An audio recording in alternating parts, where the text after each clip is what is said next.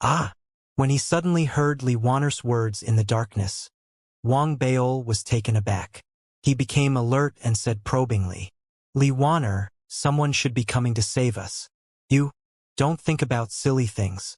We haven't reached the moment for one last hurrah before our deaths. Enough with your nonsense. Take off your clothes quickly.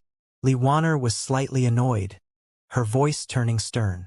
Her strong-headed nature, under the pressure and annoyance she was experiencing, could no longer be suppressed as it burst right out of her now. Why should I? You're cold. But so am I. Hearing Li Wanner's words, Wang Baol was unhappy. Even though he was rugged and big-sized, he felt the same kind of chills. Even though he wasn't as cold as Li Wanner was, but if he really were to strip, he would definitely be frozen stiff in a short period of time. Seeing how uncooperative Wang Baol was, Li Wanner frowned. Her eyes had grown accustomed to the darkness, and even though she couldn't make out the details, she could sense where Wang Baol was, and she stared at him coldly. After a moment, she took a deep breath, forcing down her anger as she spoke calmly. Wang Baol, if this were to go on, we would freeze to death before anyone came to save us. Therefore, we need to keep our bodies warm, and clothing shouldn't be used for keeping warm. Li Wanner spoke word by word, taking the initiative to take off her clothes first. What followed was a sound similar to paper being shredded. Li Wanner was resolutely taking off her clothing even though she was shaking from the cold. However, she was unaware that, even though Wang Baol's vision became slightly less clear than before due to the loss of spirit qi, he could still vaguely make out the big picture, just not in detail. Instantly, a crystal-like figure appeared in his eyes. Similar to her back view, which he had seen previously, Li Wanner had such a sexy figure. Even though she still had her bra on, Wang Baol felt that her bra was undersized.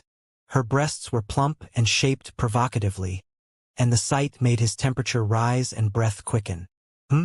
So this can generate warmth. Wang Baol cleared his throat, thinking about what to do in his mind. He sighed, as if still hesitating, before finally gritting his teeth. Fine. I'm saving a life here. With such a noble revelation, Wang Baol stood up immediately, stripping all his clothes off at a speed much faster than Li Wanner. Of course, he kept his undergarments on. What's next? Do you come, or do I go? My cultivation isn't as high as yours, so I can't see anything clearly. I cannot find your location. Where are you? Wang Baol blinked. His only thought was that his time in the underground cave was growing too exciting. Li Wanner believed Wang Baol's declaration that he couldn't see clearly. That was because she felt that her level of cultivation was indeed higher than Wang Baol's. Since she could only vaguely see the outlines and images, which appeared dull in her eyes, it would be worse for Wang Baol. In reality, that was also the reason that made her determined to warm each other up. After seeing the naked Wang Baol, who sat down with his legs crossed after stripping his clothes, Li Wanner gritted her teeth and rose, still shivering, and approached him. The nearer she was to him, the more she felt the warmth from his body. Like a fire source, it made Li Wanner pick up her pace at an increasing speed. As for Wang Baol, his heart was palpitating furiously, and his throat turned dry. He was hyperventilating, as what appeared before his eyes was too much of a shock. Li Wanner's figure was the sexiest one out of all that Wang Baol had seen in his life, whether they were covered with clothing or not. She had long, slender legs, beady white skin, and a voluptuous hourglass figure. She neared him, slowly at first before speedily approaching him, and sat directly in his arms, her body freezing cold. Her cold body contrasted very clearly with his heated body, a contrast that made Wang Baol tremble and Li Wanner instinctively hug him close. In Wang Baol's life, this was one of the few times where he was thrown into confusion. He raised his hands, unsure of where to place them. His breathing also quickened as he opened his mouth, unsure of what to say. Now you can cover our bodies with the clothes. Li Wanner took a deep breath and said coldly. Wang Baol coughed and slowly responded. He thought of how self-sacrificial he was, just like the Buddha. With that thought, he instantly felt that he was doing a noble deed. He quickly covered himself and Li Wanner with the clothing that was strewn around them. After that, he rested his hands, instinctively placing them where Li Wanner was most voluptuous. Li Wanner frowned, an icy look appearing in her eyes. She was about to rage, but she felt that Wang Bao's large hands were extremely warm. Therefore, she remained silent, turning her head and ignoring him.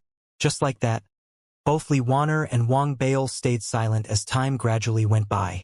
Eventually, as they generated warmth for each other, their temperatures increased. That allowed them to resist the coldness of the surroundings, and their scents began to spread towards each other as they hugged tightly. A pleasant scent wafted continuously into Wang Bao's nose. He had willed himself to keep his heart rate from skyrocketing, but as he smelled the scent, his heart palpitated furiously again. Therefore, his hands instantly squeezed, and he immediately snapped out of his daze. He wanted to stop when he realized that Li Wanner's breathing also quickened. He lowered his head to take an inconspicuous look and realized that Li Wanner's face had turned redder than usual. This scene, coupled with Li Wanner's reaction, was like a devil that instantly emerged from Wang Bao's body. He blinked his eyes and thought about whether it was an encouragement from Li Wanner. Forget it.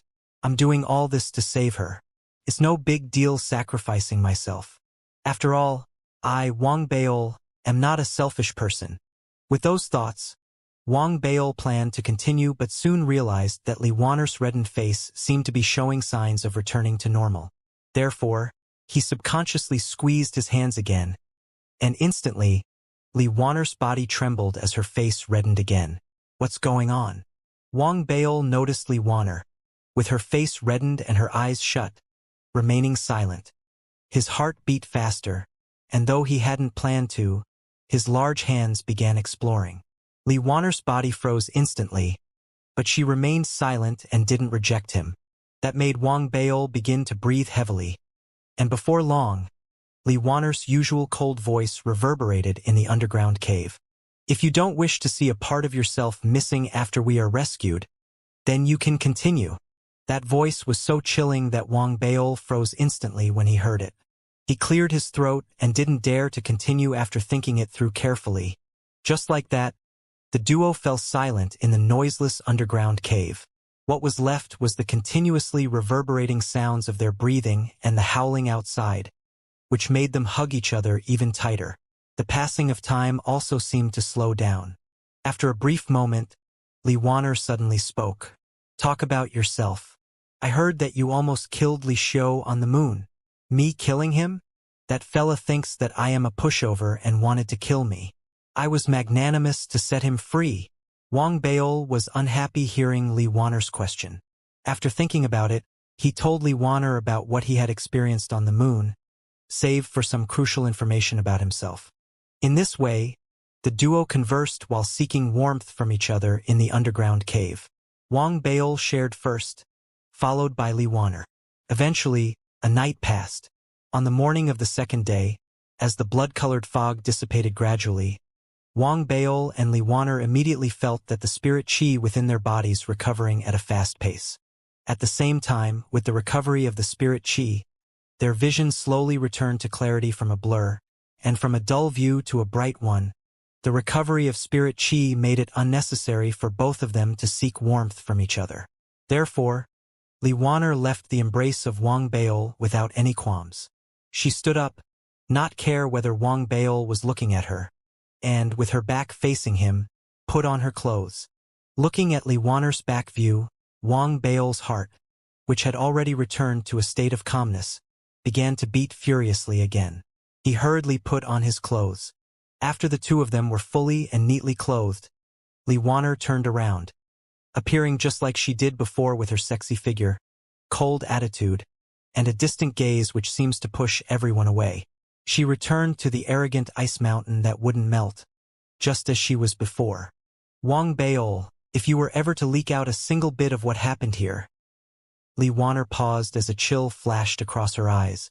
She raised her right hand and smashed the wall loudly, and immediately, the rocks of the wall turned into ash. Her cultivation, which was on the level of perfected foundation establishment, rose to that of precore formation and instantly erupted. Wang Baol frowned as he sneered in his heart. He felt that he should be saying that instead. But Li Wanner had stolen his words. He wanted to speak, but at that moment, a gigantic battle axe appeared in Li Wanner's hands. The battle axe was a 7th-grade dermic armament. Looking at the dermic armament, Wang Baol took a deep breath and blinked. He didn't think that it would be embarrassing to obey right now, so he slapped his chest. Rest assured, I will never tell anyone about this, even if they were to beat me to death. Li Wanner gave Wang Baol a deep, meaningful look when she heard what he said. Then, she turned and left the cave. The back of her figure was well-curved and beautiful, and the aura exuding from her person was frosty like a glacier. Her eyes spoke a warning for others to stay far, far away from her. Wang Baol turned sullen. I did save her life after all. In any case, both of us took advantage of each other last night. I was taken advantage of too. How dare she threaten me? Wang Baol simmered with rage and injustice. After some thought, he decided there was no need for him to reveal his honest thoughts. This was a strategic move, a pretense of weakness, a ploy to trick the enemy. It wasn't actual weakness or cowardice on his part. The thought bolstered his confidence, and he walked out of the cave with his hands behind his back. He emerged to a sunlit, clear-skied world surrounded by ice and snow. It was nothing like last night. There were no signs of decomposition, making the blood-colored fog and winds of last night seemed like a dream. It was as if they had never appeared. But the fact was they had. Wang Baol and Li Wanner were very certain of that. As they stood in silence, they keenly felt the bizarreness that had descended upon Mars. They couldn't shake off the feeling that every moment they spent standing there was dangerous. Li Wanner retrieved her cruiser hastily, and Wang Baol leaped on board hurriedly. Under Li Wanner's steering, the cruiser dashed at a startling speed towards the Martian city. Their voice transmission rings had come online again. During their return journey, both Wang Baol and Li Wanner received a flood of messages. Wang Baol had received news from Lin Tianhao and other teachers from the Dao Mountain Mist Academy, as well as transmissions from Jin Duoming and a few anonymous senders. The ethereal Dao College's sect lord had also sent him multiple transmissions. When Wang Baol saw them, he hurriedly read all of them and replied to them immediately. Then, he saw Jin Duoming's transmission. An alarm flashed across his face instantly. Last night, a third of Mars was covered in blood-colored fog and winds. Wang Baol raised his head in alarm and shock. He looked at Li Wanner and found the expression on her face equally somber. Clearly, she had received more details on what had happened due to her status in office. Wang Baol had guessed right. Li Wanner was one of the main people in charge of the colony disciplinary order, so she had received a comprehensive update on the situation. She knew that while the fog had dispersed at their location, more than half of the regions that had been besieged by this phenomena were still currently covered in fog. Li Wanner thought about how bizarre the entire situation was and the terrifying effects of the blood-colored fog, and she realized the gravity of the situation. If they didn't get to the bottom of this, it would remain a potential disaster waiting to blow up again. It had appeared outside the colony city this time. If it appeared inside the city the next time, the look on Li Wanner's face grew solemn as she imagined the scene. She increased the cruiser's speed and forced it to go faster. It roared as it dashed ahead. She knew that there was going to be a mountain of work related to the mysterious fog waiting for her and her team to investigate and handle. Wang Baol tried to get his thoughts to settle. He frowned as he stared at his voice transmission ring. One of the messages that he had received was from the Academy's teacher, informing him that the military had come looking for him last night. In his absence, they had taken Lin Tianhao instead. The Academy was unsure of the exact reason.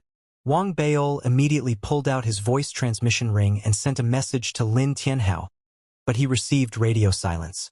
It was clear that Lin Tianhao's communication with the outside world had been cut off. After a moment of silence, Wang Baol turned towards Li Wanner. Last night, the military came looking for me at the Academy. They took my vice dean in the end. You have a clearer picture of what's going on. Do you know why they did that? Li Wanner frowned. She threw a glance towards Wang Baol. Normally, she would have ignored him. But at present, after a few moments of silence, she pulled out her voice transmission ring and asked a few questions. After a while, without even turning her head, she spoke coolly. Yesterday night, when the blood-colored fog and winds appeared, 7 strange villages also appeared. Based on the assessment conducted via our array formation, the level of danger was deemed to be relatively low. The governor ordered the military to send out 7 teams to survey and investigate the areas. That was because the initial scan had shown the remnants of array formations and dermic treasures in the villages. Every team was to be accompanied by an array formation cultivator as well as a dermic armament cultivator. Wang Baol realized what had transpired when he heard that. He couldn't help but worry since Lin Tianhao had taken his place for the mission. He recalled how terrifying the blood-colored fog and winds had been, and anxiety and worry rose in his heart. He thought again about how the military had stepped in this time. Even the governor was aware of the matter. Perhaps he was overthinking things. The military would have made sure they were fully prepared and equipped for the mission. They would have been sure of their mission's success. Li Wanner seemed to notice Wang Baol's worry. After a moment of silence, she spoke casually. Every team was allocated a core formation realm cultivator to hold the fort. Of course, when the military carries out any missions, all news and communications will be sealed. Participants in the mission aren't allowed to contact anyone else in the outside world. What I'm telling you now is highly confidential. If you leak it, I know. That stone wall in the cave, right? That'll be what will happen to me. I understand. Wang Baol let loose a breath of relief when he heard what Li Wanner had said. He stared at her. All of a sudden, he realized she wasn't that bad after all. Li Wanner snorted. She didn't say anything else. Instead, she pressed her cruiser to fly more quickly. Within a short span of time, they reached the edge of the Martian colony city. Before they entered the city, though, Li Wanner fiddled with the cruiser's configurations. A black glow suddenly appeared and enveloped the cruise as it shot through the city's array formation. It entered the city's peripheral city zone, Zone 36, and abruptly stopped in a small secluded alley. Let's go. Wang Baol knew that she didn't wish for others to see them together. He didn't waste time on words and leaped off the cruiser. Before he even landed on his feet, the cruiser roared and sped away into the distance. As Wang Baol watched the cruiser speed off into the distance, a realization dawned on him. No one would find out what had happened between the two of them last night. It had become their secret. Fine, I won't beatly show up when I see him the next time. Wang Baol shook his head. He retrieved his own cruiser and headed for the Dao Mountain Mist Academy, arriving quickly. He didn't sense anything amiss or different. The teachers were teaching as usual, and the students were cultivation or attending classes as usual. It was clear that news about the blood-colored fog and winds had been sealed. Excluding a few select people, no one else knew anything about it. Wang Baol had only known about the situation because of what Jin Duoming had shared with him. I hope everything's going well for Tianhao. Wang Baol sighed after he returned to the academy.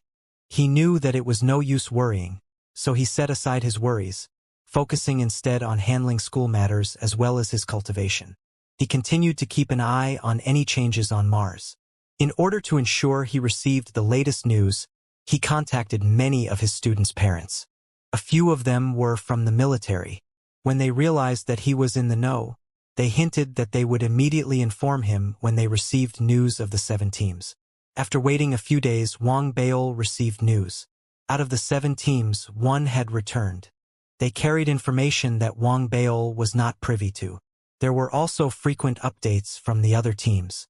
They seemed to be safe, but due to certain complications, they required more time to complete the mission before they could return. This was the same for Team 6, which Lin Tianhao was a part of. At that juncture, Wang Baol could finally release a sigh of relief. He calmed himself down and continued his practice of the Lightning Dao, first volume. He wanted to reach the peak of mid-stage foundation establishment realm as soon as possible.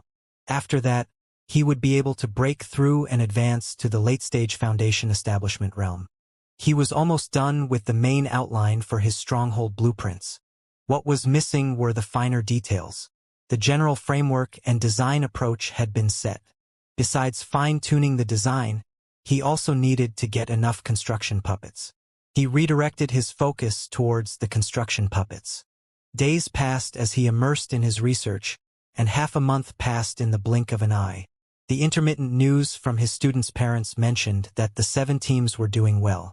In those 2 weeks, 2 teams had returned. 7 days passed.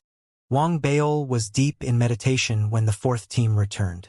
Suddenly, from within his storage bracelet, a chirping sound rang out. "What is that noise?" Wang Baol froze. He opened his eyes suddenly and stared at his storage bracelet with shock. With a flip of his palm, he opened it and began digging through its contents. With an odd expression on his face, he pulled out an egg. It was the size of his palm. It was the monster egg that he had received from the instructor during his 100 seedlings cultivation camp. He still remembered that the instructor had told him that the egg had been found in the Sea of Beasts and that they had no idea what it would hatch into. Besides Wang Baol, Kong Dao had received an egg as well.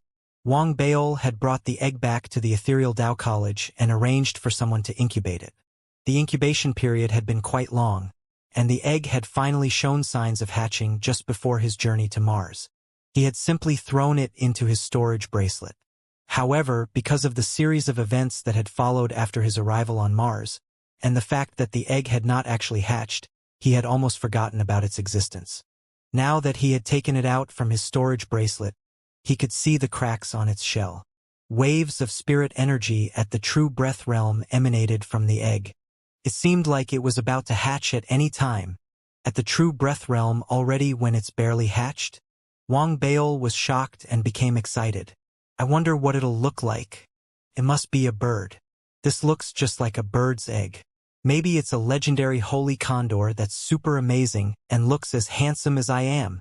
Wang Baol got excited at the possibility of hatching a wonderful holy condor from his egg. He couldn't help but remember when he had still been at the ancient martial realm. He had seen a majestic winged monster on his way back home. The winged monster had been killed by someone in the end, but that didn't stop Wang Baol from letting his imagination run wild. In his mind, he saw his future self standing on the wide back of a huge holy condor. The condor's sharp eyes gazed down on the world beneath it. He stood with his hands behind his back and stared down at the earth beneath his feet. It would make such an impressive sight. It's already at the true breath realm at birth. That's amazing. This potential is almost as great as mine. Wang Baol was overcome with excitement. He waited happily beside the egg. Watching his own holy condor hatch and arrive into this world was so much more interesting than cultivation or completing his stronghold blueprints. Wang Baol watched with great anticipation as the eggshell cracked. His excitement grew as the chirping grew louder. "I've to give it a name. What would sound good?" Wang Baol brainstormed furiously. He thought very hard about the name to give the soon-to-be-born holy condor, a name that was both unique and pleasing to the ear. Little Red? Little Black? Iron Egg? Wang Baol scratched his head. He thought all those names too common. They didn't fit the impressive image of his holy condor. Wang Baol spent a great deal of effort trying to come up with a name. He thought for very long but still could not decide on one that he felt was best. As he was immersed in thought, the cracks lining the monster egg generally spread out across the entire shell. Then, there was a sudden crackle, and a piece of eggshell the size of a fingernail fell off. Thoughts about names immediately fled Wang Baol's mind, and his breath stilled for a moment. He looked over immediately, and a furry leg stretched out from the hole in the egg. "That's the condor's leg." Wang Baol's eyes brightened.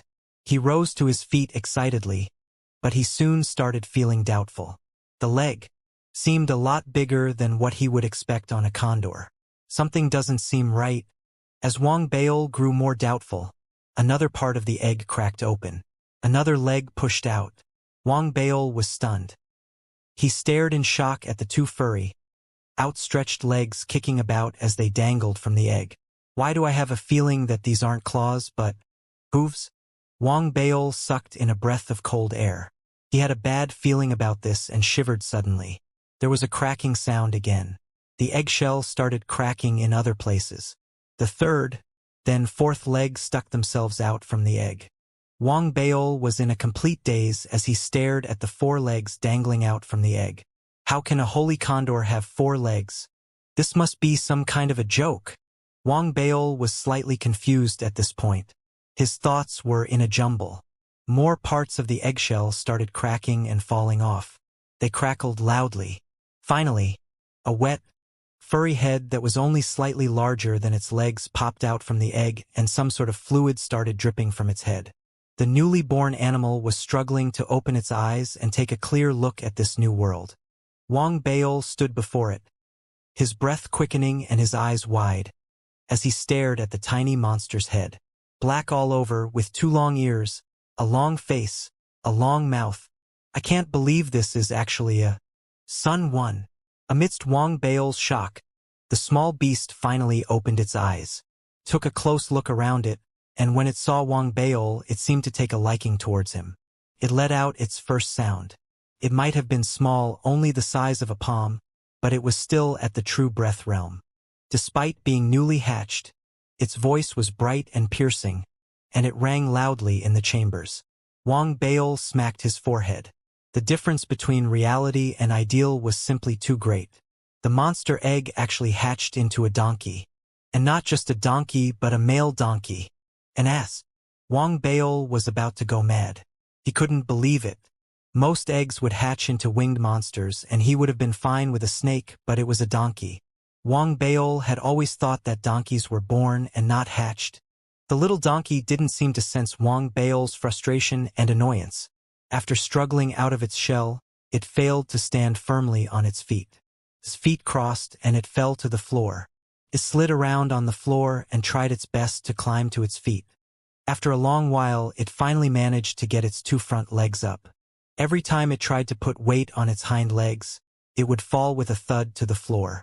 After a few attempts, the donkey finally stopped. Its ears drooped, and it stared at Wang Baol with a lost look.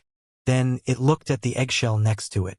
With a sudden bite, it munched down a part of the eggshell. The eggshell seemed to taste not bad. The donkey's eyes brightened. It sprawled on the floor and started munching. As Wang Baol stared sullenly at it, it finished eating the entire eggshell. Even the fluids on the floor had been licked clean. After it was done with those, it still seemed hungry. It stared at Wang Baol with its big eyes, blinked and bleated. Son! Wang Baol's face darkened. He knew that that was how donkeys sounded. Regardless, he still felt there was something weird about that cry. The little donkey saw Wang Baol's lack of reaction and seemed to panic. Cried out even more loudly. Son! Wang Baol's head swelled as he stared at the donkey sprawled on the floor, kicking its legs and shouting at him. He grabbed hold of the donkey and pulled it in front of him. He stared at the donkey furiously. Stop saying that. Son! Son! The donkey didn't stop. His cries got even louder. Wang Baol sunk into a bad mood as he witnessed the scene before him. It was beyond what words could describe. He sighed. He had nothing suitable for the donkey to munch on, but its cries were simply too grating on the ears. Wang Baol pulled out the snacks that Li Yi had bought him, grabbed a handful of them and threw them out. As soon as he let go of the snacks, the little donkey fell with a thud to the floor again. It saw the snacks and stopped braying, crawling towards the snacks with great difficulty. It soon got into close proximity. Without even tearing open the packaging, it swallowed the snacks whole, packaging and all. It soon finished all the snacks that Wang Baol had flung at it. That was when it went back sprawling on the floor, satisfied, shut its eyes and went to sleep.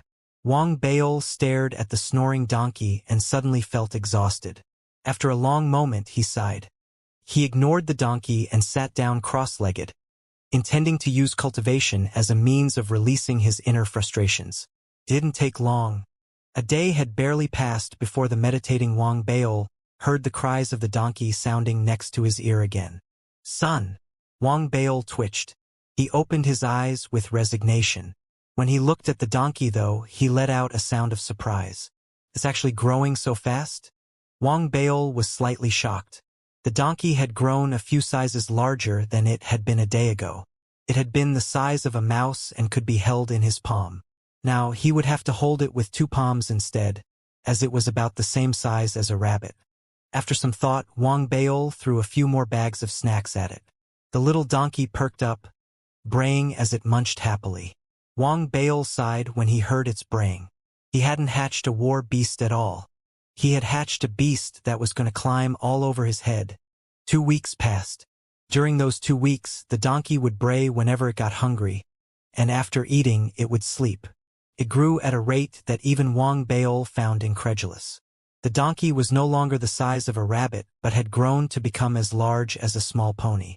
It was black all over, and its large eyes and long ears gave it an adorable appearance, as long as it wasn't braying. Its growth spurt also led to an increase in its strength.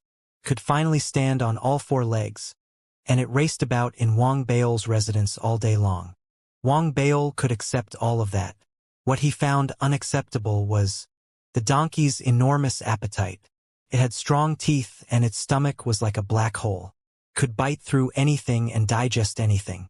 In those 2 weeks, it depleted all the snacks Li Yi had bought for Wang Baol.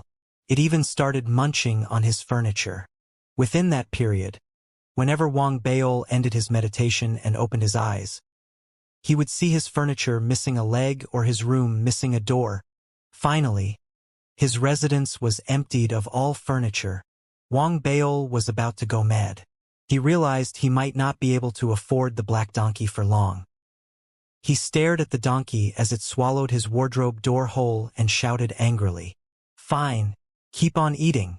When the day comes when you grow larger, and I finally can't afford to feed you anymore, I'll grill you and turn you into a meal." The little donkey was munching on the wardrobe door. It seemed to sense something and raised its head in doubt, staring at Wang Baol innocently. It seemed to believe that Wang Baol was trying to fight him for his food, so it panicked and ate more quickly. With a few crunchy bites, it swallowed the entire wardrobe door. It seemed to have eaten too quickly though and almost choked. "This donkey seems a bit stupid." Wang Baol smiled wryly. He stared at his spacious residence and let out a long sigh. There were no more snacks and no more furniture left to munch on, but the donkey's appetite continued to grow with its size. It became more and more alarming. It would continue to bray until it was satisfied. Wang Baol's frustrations grew as he listened to its endless braying. Finally, he stared at the pony-size, braying little black donkey and realized that even if he slaughtered the animal, it would barely last him a few meals. He might as well continue rearing it. Wang Baol snorted at that thought. He surveyed his empty residence and decided to take his little donkey out for a walk. They would go and buy some snacks. When he left this pavilion, he watched as the donkey stared at the door of the residence and licked its own lips. He could sense a headache coming. He could tell that the creature was wondering if the door could be eaten. Wang Baol flew into a rage. He grabbed hold of the donkey, leaped, and landed directly on its back. Wang Baol's slim, slender body drifted down, and the little donkey fell flat to the ground with a thud. Kept kicking its legs, scratching the floor furiously as it cried, "Son, son, you only have that bit of strength in you? In the past 2 weeks, you've almost eaten me out of house and home. You finished all my snacks. I've raised you for nothing." Wang Baol grew displeased at how useless the donkey was. Many students saw the sight as well. They all felt that the donkey was indeed too weak. Jean Duoji, especially. His most important mission every day wasn't studying or cultivation. It was stalking Wang Baol and taking note of his every move, and through that, finding out ways in which he could strengthen his relationship with Wang Baol. Upon seeing the scene before him, Jean Duoji immediately raced over. "Godfather, this donkey won't do. You're already so thin, but it can't even carry your weight. That's just too much." Jean Duoji had an incredulous look on his face as he stared at the donkey. He didn't question where the beast had come from. In his eyes, any opportunity to shower Wang Baol with praises and compliments was a good one. As Jean Duoji continued his bootlicking, and the others around them started muttering and exchanging whispered words, the donkey started to glare. No one knew if the donkey understood what they were saying, but it started to bray and, bit by bit, struggled to its feet. Wang Baol eyed Jean Duoji. Wang Baol and Jin Duoming were of the same age and generation, and he found it rather nice that Jin Duoji was calling him his godfather. He nodded, pleased.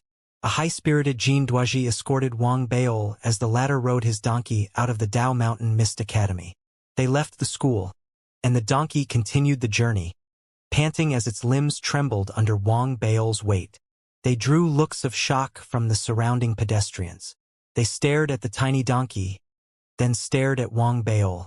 They all had odd expressions on their faces. You see that? Everyone's looking down on you. They're all thinking this donkey is so weak. It looks like it can't even carry the weight of a thin person. Wang Baol smacked the donkey's head, the look on his face that of angry disappointment. The donkey seemed to understand what Wang Baol had said. It seemed to stutter. Then with a loud bray, charged forward in a burst of speed, Wang Baol still on his back. Wang Baol's eyes brightened. That's it. You can do it. Come on. Wang Baol was overjoyed. He didn't expect the donkey to have such pride. He started praising the donkey happily. However, the donkey could only keep the increased pace for half an hour and was soon exhausted. They hadn't even traveled that far before it cried ceaselessly and appeared to be starving. When it passed a flower bed, it leaned forward and, with a sudden bite, ate part of the flower bed, gobbling up flowers and grass alike. You mean this works too? Wang Baol was shocked. The donkey seemed to regain a bit of its strength. Carried Wang Baol along, walking and eating as it walked. It would get a bite of a tree when it saw a tree, get another bite of a parked cruiser when it saw that. When there was nothing left for it to nibble on, it sank its teeth into the curb by the road and ate a huge chunk of it. Wang Baol fell into a complete daze when he saw that. He grew alarmed, even. He turned his head and looked at the road they had traveled. The donkey had left its bite marks in everything that they had passed by. The disciplinary department soon arrived amidst the sounding of alarm bells. An exasperated Wang Baol grimaced and paid the fines. He even flashed his identity slip, and they finally released him after a great deal of persuasion on his part. He hurriedly led the donkey back to the academy. After they returned to the academy, the donkey continued its habit of eating the first thing it set its eyes on. The teachers and students grew increasingly curious. Everyone gasped in shock when they saw it take a bite out of the statue standing in the school's public square. My God! What are his teeth made of? It actually managed to bite into that. Wang Baol's head swelled even bigger amid the commotion. He grabbed hold of the donkey and dragged it back to his residence hastily. He finally realized how unfussy an eater the donkey was. It didn't matter if it was something that could be eaten or couldn't be eaten. As long as it was hungry, anything was food to it. What in the world is this creature? After they returned to his residence, Wang Baol stared as the donkey raced towards the doors of his residence. He didn't even have the chance to stop the creature before it sank its teeth in and bit off a big chunk of the door. Wang Baol's head started throbbing again. The door was made of metal, not wood or stone, but the donkey chewed a few times before swallowing. It seemed to find the taste of metal quite delicious, and it opened its mouth wide, intending to take a second bite. Wang Baol panicked. He twisted the donkey's ear and pulled it aside and started shouting angrily. You've gone too far. This is my home. Are you trying to start a revolt? Wang Baol roared. That seemed to frighten the donkey. It immediately clamped its mouth shut. A small fragment of the chunk of the door it had bitten off earlier fell from its mouth and landed on the floor with a loud clang. It stared at Wang Baol with an innocent look in its eyes. Wang Baol saw the donkey's reaction and approved of its behavior. He scolded it for a while more before sending it to one corner. He snorted. While deliberating about what to do with the donkey, Wang Baol pulled out a bag of snacks from his storage bracelet. They were snacks he had set aside specially. He was just about to eat it. At that very moment, the donkey's eyes widened. Its 4 hooves stomped the floor, and with a sudden burst of startling speed that surpassed even the speed of lightning, it appeared before Wang Baol. Before Wang Baol could even react, it opened its mouth and snapped it shut the next moment. It swallowed Wang Baol's snacks whole. Wang Baol was stunned. He stared at his empty hands, dazed. Then he looked up and saw his donkey. It was munching and staring back at him with the same innocent look in its eyes. He went mad that instant. "Stupid ass. You're really planning to climb all over me." Wang Baol flew into a rage.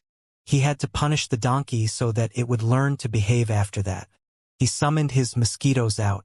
9 ordinary mosquitoes instantly flew out and charged towards the donkey. They shot out like arrows, approaching the donkey in an instant. Their buzzing resounded in the room. But as they were about to sting the donkey, the latter's eyes brightened. It opened its mouth swiftly and, in a few mere mouthfuls, swallowed all 9 mosquitoes. It turned and gave Wang Baol a pleased look. Wang Baol's eyes widened, and he gasped. The donkey had been quick when it had snatched the snacks out of Wang Baol's hands. But Wang Baol's attention had been on his snacks. He had noticed the donkey's speed, but he hadn't truly realized how fast it was. He did now. This surprised him. Then, he recalled that the donkey had been immensely fast when he had ridden it earlier outside the academy. Looks like this donkey isn't completely useless. Wang Baol mused. He thought this might be a natural talent the donkey possessed. He wasn't comfortable with how pleased the donkey seemed with itself though. There was still a need for a lesson, else the donkey would run wild. He snorted and suddenly walked over quickly. The donkey wasn't given any time to react before Wang Baol stood before it and held it down firmly. As the donkey's eyes widened, its 4 hooves kicked, and it brayed ceaselessly. Wang Baol summoned the 9 mosquitoes again. They started stinging the donkey. After a dozen swollen bite marks, Wang Baol finally released his hold on the donkey. He watched as it tried desperately and failed to scratch at its itches, then spoke coolly. "This is just a lesson too." Before he could finish what he intended to say, the donkey brayed loudly and dashed towards the doors. Wang Baol stared with wide eyes and open mouth as it munched rapidly and ate the entire door. It seemed dissatisfied after finishing with the door and turned towards the door frame. Took a few bites out of that as well. As it ate, the dozen swollen bite marks on its body started to disappear. Wang Baol stared in disbelief as the donkey stood beside the ruined frame of the non-existent door and stared at Wang Baol smugly. It started braying. "Son! Son!" Wang Baol's face darkened when he heard the donkey's braying. The expression it bore made Wang Baol want to punch it in the face. His look grew unfriendly as he started considering whether he should use his most powerful moves to scare the donkey into knowing who's boss. The donkey could feel a murderous intent exuding from the considering Wang Baol. It stopped braying momentarily and stared at Wang Baol with its innocent eyes. As if sensing that wasn't enough, it turned abruptly and kicked its feet, sprinting into a run and escaped. Still trying to run? Wang Baol got even more furious. He went into pursuit immediately, but the donkey was very quick on its feet. As it ran about, it continued biting into whatever it came across. A tree appeared in front of it, and as the donkey raced past, it bit into the trunk and tore a huge chunk out of it. Its speed increased as it swallowed the chunk of tree it had bitten off. The sight was soon seen by many teachers and students, and they were all shocked. They watched with wide eyes and gaping mouths as the donkey sprinted throughout the school. Whatever it came across, statues or road curbs, flower beds or buildings, it would sink its teeth into. It even took a few bites of the school's extremely costly gates. A student had taken out a spirit stone from his storage bracelet and was about to buy something in school, but as soon as he had pulled out the spirit stone, it vanished. The student was dazed. He saw a shadow dash off into the distance. Chaos spread throughout the school. Wang Baol could no longer control his rage, and his cultivation erupted. His physical strength spiked exponentially as well, his speed surging. The donkey was fast, but its cultivation was still leagues behind Wang Baol's. The furious Wang Baol soon caught up to the donkey and grabbed its long ear. The donkey had come from the sea of beasts, though. It might look adorable, but deep in its bones hid a wild, ferocious nature. It was driven to a corner now. Its eyes reddened as its ear was caught, and it turned its head suddenly and tried to sink its teeth into Wang Baol's wrist. "You dare to bite me?" Wang Baol had been angry earlier, but he had been more frustrated than angry. An icy glint flashed across his eyes as he watched the donkey try to bite him. He kicked suddenly, his foot landing directly on the donkey's crotch. The donkey let loose a loud, pained scream, collapsed to the ground, crying. Wang Baol had attacked in fury, but he had still shown restraint. He snorted, grabbed the donkey's ear, and dragged it back to his residence. The donkey was no longer in pain when they reached Wang Baol's residence. It became meek and laid obediently on the ground. When it looked at Wang Baol, it was with an intent to please. Wang Baol ceased his punishment when he saw the donkey's obedience. He didn't realize that the donkey would only keep up its good behavior for 3 days. 3 days later, it cheered up and swallowed Wang Baol's newly replaced gates. Then it charged into the school. It brayed and sank its teeth excitedly into everything it saw. Despite being caught by Wang Baol and given a beating, the cycle would repeat. After another 3 to 5 days, it would perk up and do the same thing again. This drove Wang Baol crazy and terrified the teachers and students of the entire academy.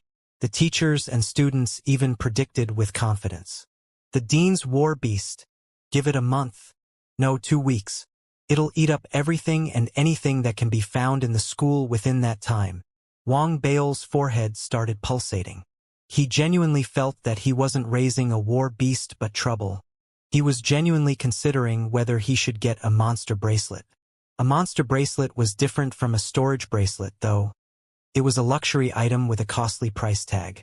Even Wang Baol ached thinking about the cost of it. Even the students from the ethereal Dao College's beast taming pavilion reared their war beasts in the backyard and let them roam free, as few could afford monster bracelets. With the trouble that this donkey was giving him, Wang Baol felt that he shouldn't be spending more money on it. It had barely been hatched for a month. The amount of food it had inhaled, combined with the various fines and monetary compensation that Wang Baol had to pay, would have been able to pay for the crafting of a 5th-grade numinous treasure. I can't afford it. Wang Baol simmered in his frustrations. He considered slaughtering it, but the donkey was truly a rare beast. He was torn. He sighed and stared at his residence's door and the donkey that kept gnawing on the frame persistently like it had some sort of grudge against the inanimate object. Wang Baol felt a sense of helplessness come over him for the first time in his life. The truth was, the donkey had the memory of a goldfish. No matter how hard a beating you gave it, it would revert to its original nature a few days later. As Wang Baol felt trapped in a helpless situation, Jean Duoming's transmission arrived like a gift from heaven. His voice rang out from Wang Baol's voice transmission ring. Baol, I heard you got your hands on a rare beast? I heard it's really fast and has quite the character. Why not bring it out and let me take a look? If both of us are okay with it, you just say the price, and I'll buy it. Wang Baol wasn't surprised at all that Jean Duoming knew about the donkey. News of the donkey had spread throughout the school, what with its frolicking and monkeying around recently. It was to be expected that Jean Duoming had found out about it. As soon as Jean Duoming raised the idea of buying the donkey, Wang Baol's eyes brightened. He turned and eyed the donkey that was still gnawing on the door frame, and the light in his eyes grew brighter. I can't believe Jean Duoming is expressing interest in the donkey. Great. I'll exchange the donkey for a 7th-grade dermic armament. No, an 8th-grade dermic armament. Wang Baol got excited at the thought. When he looked at the donkey, his eyes were no longer as stern as before. Instead, a gentle look had replaced the stern stare. His sudden stare seemed to scare the donkey. It froze and momentarily stopped its enthusiastic chewing of the gate. The wooden chunk in its mouth fell out, and it immediately sprawled on the floor and stared at Wang Baol with innocent eyes. Don't be afraid, kid. Wang Baol's voice was soft and gentle. He walked over eagerly. His tone of voice only sent the donkey's breathing quickening. It suddenly kicked its forelegs and made to escape, but Wang Baol had long grown accustomed to its immense speed. He moved more quickly than the donkey and caught it. What are you running for? Come, let's go give you a shower. If we're going to sell you off, we have to make sure you look good for your new owner, Wang Baol said excitedly. He ignored the donkey's persistent kicks and led it to the showers while humming a cheerful tune under his breath. He didn't find it troublesome at all as he scrubbed the trembling donkey's fur. He even cast a spell and blow-dried the donkey. That wasn't the end of it. After some thought, Wang Baol got his 3 office assistants to bring some perfume over. Amidst the strange gazes of his female assistants and the horrified look in the donkey's eyes, Wang Baol sprayed the donkey with a mist of perfume. He pulled out a length of rope with great satisfaction and tied it around the donkey's neck. Then he led it outside. "Son!" The donkey kept crying on the way, the fear in its eyes intensifying. "Don't worry. We aren't sending you off to the butcher." Wang Baol turned back and smiled widely at the donkey. He patted the donkey on its head. The gentle look in his eyes terrified the donkey, causing it to bray even more loudly. "Son! Son! Son!" kept crying. Its bum fell onto the ground firmly, and it refused to move a single inch. It even bared its teeth, as if weighing the consequences of biting clean through the rope and eating it. "If you dare to break the rope and run off, I'm going to turn you into the first eunuch donkey," Wang Baol said coolly. His casually said words sent a shiver through the donkey's body. It climbed to its feet hurriedly, then stared at Wang Baol with sorrow and protest in its eyes. Wang Baol had long realized that the donkey understood what he was saying, but it was too unruly and forgetful. He thought an 8th-grade dermic armament a fair exchange for the beast. His anticipation intensified at that thought. He led the donkey and raced towards Jean Duoming's residence. They had agreed to meet at Jean Duoming's Martian residence instead of the Fire Spirit Academy, though it was also located in Zone 12. Wang Baol soon arrived with his donkey. As soon as he reached the place, he saw a single 3-story pavilion before him. He knew he had reached prime Martian estate. The land area the 3-story pavilion took was so vast it could be used to build a hotel instead. Rich folks. Excitement roared inside Wang Baol. When he reached the gates, he immediately sent a transmission to Jean Duoming. The doors soon opened, and 3 beautiful female servants with rather shapely figures welcomed Wang Baol. They escorted him personally into a room, then left. Wang Baol grabbed onto the rope collaring the donkey and stood in the first-floor living area of the residence. Both his and the donkey's breathing sped up. They stared in shock at their surrounding. The extravagance and lavishness of the living room had reached unimaginable heights. Long, circular shelves crafted out of spirit would surround them. On the shelves were numerous pills, and any one of them would cost a fortune. They were protected in clear pill bottles, and a spotlight shone on each bottle, which exuded a fragrant herbal scent. Countless numinous treasures even hung on the walls as decorative items. The sofa, tables, and chairs, as well as other furniture, were all built out of spirit stones. Even the few items crafted out of wood seemed like rare treasures that surely cost a fortune. The curtains were spun from spirit thread and the lights made from polished spirit stones, and they gave off a soothing, soft light. To top it off, strong spirit chi permeated the room. Wang Baol was stunned, as was the donkey. Wang Baol stared unblinkingly at the numinous treasures and pills while the donkey stared at the sofa and furniture. It lowered its head and sniffed discreetly at them without Wang Baol's notice. Its eyes started shining brightly, and it couldn't help licking its lips. Then, it considered Wang Baol's strange behavior today and decided not to risk it. It controlled its urges to nibble at the furniture. Before long, just as the donkey could no longer keep its urges under control, laughter drifted from the 2nd floor. Jean Duoming appeared at the top of the stairs and started walking down the steps. "Brother Baol, welcome to my humble abode. As a little Spartan, I've only arrived on Mars after all. I hope you won't find it too much of an embarrassment." Wang Baol cleared his throat, and with his arms behind his back, he glanced at the surroundings. He wanted to say something, but after noticing that the donkey had made the feet of the furniture wet through licking, leaving a puddle of its saliva on the floor, a feeling of expecting better from someone arose in his heart. As Jean Duoming was descending from the 2nd floor, Wang Baol kicked the donkey while Jean Duoming wasn't paying attention. He then raised his head to look at Jean Duoming, smiling while nodding. "Yeah, it's a little shabby indeed," Wang Baol said approvingly. The donkey he just kicked immediately straightened its ears, looking innocently at Wang Baol. Its eyes uncontrollably drifted towards the table at the side. Noticing the donkey's behavior, Wang Baol was speechless as he thought about how stupid it was. It would definitely be an embarrassment to him if he were to bring the donkey out in public in the future. However, after considering that Jin Duoming had thoughts of purchasing it, Wang Baol was relieved. When he turned to look at Jin Duoming, his smile became even more exuberant. Right now, Jin Duoming was approaching. Hearing Wang Baol's words, he raised his eyebrows. He was being courteous previously. In reality, he had put great thought and effort into everything in this mansion. The cost of designing it was astonishing, and that was especially so for the sofa, which was his favorite. He was extremely annoyed, but based on his understanding of Wang Baol, he knew that Wang Baol was someone who he couldn't speak sense with. However, he still wanted to educate Wang Baol, and therefore pointed to the sofa with a smile. Indeed, they're nothing impressive. However, this sofa should narrowly make the cut. It is made from the skin of a core formation beast king and nourished by the spirit blood of core formation cultivators for many years. Its interior is not made of wood but the beast king's bones. Therefore, this sofa can be considered the embodiment of the beast king.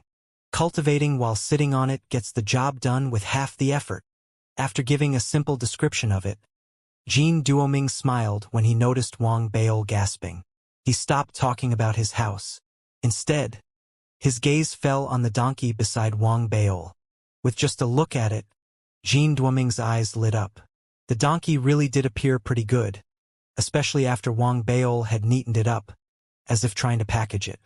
Its black fur glistened, and its straight, upright ears made it look vulnerable, while its wide eyes revealed a look of innocence and curiosity towards the world. That made the donkey doubly attractive.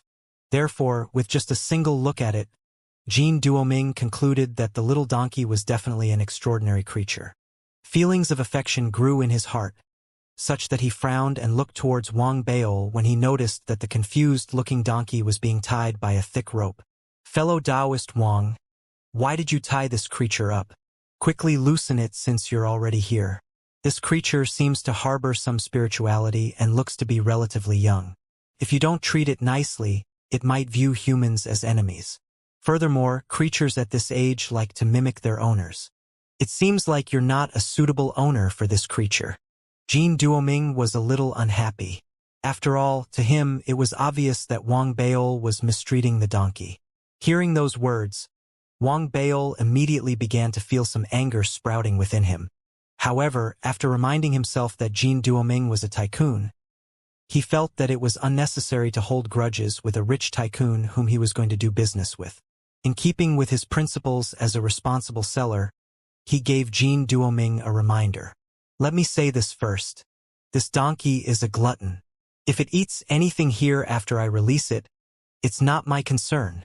Wang Baol felt that he should make things clear beforehand. Otherwise, if Jin Duoming demanded him to pay for any losses, he wouldn't be able to afford it. Upon hearing Wang Baol's words, Jin Duoming laughed. He spoke calmly, with a tinge of arrogance in his eyes. It's just some food, isn't it? I, Jin Duoming, don't have much, but I have loads of pills and food. If it wants to eat it, let it be. Charge it all to me. Besides, I've decided that I want this creature. Let's negotiate the price later on. Don't worry, Jin Duoming, would never retract my words when I say that I want to buy something. As for the price, you'll definitely be satisfied with it. As Jin Duoming spoke, his eyes stayed on the donkey. The more he looked at it, the fonder he was of it.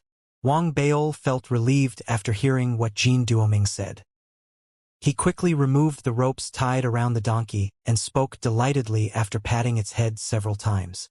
All right, this is your new home from now on. The donkey, which was loosened from the ropes, seemed a little afraid. It looked at Wang Baol, then at Jin Duoming, moving backwards a few steps with a look of fear on its face. As Jin Duoming watched its reaction, he felt a pain in his heart before looking at Wang Baol unhappily.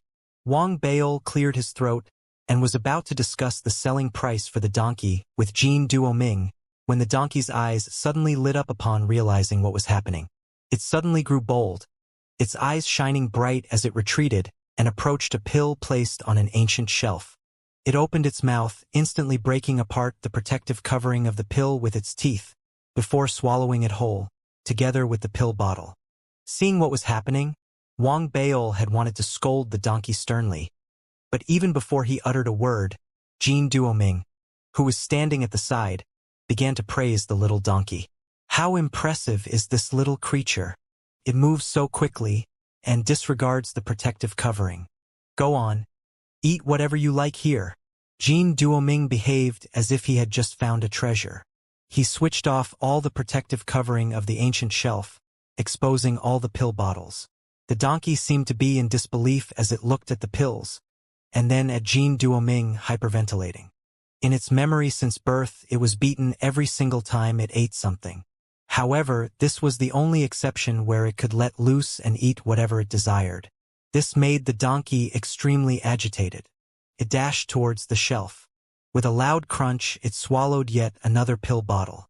Wang Baol decided to kindly remind Jin Duoming when he saw what was happening. It can really eat. As Jin Duoming listened, he slanted his head and looked at Wang Baol, smiling arrogantly. So, let it eat then. Listening to the words coming out of this tycoon's mouth, Wang Baol felt breathless. For some unknown reason, when he looked at the donkey munching on the pill bottles, he grew anxious. With Jin Duoming's encouragement, and upon realizing that for the first time, Wang Baol wasn't trying to control it. The donkey grew extremely exhilarated.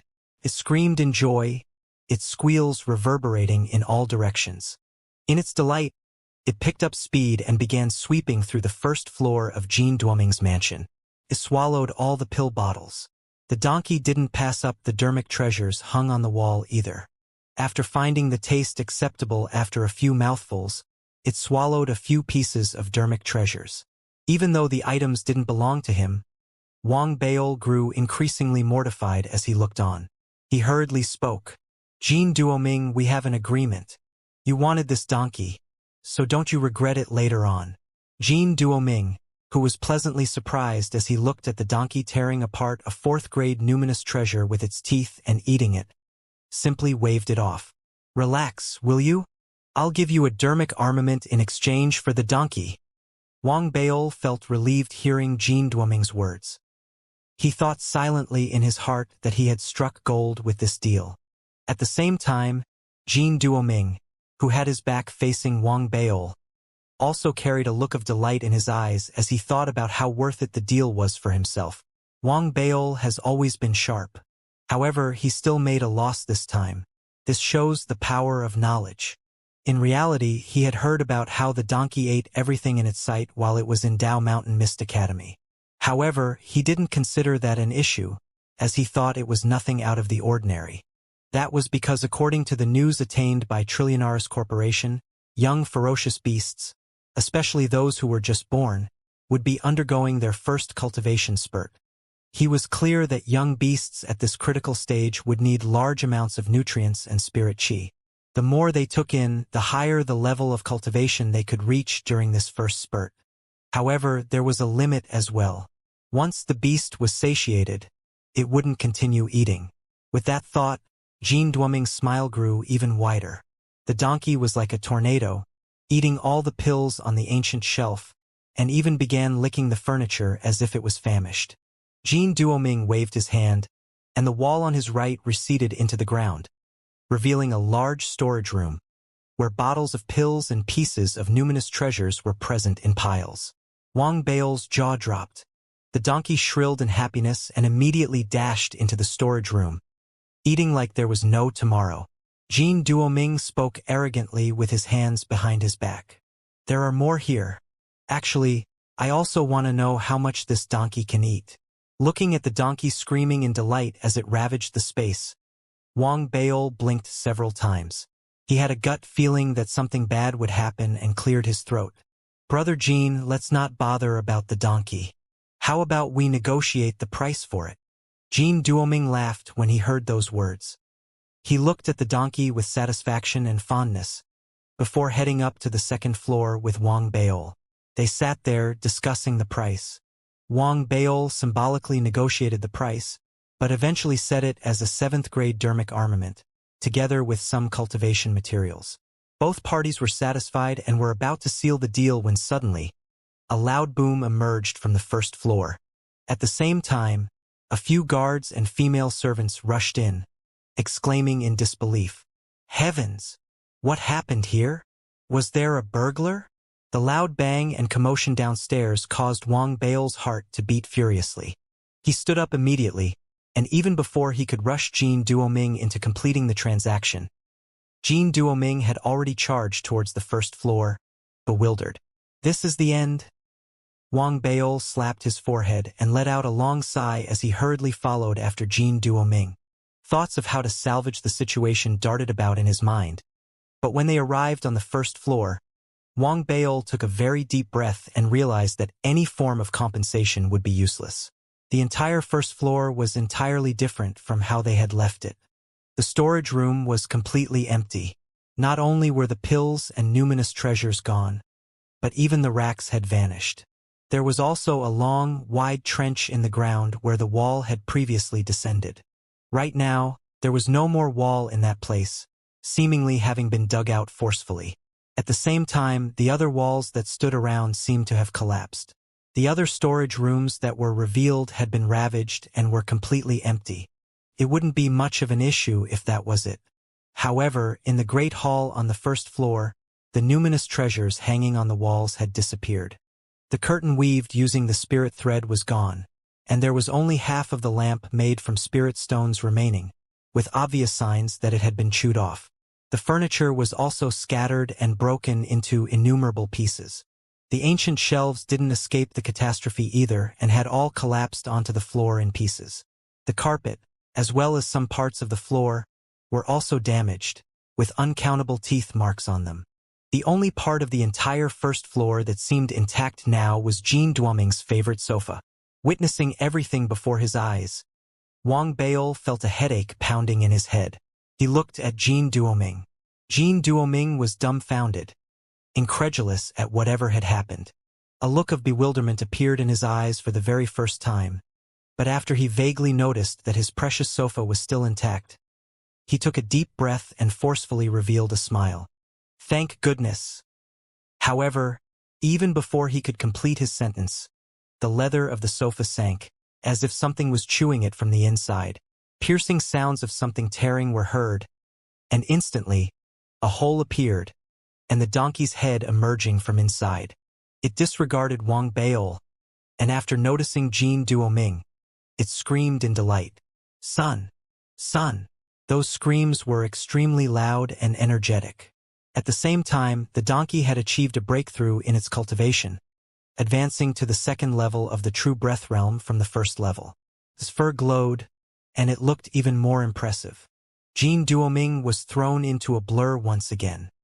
His body trembled, his breathing quickened visibly, and his eyes widened. Wang Bao looked at Jin Duoming, taking a deep breath before he tried to persuade him. "Brother Jin, don't be rash.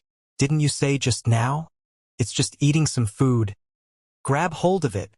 Even before Wang Bao could complete his sentence, Jin Duoming had already jumped up in rage, screaming angrily.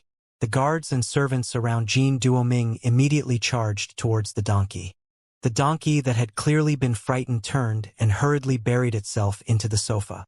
Cracking sounds instantly reverberated like never before. Jin Duoming was extremely shocked, and as he personally rushed towards the donkey, a loud boom was heard. The structure of the sofa instantly broke down. By then, the donkey had already escaped. Its speed was fast to begin with, and now that it achieved a breakthrough in its cultivation, it was even faster. It also seemed to have misinterpreted the situation as others snatching its food. Therefore, as it escaped, it hurriedly ran away while eating everything it saw along the way. The furniture that was strewn around was also chewed on, half the lamp was also eaten, and even the sofa was bitten by it again.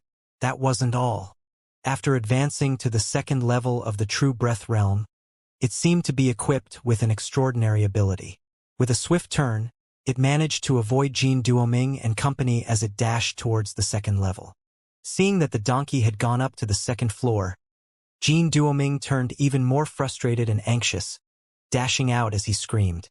Wang Baol helplessly looked at the crowd of people chasing after the donkey to the second floor.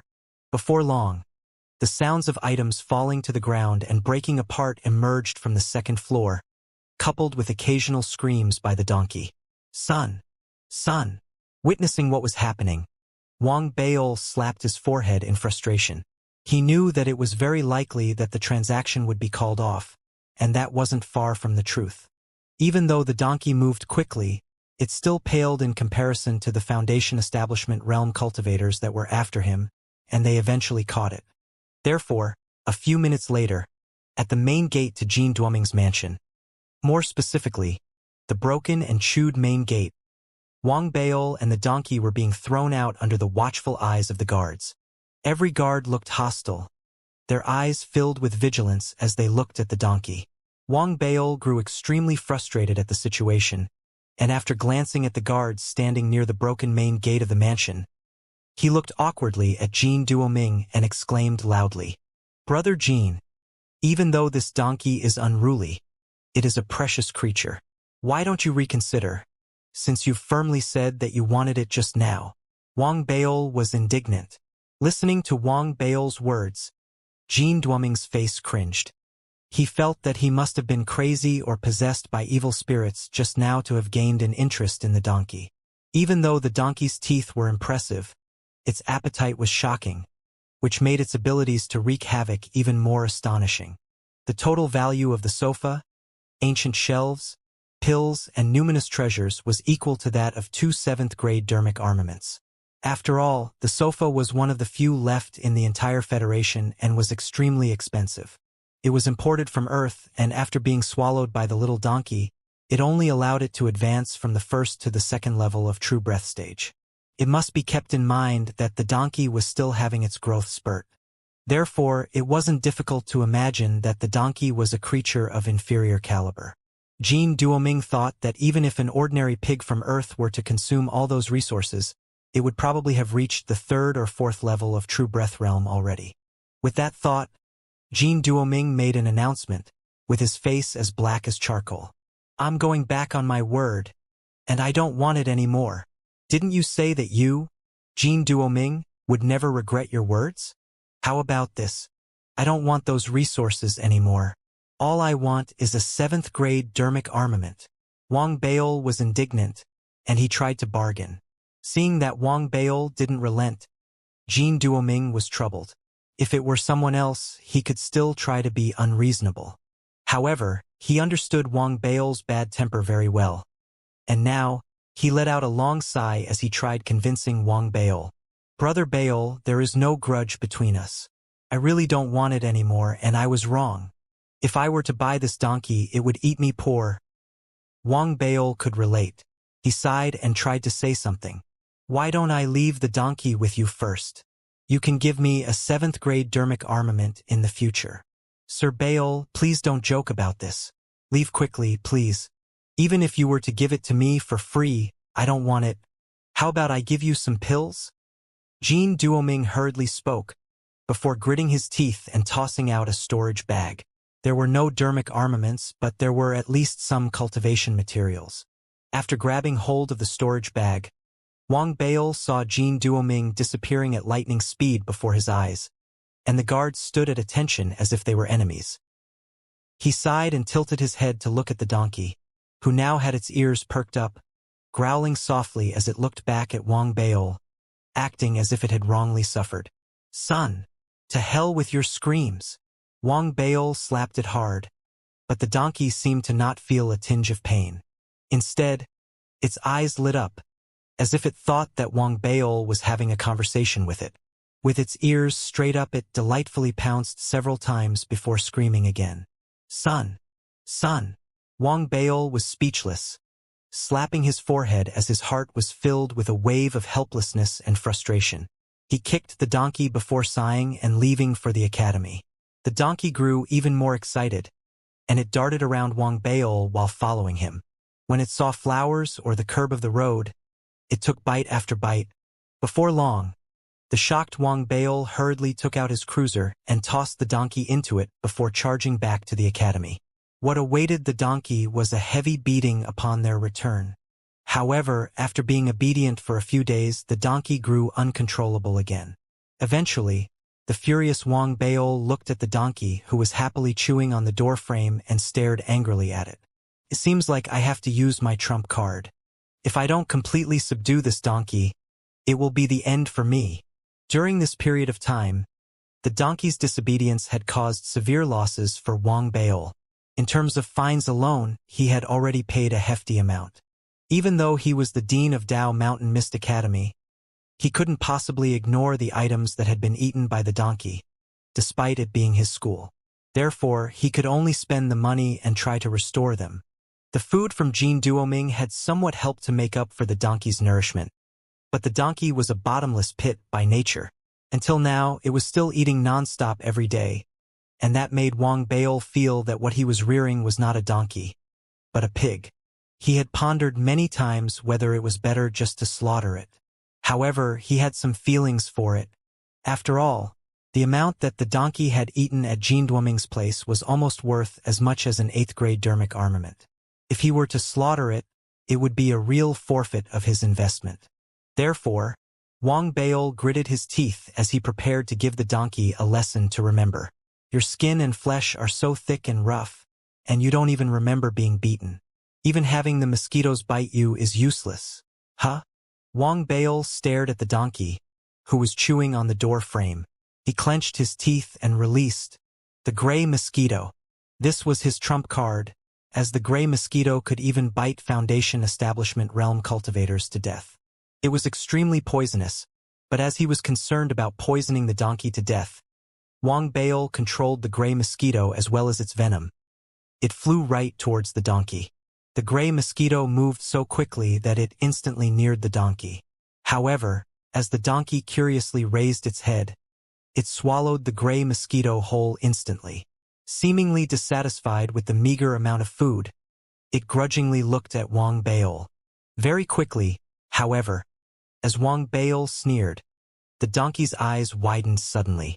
As it screamed, its body began trembling as an itch that originated from within its body that was on the scale of the universe suddenly erupted. Immediately, the gloating donkey began screaming painfully. It chomped down on the door frame, which it didn't bear to consume in a single mouthful previously, before chewing off a chunk of the wall. However, it soon realized that all these were useless as it still felt extremely itchy. That made the donkey anxious, and it began to maniacally chow down on the walls of Wang Baol's residence. If this happened on an ordinary day, Wang Baol would have tried to stop the donkey. Today, however, he was determined to let the donkey know that no matter how much it could eat, it was still no match for his gray mosquito. Therefore, Wang Baol stood there arrogantly, risking the consequence of having his entire residence eaten by the little donkey, as he listened to it munching on everything in sight while screaming painfully. Just like that, time flew by.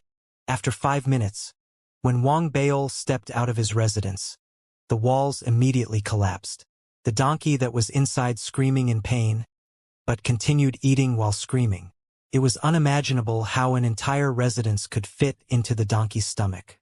After an hour, Wang Baol still arrogantly looked on as his residence, which was originally built on the ground, vanished. This included even small pieces of material from it. The donkey, on the other hand, was still struggling, to the extent that it began chomping on the grass patches. Do you concede or not? Seeing that it was about time, Wang Baol spoke calmly. When the donkey, who was crazily eating the grass patches, heard Wang Baol's words, it turned, wanting to ask for forgiveness. However, its eyes suddenly shifted as it looked down at its own body. Its eyes instantly lit up, and it delightedly turned its head. At that moment, he achieved a breakthrough, advancing to the 3rd level of the True Breath realm. Wang Baol widened his eyes in utter disbelief. Even more surprising and unbelievable was the fact that the donkey had actually managed to recover. Wang Baol was breathless, frozen in shock as the connection between him and the gray mosquito vanished. Even though the gray mosquito was swallowed whole by the donkey previously, it didn't suffer any harm. Instead, it stayed inside the donkey's stomach, where Wang Baol could distinctively sense and control it. That was the reason why the donkey couldn't eliminate the itch no matter how much it ate. However, the very instant the donkey's cultivation had advanced, the gray mosquito seemed to have melted into the donkey's body for some unknown reason. Wang Baol was very sure that it didn't disappear but was instead melted. He wasn't clear whether that was due to the little donkey or the gray mosquito itself, but the fact was that the mosquito had melted. Furthermore, after it melted, it seemed to have integrated together with the donkey's flesh and blood. This feeling was to an extent similar to the gray mosquito assimilating together with the little donkey. That alone made Wang Baol extremely incredulous and confused. In his shock, he hurriedly checked on his scabbard, but quickly grew suspicious when he realized that within the scabbard, there were signs that a gray mosquito was about to emerge. However, based on his control of the scabbard, he could feel very distinctly that this gray mosquito that required some time to emerge had a different vibe than the previous one. Even though it looked the same, it seemed as if the previous gray mosquito had really melted, and the new one that appeared was a different mosquito.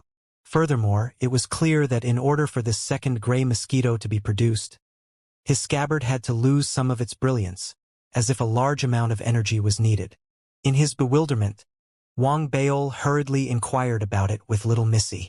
However, towards this matter, little Missy was also confused as she looked perplexedly at Wang Baol for a long time. Eventually, she told Wang Baol that his scabbard was an intrinsic dermic artifact that was filled with unpredictability, the details of which even she wasn't aware of. After leaving little Missy, Wang Baol stared at the donkey for a long time, before grabbing hold of it, with no regard for its struggles. He activated his cultivation to take a detailed look at both the interior and exterior of the donkey, and found that there was indeed no gray mosquito in sight.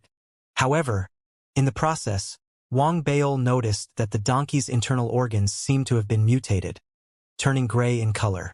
That didn't seem to affect the donkey at all, and instead, made it even more lively.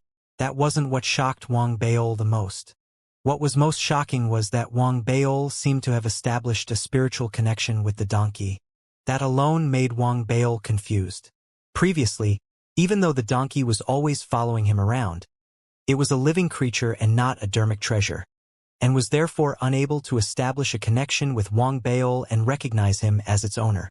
Having a ferocious beast recognize its owner was a mystery even amongst the beast-taming experts in the Federation. Not only was it difficult, but there was also a limit to the number of times it could happen.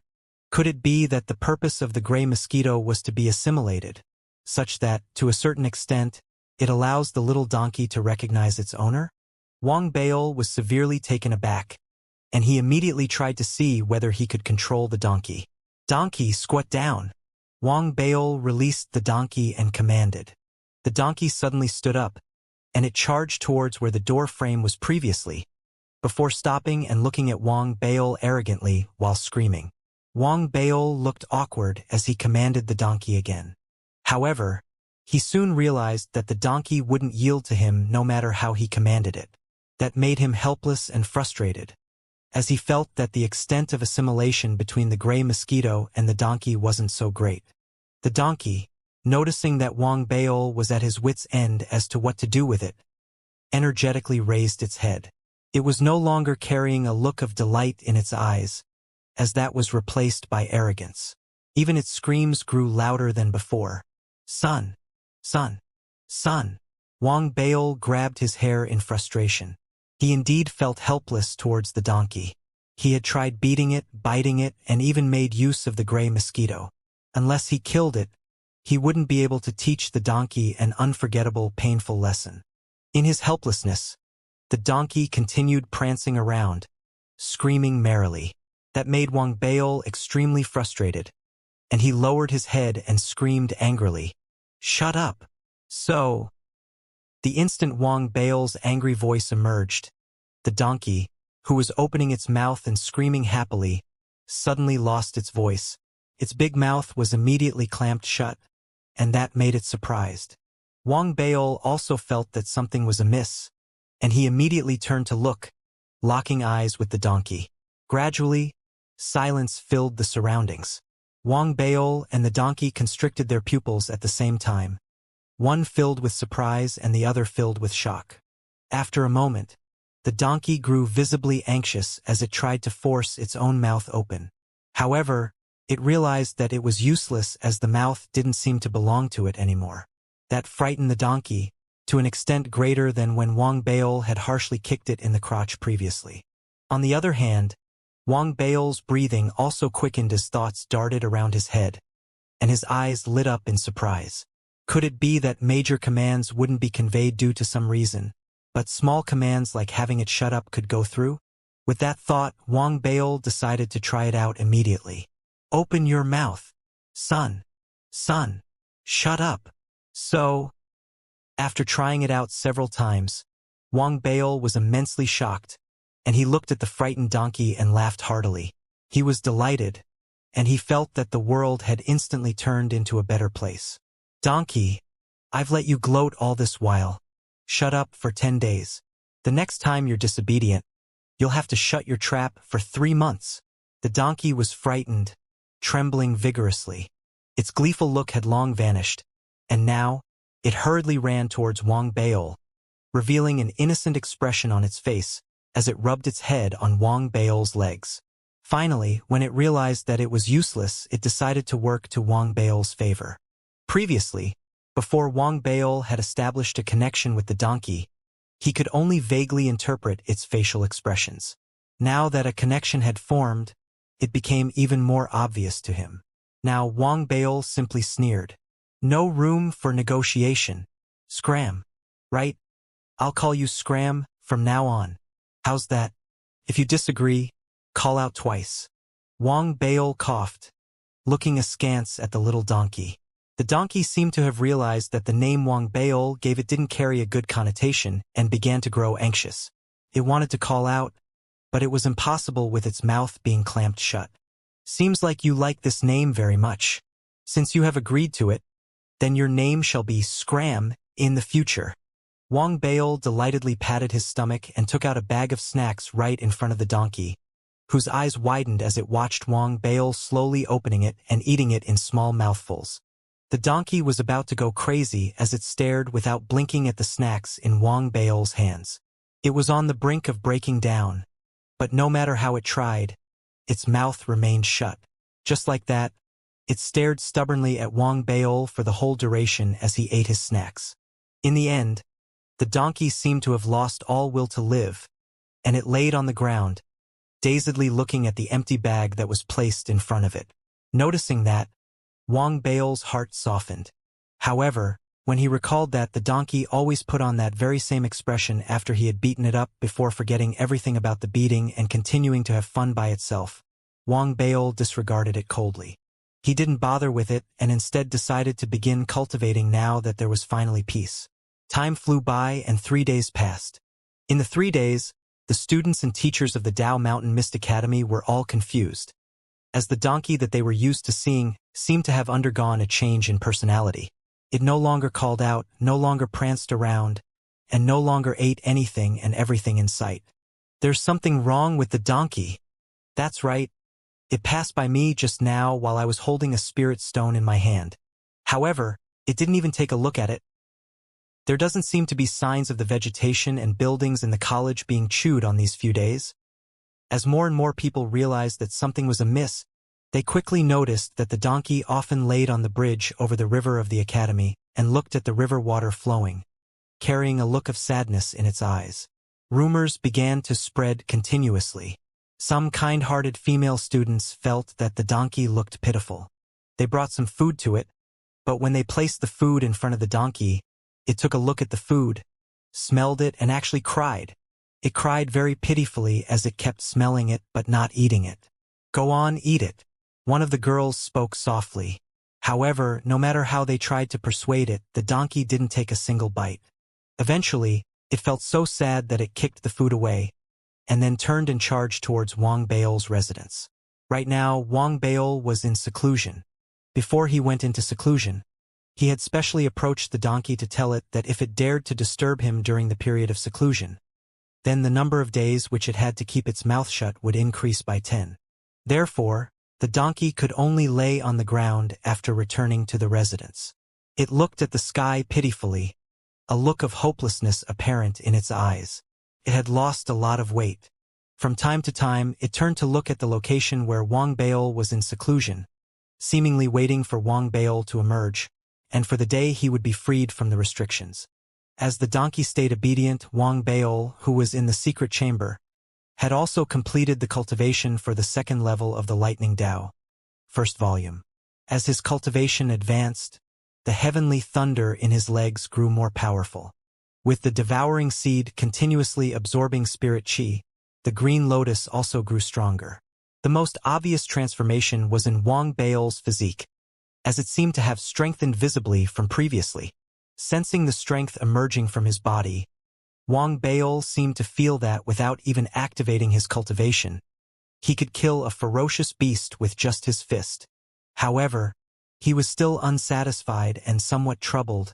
In Wang Baol's mind, he felt that he had still not been able to successfully cultivate the dark art.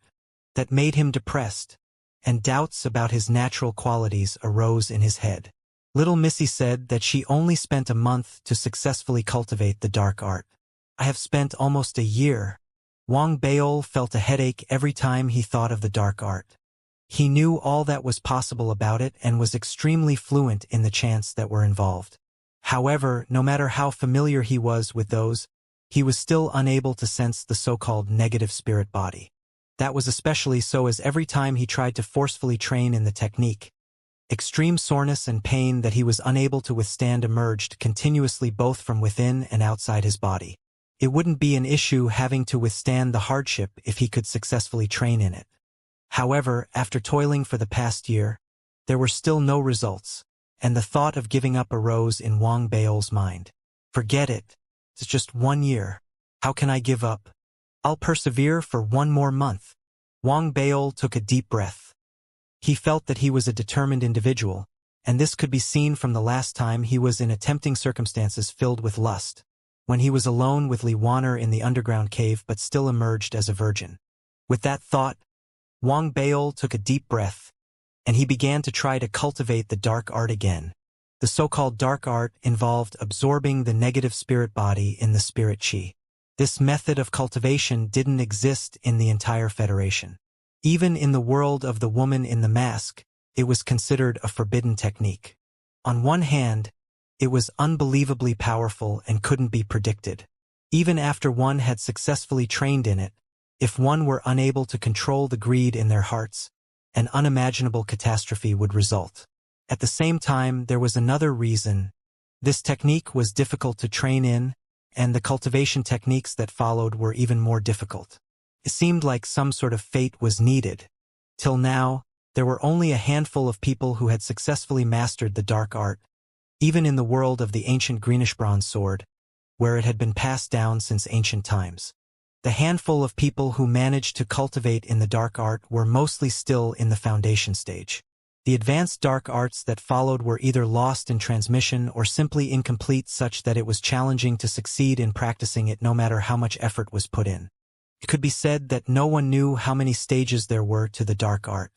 However, it was known that there were at least 7 stages, and there was no one left who had managed to train to the 5th level, and it was needless to say for the 6th and 7th level. Wang Baol wasn't aware of all that. He only knew that little Missy had managed to successfully cultivate it in a month.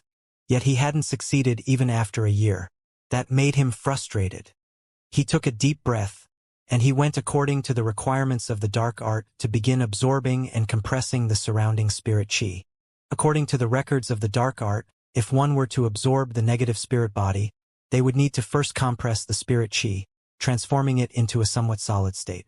That was because the negative spirit body could only be revealed after these 2 transformations had taken place. Furthermore, the negative spirit body in the spirit chi couldn't be taken in through one's mouth or nose, only through the pores on one's skin. However, to someone who was unable to sense the negative spirit body, cultivation felt like having countless needles pierce into the cultivator's body, as the compressed spirit chi, a hybrid of gas and solid, continuously entered through one's sweat pores. Right now, Wang Baol had made preparations. After compressing the spirit chi around him, he gritted his teeth, preparing to withstand the pain. All his sweat pores opened wide. absorbing the almost solid spirit chi while his body suddenly shook. He opened his shut eyes. It's different. Wang Bao's breathing quickened, and he looked at his own body. He was initially confused, before being thrown into disbelief and finally euphoria. He could clearly feel that it was no longer painful. Not only that, he could feel that, as the absorption took place through his sweat pores, there seemed to be a cold sensation that was completely different from the spirit chi continuously entering his body through the sweat pores. This cold feeling made his body tremble, and he no longer felt pain. Instead, it was a chill that made his breath fog up. There was no tinge of discomfort but a sense of indescribable lightness that, to a certain extent, was several times more comfortable than his cultivation in the lightning Tao that took place on usual days. That made Wang Bao agitated. He recalled the feeling described in the dark art, and that made him extremely excited.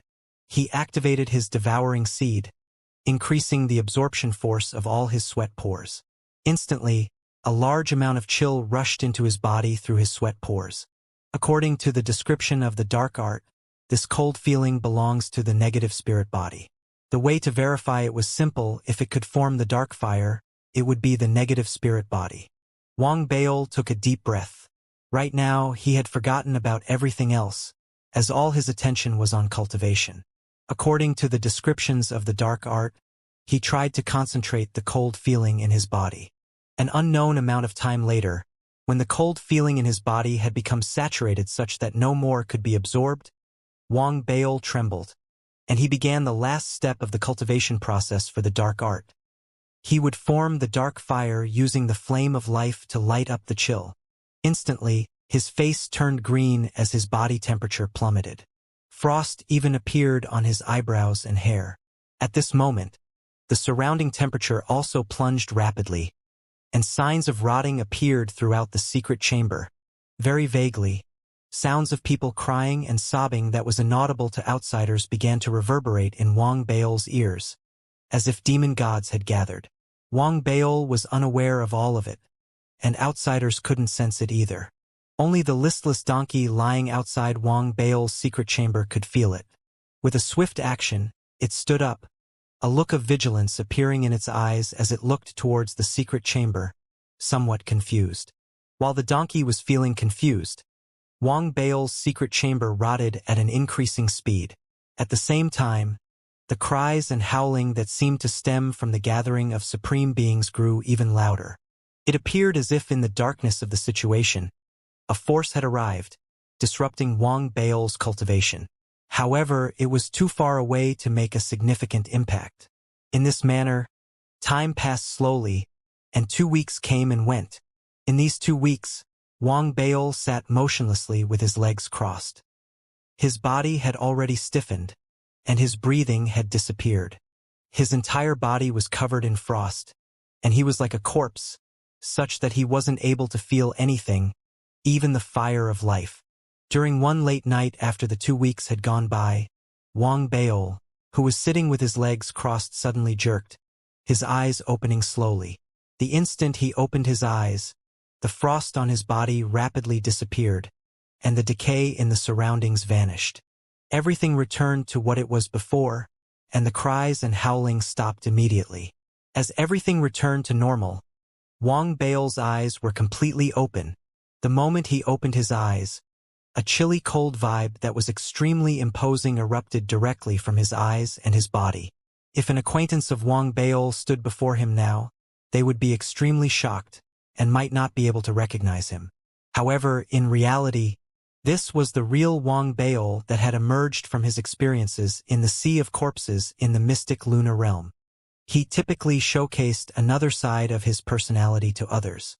He preferred to showcase an optimistic side of himself in order to hide the viciousness entrenched in his character. At the same time, the pupil of Wang Bao's left eye was now replaced by the dark fire. As he silently looked at his surroundings and felt the dark fire in his eyes, Wang Bao didn't move.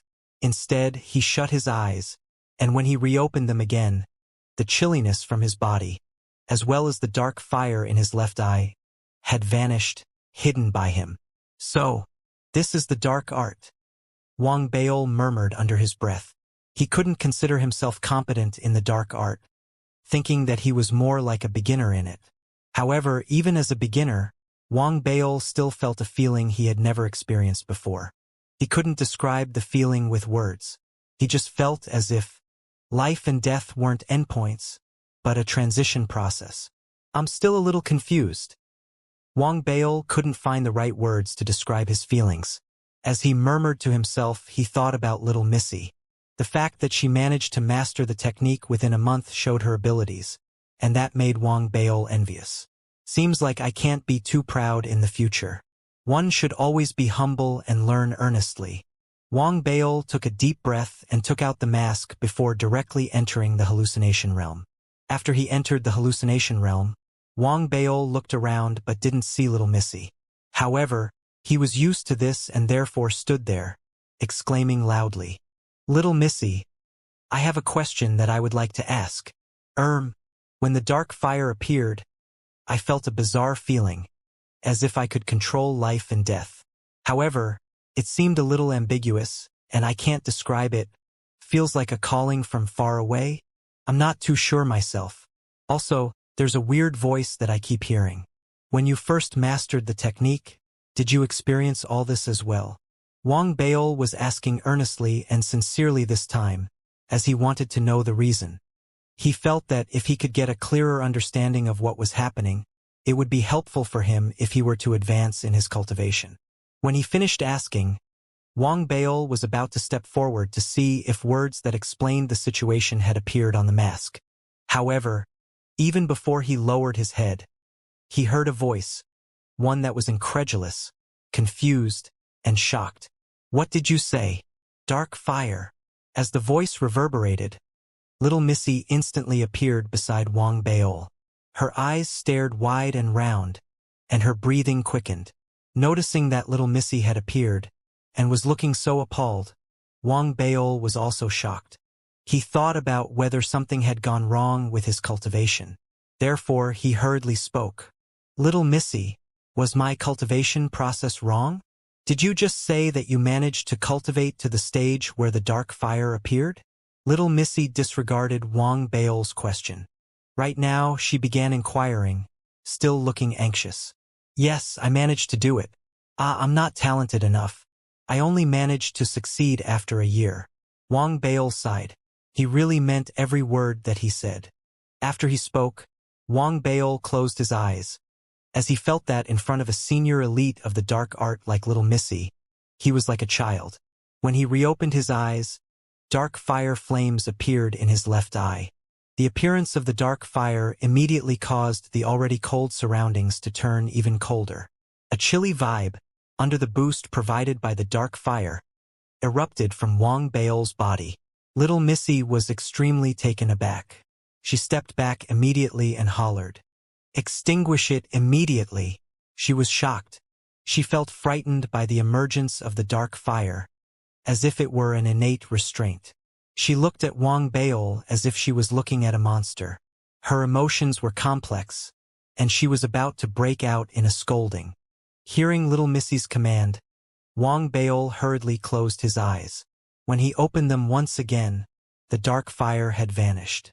However, little Missy's reaction made him confused. Noticing Wang Baol's confusion, little Missy stared and immediately spoke sternly. "What a show-off. You're just a beginner. Don't you know that activating the dark fire willy-nilly would endanger your life? Remember, dark art cultivators like us cannot reveal the dark fire so simply. And this is especially so if there are others higher in the ranks of the dark art world than you around." Wang Baol was shocked and nodded his head immediately as everything became clear to him. "Little Missy, you're right. I acknowledge my mistake." As if little Missy thought silently in her mind, annoyed. When she saw that Wang Baol didn't suspect anything, she secretly heaved a sigh of relief. She couldn't suppress her frustration, which was growing stronger by the moment, but was unable to continue pretending as well. It seemed like she had never imagined Wang Baol would ever succeed in mastering it. Therefore, she had lied to him many times. However, now that everything seemed to have been exposed, it was akin to her image being tarnished, and her only choice was to continue with the pretense. However, curiosity was like a cat gnawing in her heart. and she couldn't resist but ask. Wang Baol, how did you manage to do it? I have no idea. I really don't have much talent. The past year I spent in cultivation all led to failures. However, somehow I suddenly succeeded. I am confused as well. Right, little missy, how did you manage to do it the last time? Why did I suddenly manage to master it? Wang Baol sighed. If he were in front of other people, he would have been more arrogant. However, in front of little missy, he felt that he paled in comparison. Listening to Wang Baol repeatedly saying that he wasn't talented, little missy felt as if she was being stabbed in the heart. However, she still appeared to smile arrogantly on the surface and spoke calmly. Your talent is indeed ordinary. You don't even know how you managed to master it. As for me, it's without question that I stripped the negative spirit bodies from the spirit chi and forcefully concentrated them in my body in a single breath. In reality, I said that I managed to master it in a month previously as I was afraid to traumatize you. In reality, I only took 5 days. Little missy raised her chin and spoke indifferently. 5 days. Wang Baol was taken aback once again.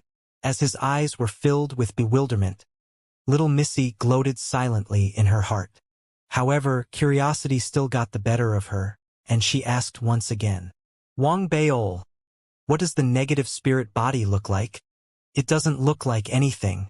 You can't see it, and all you could feel is the chill in the air. It feels quite comfortable absorbing it. Don't you know, little missy? Wang Baol was suspicious, as he felt that something was amiss. Internally, little missy was thinking that she really had no idea.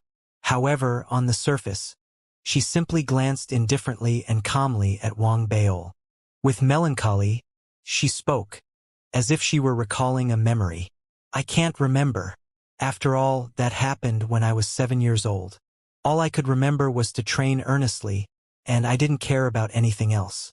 Later on, as I grew older, I began to train in the higher tiers of dark chi. Then, as time passed, I lost my physical body, and everything turned into nothingness. As little missy spoke, her tone sounded sullen. As a beginner of the dark art, it wouldn't be advantageous to know too much. All you need to know is that the negative spirit body is only the initial stage of the dark art. Only when you successfully convert the dark fire into the dark force could you then attempt to sense the dark chi.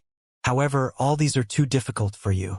Even for me, I took a month before succeeding.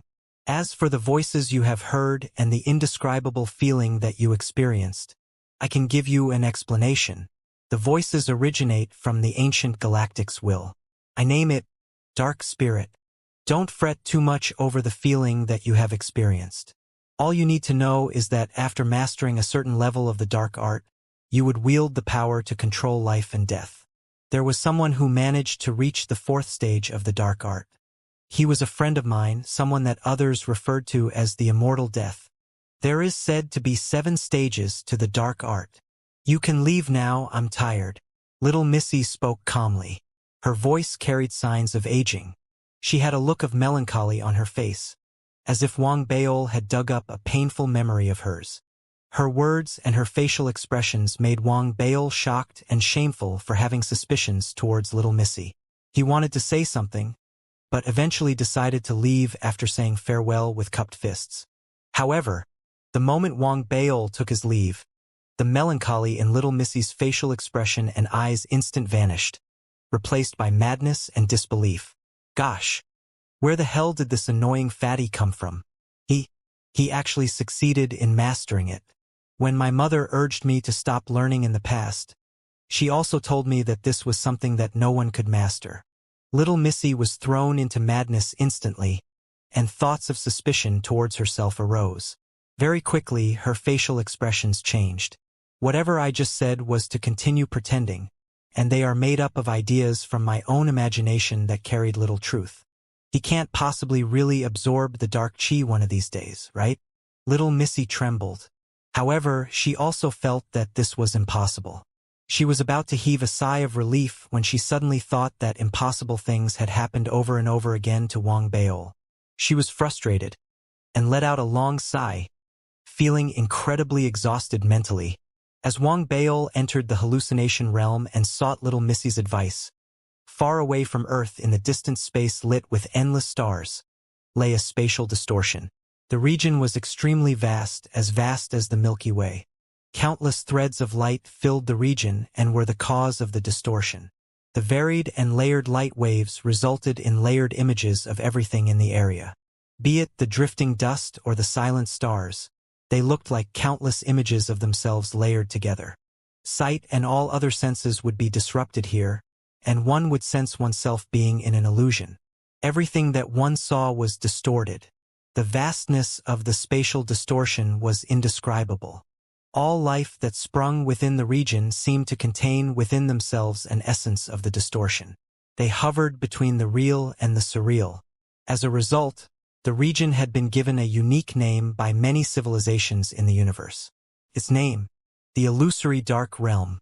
In the deepest depths of the Illusory Dark Realm, in its core, was an inner region the size of the solar system. It contained almost no life at all and was a mysterious zone that escaped discovery by most.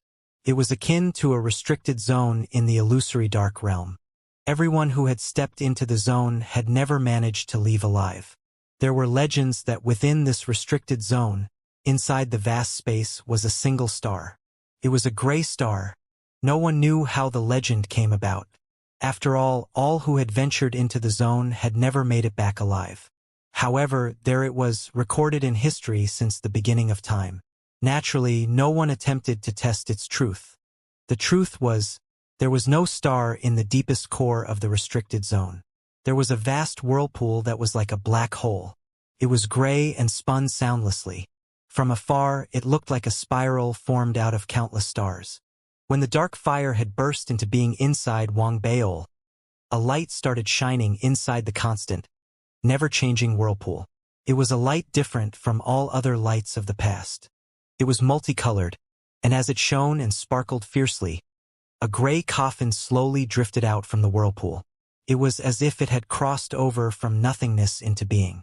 The coffin was black and made of an unknown material, and as it appeared, an indescribable chill erupted from the coffin. The chilly aura spread across space, as if intending to freeze everything over.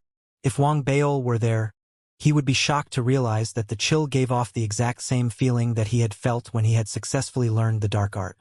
When our dark sect was still in its peak and had not yet declined, we appeared to have gifted certain dark artifacts. As centuries passed and our bloodline fell into decline and eventual extinction, everything became history. The dark artifacts of the past were all scattered throughout the lands and lost their power. Who could have known that, after all this time, a dark artifact would be activated and bring us a new heir? It might be a little too late, but this is still one of our dark sect. We gift the dark coffin in hopes that he will escape the calamity of origins. An ancient voice slowly traveled out from the whirlpool. It seemed to be a faint murmur and a sigh at the same time. The next moment, a gigantic, blurry hand the size of half the whirlpool gradually reached out from the whirlpool. It was a mere silhouette when it first appeared, but soon, bone and flesh appeared and transformed it into a complete hand. It extended from a gray sleeve, its exposed skin wrinkled and its nails long and curved. The hand stretched out and gently flicked the coffin, which seemed bug-sized compared to the hand. The coffin instantly shot out its destination, Mars. At present, Wang Baol had just left the hallucination realm and was still in shock. Part of it was due to what little Missy had shared with him. The other part was because he still had doubts regarding how he had managed to learn the dark art. After his return, he sat down cross-legged and started thinking. He thought for very long, recalling the various encounters and experiences he had gone through. He shuddered suddenly as he remembered something. Does this have anything to do with me breathing in the blood-colored mist in the cave? Wang Baol's breathing quickened at the thought. He knew that prior to his visit to the cave, he had met with nothing but failure when attempting to practice the dark art. After he had returned, he had gone into seclusion but hadn't immediately started on practicing the dark art. The most recent seclusion could be considered his first attempt since the cave visit. He had succeeded immediately during this first attempt, sensing the negative spirit body and forming dark fire inside his body. He couldn't control the surge of emotions inside him as he pondered. He began to have his own guesses about the blood-colored mist. However, everything was mere conjecture at this point. Wang Baol himself was unsure of his own conclusions. The thought of the blood-colored mist reminded Wang Baol of Lin Tianhao. Even though he had spoken to various people and had received occasional news, the blood-colored mist was too bizarre a phenomenon. He couldn't help but be concerned for Lin Tianhao. Wang Baol immediately pulled out his voice transmission ring. After a moment of thought, he decided to send a transmission to Li Wanner. He coughed when Li Wanner's cold voice rang out from the voice transmission ring. "Minister Li, I'm Wang Baol. It has been more than a month since my subordinate, Lin Tianhao, was taken away by the military. I still haven't managed to establish contact with him." Wang Baol paused at this point and didn't continue. Li Wanner was silent for a moment. Then she spoke coolly. "The other teams have all returned. Lin Tianhao's team sent a voice transmission 2 days ago reporting that everything was in order.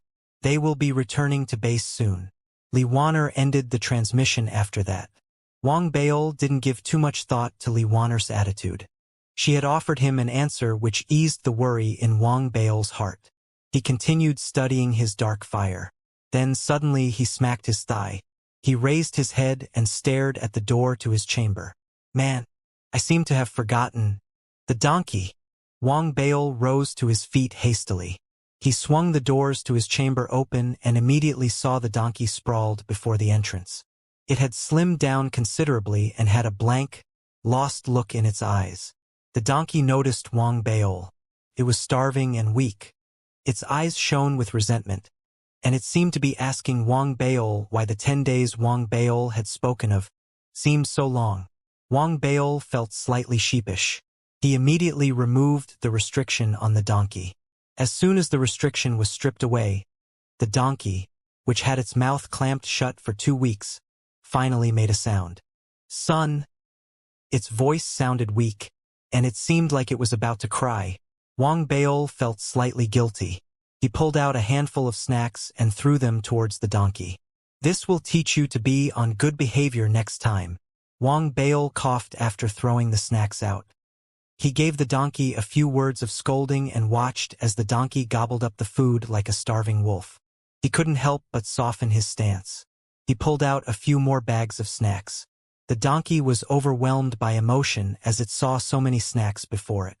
Its eyes brimmed with tears. It looked at Wang Baol with gratitude in its eyes. "That's right. That's what I call a good donkey." Wang Baol was pleased with the effect he had gotten from this punishment. In the next 4 days, he continued to study the dark fire and perfect his blueprints for his stronghold. He also started crafting construction puppets. The lesson of having its mouth sealed shut seemed to have been seared deep into the donkey's brain. Despite having regained its energy and vitality, it didn't dare to overstep too much. It was especially meek and obedient when in front of Wang Baol. This pleased Wang Baol tremendously. He thought that since the donkey was so obedient now, he might consider buying it a beast bag. As he thought about it and was about to make a trip out, he suddenly received an invitation from the military via his voice transmission ring.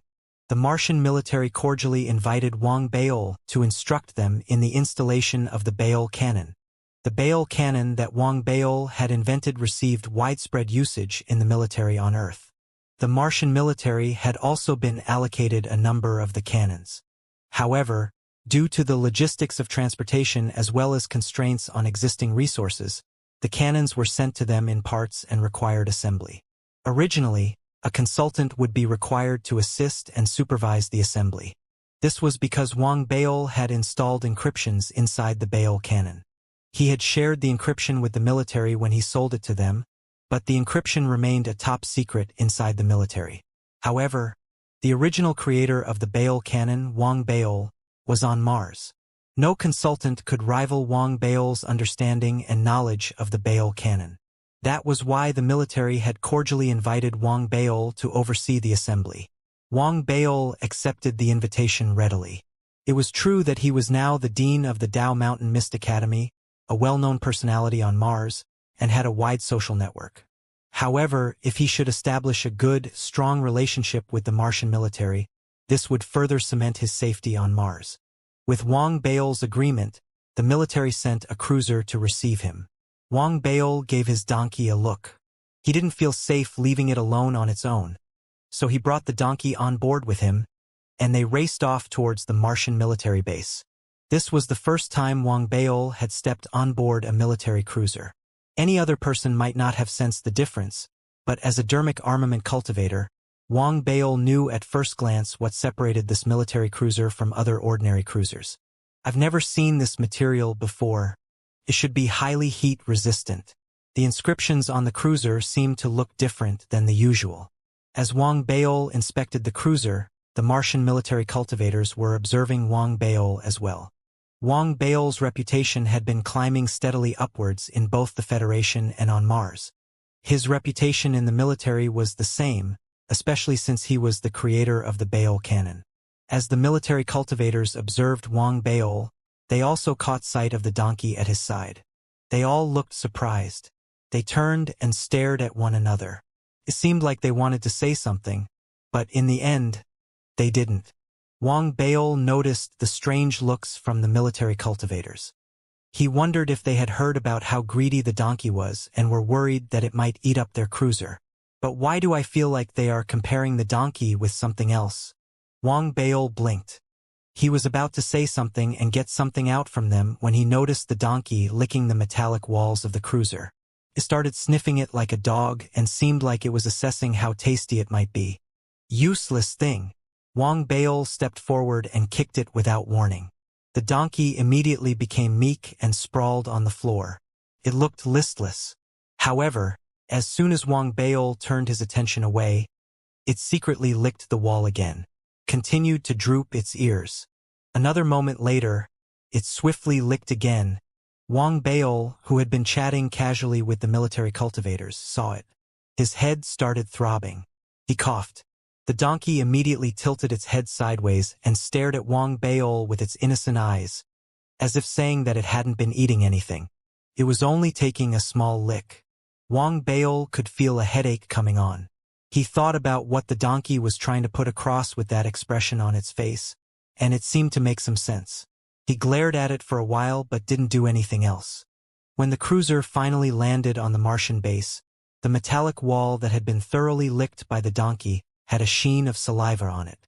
Wang Baol and his donkey got out of the cruiser amidst the strange looks from the surrounding military officers. The Martian military base was located in Zone 36, and a large part of that zone belonged to the military and was restricted to the public. There were many military men seen patrolling the grounds, and a large number of military cultivators were also based in the military station. The military had prepared a rather welcoming reception for Wang Baol. A dozen or so military officers led by an elder personally received him at the port. The elder was dressed in military attire. His eyes seemed to contain lightning, and he exuded authority and power as well as a core formation realm cultivation. He had an overpowering presence. His status was naturally elevated. He was one of the 5 most powerful figures in the Martian military. His name was Chunfeng, and he was in charge of the research of military equipment as well as the fusion of spirit chi and explosives for military use. Wang Baol saw the welcome party as soon as he got out of the cruiser. The military cultivator escorting him down the cruiser whispered the names and profiles of the receiving party. The look on Wang Baol's face immediately became serious. He sped up his pace and took a deep bow before the elder. "Greetings, General Chun. I'm Wang Baol." Chun Feng burst out into laughter. He looked at Wang Baol with approval and encouragement in his eyes. He had started studying the various Baol cannon parts that had been sent to them and could sense the cannon was not a simple artifact. He began to have a keen interest in Wang Baol, whom he had never met before. There was actually no need for his presence today. However, he had come just so he could meet the original creator of the Baol cannon. What a young talent! Chun Feng patted Wang Baol on the shoulder, his bright laughter ringing in the air. The other military officers followed suit, with warmth and friendliness in their smiles. They exchanged a round of pleasantries before making a swift departure from the port and heading towards the area where the Baol cannons were being assembled. Wang Baol walked alongside Qinfeng and answered all of Chunfeng's questions regarding the cannons with ease. He took careful note of his behavior and made sure to be half a step behind Chunfeng at all times. He maintained a humble attitude. General Chun. The key to the composite Baol cannon lies in the interconnectivity of its interior inscriptions, especially inscriptions in groups 7 and 8. Those inscriptions control the absorption of spirit qi. Wang Baol had a smile on his face. As he walked, he answered Chunfeng's questions and shared the inner workings and structure of the Baol cannon. The military officers behind the pair withdrew their discreet stares at Wang Baol's donkey and instead turned towards the pair before them. They sighed and marveled at Wang Baol's social skills.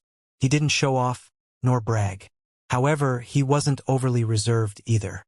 He displayed the perfect balance between humility and pride while showing the utmost respect for the military. This kid is kind of interesting. Chunfeng smiled as he looked at Wang Baol. He was pleased with what he saw. The party walked through building after building and soon approached the camp where the Baol cannons were awaiting assembly. As they walked, many warriors they passed stopped and saluted the party. They also secretly eyed Wang Baol's donkey. Wang Baol noticed the stares and found them odd, but he still felt slightly pleased. The donkey seemed proud as well and raised its head high and trotted along happily.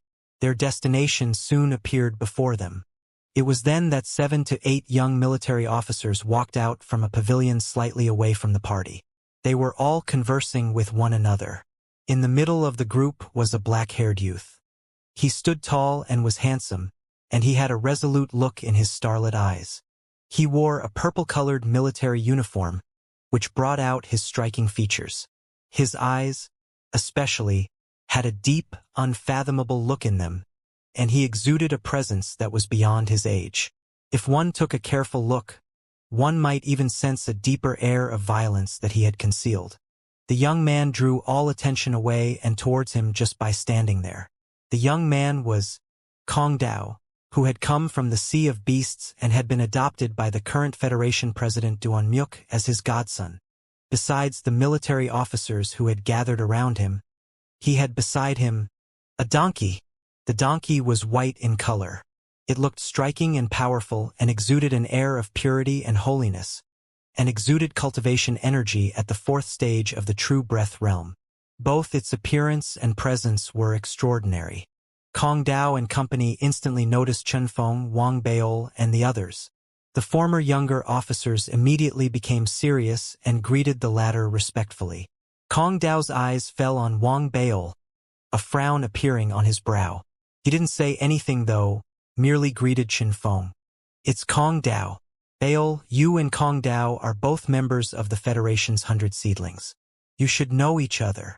Chunfeng paid little attention to the greetings he had received earlier. However, a smile appeared on his face when he saw Kong Dao. He nodded at Kong Dao. His eyes swept across Kong Dao's white donkey and then glanced at Wang Baol's black donkey. He wasn't the only one. The officers behind Chunfeng and Kong Dao also couldn't help themselves as they gave both Wang Baol's and Kong Dao's donkeys a quick glance. This was the first time Wang Baol was seeing Kong Dao and the white donkey at his side. He froze at the sight, and his eyes widened. His monster egg hatched too? Wang Baol took a closer look and was certain that they were the same breed. He couldn't help the sudden frustration and annoyance he was feeling. Anyone could see the difference in power between his black donkey and Kong Dao's white donkey at a single glance. His donkey not only looked perverse and ugly, but its cultivation couldn't compare to Kong Dao's donkey either. This displeased Wang Baol. He sighed. He couldn't help wonder if this was due to his own bad luck, or if the military instructor had been biased when distributing the eggs then.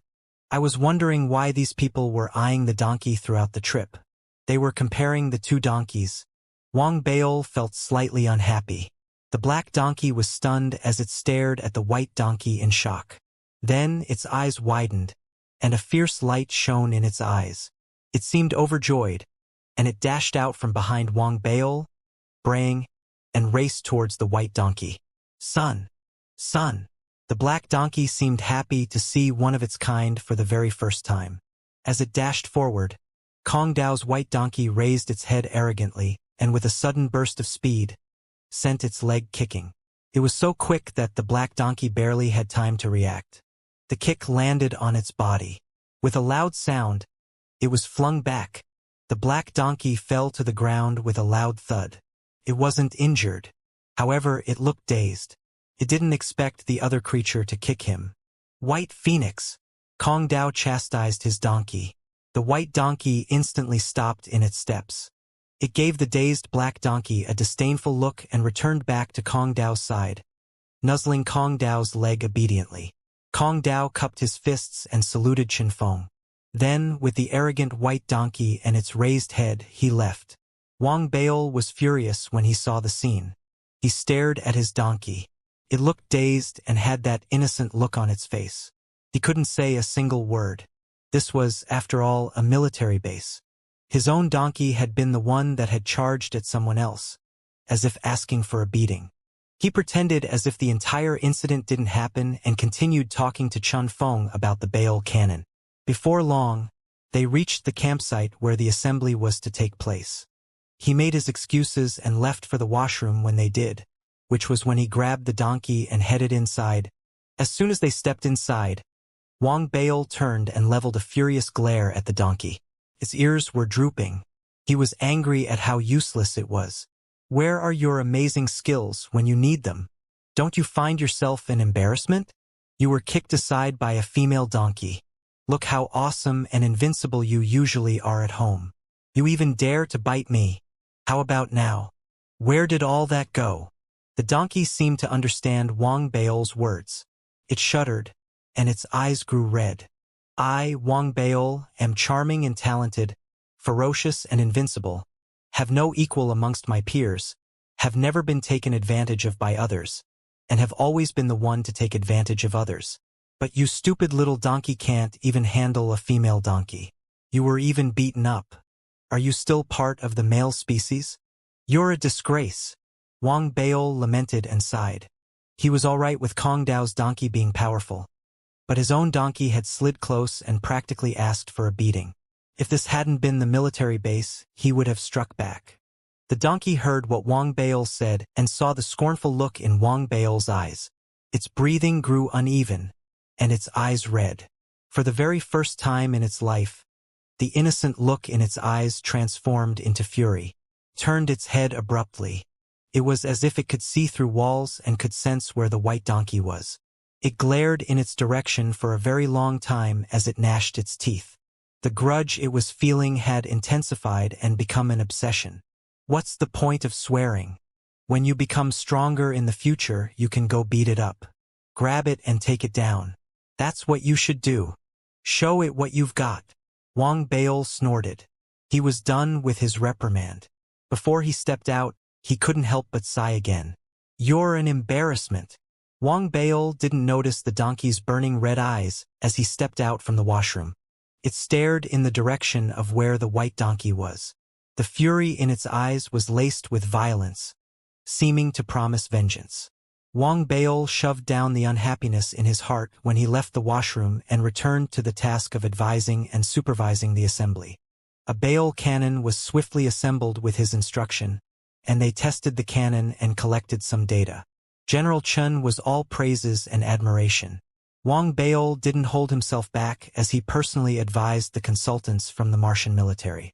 After busying with the assembly for more than half the day, Wang Baol finally shared with the consultants all that he knew about the assembly and the encrypted inscriptions. Both he and Qinfeng personally supervised the process. After making sure that there were no problems, Wang Baol prepared to take his leave. General Chen, if there is nothing else, Wang Baol turned and spoke to Qinfeng. However, before he could finish his words, Qinfeng's voice transmission ring suddenly vibrated. The expression on Qinfeng's face changed suddenly after he read the transmission. Baol, you can leave first. I still have some matters to attend to, so I won't be seeing you off. Qinfeng turned and left after saying that. He had a solemn expression on his face. Wang Baol could sense that something serious must have happened. He had wanted to ask about Lin Tianhao, but it seemed like this wasn't an appropriate time for that. Just as he was about to leave, his voice transmission rang suddenly. Wang Baol, I've just received news. Something happened to Lin Tianhao's team. I'm not sure what exactly. I'll let you know when I have more details. The sender was Li Waner. Wang Baol froze when he heard Li Waner's transmission. The look on his face grew serious as he recalled the somber look on Chen Feng's face earlier. He suddenly lifted his head abruptly and stared at Chen Feng, who was hastily walking away. He decided to throw caution to the wind and shouted suddenly. General Chen, my vice dean, Lin Tianhao, took my place and joined one of the military teams on a mission. Do you have any news of him? Chen Feng, who had been hurrying off, froze when he heard what Wang Baol had said.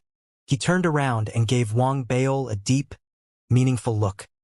He was about to speak when Wang Baol hurried over and said hastily, I've spoken to Lin Tianhao's father. He knows that his son had been called to serve in my place. General Chen, I have a responsibility to Senator Lin Yu for this matter. Wang Baol's words were timely. If it had been for purely personal reasons, Chen Feng wouldn't have shared anything with Wang Baol. Despite Wang Baol's strong and close working relationship with the military in the Federation, the Martian military was a separate and relatively autonomous entity. But now that Senator Lin Yu was included in the picture, even he had to deliberate and weigh his decisions. Finally, he gave Wang Baol a long, meaningful look. I don't know the details as well. Follow me. After Chen Feng said that, the soldiers at his side immediately approached Wang Baol and checked his person. After that, he was brought up to Chen Feng's cruiser. It took off and sped towards the command center in Zone 36. Chen Feng didn't speak to Wang Baol during the entire ride. He attended to the numerous transmissions he kept receiving during the trip. Wang Baol found it difficult to start a conversation as well. He had a bad feeling about this. Amidst his growing anxiety, they soon reached the military command center. The two got out of the cruiser and walked into a large room with a giant spirit screen. The room was bustling with people busy with their own work. Someone approached Chen Feng hastily and reported to him. Sir, we confirmed that we've lost all communication with Team 6 and Team 7. Everyone in the team, including the array formation cultivator, the dermic armament cultivator, our military personnel, as well as the priest, have all disappeared. Our array formation can no longer sense the blood-colored village. It has vanished into thin air. The blood-colored mist has also dispersed. We can't find any trace of the mist in all zones in the entire Martian planet. The reports followed one by one. Chen Feng attended to them immediately. The expression on Wang Baol's face grew more serious, and the sense of foreboding inside him intensified. Li Waner's transmission arrived at this moment. She told Wang Baol that the military had sent out 7 teams to handle the blood-colored mist incident. Present, 5 teams had returned. Teams 6 and 7 had to travel to locations further away from the base, which was why their projected time of return had been estimated to be later than the rest. Everything had gone according to plan. All 7 teams had dug up invaluable information and resources for the colony. However, an hour ago, they had lost contact with Teams 6 and 7 suddenly. After a scan via the array formation, the military had found that the teams had disappeared into thin air. The Martian colony was giving this due attention. The governor, deputy governor, as well as the various department heads soon arrived at the command center. Li Waner was one of them as well. Many noticed Wang Baol and nodded at him. However, there was no time for small talk. Everyone was concerned about the latest development of the sudden incident. The Martian military had sent out a rescue force as soon as they could to investigate the matter. The Martian colony governor also activated her access rights to the array formation for another scan. Hours passed and evening arrived. They didn't find anything new, regardless of how hard they searched. The rescue cruiser arrived at the scene where the teams had gone missing and found nothing. The blood-colored mist, the village, and the missing teams seemed to have vanished without a trace. It was as if they had never appeared in the first place. There was dead silence, no one spoke. Everyone had come to the same conclusion. It was likely that the missing people were all dead. Wang Bail couldn't remember how he had made it back to the academy. He seemed to still be in a daze. His brain had stopped working. He sat in his residence silently, staring at the four walls without speaking. He still couldn't believe it. Lin Tianhao had just disappeared. Just like that, Lin Tianhao had taken Wang Bail's stead. If Wang Bail hadn't been trapped in the cave with Li Wanner, the list of missing persons wouldn't include Lin Tianhao. From how he saw it, Lin Tianhao had taken Wang Bail's place and suffered what should have been his fate. Wang Bail couldn't begin to untangle the web of complicated emotions he had regarding that. However, he was powerless to do anything. When Lin Yu had found out about this matter, he set everything aside. He was now on his way from Earth. Amidst the silence, the bitterness and the complicated, mixed feelings, Wang Bail found himself unable to train. He continued waiting silently while seeking more information. 2 days passed. No clues had surfaced regarding the missing persons. On the second day, late in the night, Wang Bail pulled out a bottle of wine and took a huge gulp from the bottle. He was filled with anxiety and guilt. His eyes shone with resolution. He intended to conduct a search personally. He wouldn't be able to ease the guilt and worry he was feeling if he didn't do so. As the thought flashed across Wang Bail's mind, suddenly, in the dead silence of the night, his voice transmission ring started to vibrate. A familiar voice rang out. It was the faint, feeble voice of Lin Tianhao. "Save me." Wang Bail's eyes widened when he heard the voice. His breathing quickened instantly, and he turned and stared at the voice transmission ring. The sudden transmission in the middle of the night sent Wang Bail into shock. His breathing stilled for a second. He grabbed at the voice transmission ring and spoke hurriedly into it, his eyes bright with worry and anxiety. "Tianhao, where are you?" However, no matter how many transmissions Wang Bail sent, Lin Tianhao seemed to have vanished into thin air again. Wang Bail was greeted with radio silence. It was like sinking a rock into the deep ocean. He tried a few more times without any success before he climbed to his feet, determination shining in his eyes. Lin Tianhao had taken his place on the team. Wang Bail knew that Lin Tianhao's disappearance had nothing to do with him, but he couldn't help his guilt. He didn't hesitate. He located the Martian colony governor's transmission number and contacted her. After becoming the dean of the Dao Mountain Mist Academy, as a secondary rank 4 noble and part of the Martian administration's middle management, he had almost all the transmission numbers of the members of the Upper Martian administration. That included the governor and the deputy governor. If it had been some other matter, Wang Bail might not have sent a voice transmission over directly. It was in the middle of the night, after all. It was inappropriate to disturb the governor's rest so late at night. Wang Bail couldn't care less about that at the moment. As the voice transmission connected, Wang Bail started speaking hurriedly without waiting for the other side to start talking. "Governor, this is Wang Bail. I just received a transmission from my Vice Dean Lin Tianhao." As soon as he said that, the calm, serious voice of the Martian colony governor rang out from the voice transmission ring. "Lin Tianhao from Team 6? Yes, he just sent a transmission calling for help. But after that, there was no message from. Bring along your voice transmission ring and report to the military base," the Martian colony governor said abruptly, her voice firm. She ended the transmission. Wang Bail could hear that the governor was treating this very seriously. He didn't delay a single second. He rushed out of his residence and retrieved his cruiser. The donkey, with its astute senses, realized what Wang Bail was doing and leaped aboard as Wang Bail boarded the cruiser. Wang Bail had no time to bother with the donkey. He started the cruiser's engines, and it surged forward with a sudden burst of speed. With a roar, it sped off into the night like a dash of a rainbow, racing towards Zone 36. In the daytime, under usual circumstances, one would have required some time to travel from Zone 12 to Zone 36. However, Wang Bail drove the cruiser at top speed, and it raced across the night sky like a shooting star. Within 15 minutes, he arrived at the military base in Zone 36. There was someone waiting for him when he arrived, and he was led straight to the command center. When Wang Bail entered the command center, He saw at least 100 people working frantically in front of a large spirit screen. Projected onto the spirit screen was an image of planet Mars. There were hundreds of locations lit up on the planet, sparkling incessantly. The 5 most powerful military figures in Mars, including Chun Feng, as well as the deputy governor, and the colony disciplinary orders Li Wanner were all there. Everyone turned their eyes towards Wang Baol when he entered the room. If it had been some other time, Wang Baol would have capitalized on this opportunity where he had all eyes on him to show off a little. But he couldn't summon any energy or willingness for that now. He walked quickly towards the group and stopped before the governor. Then, he quickly pulled out his voice transmission ring.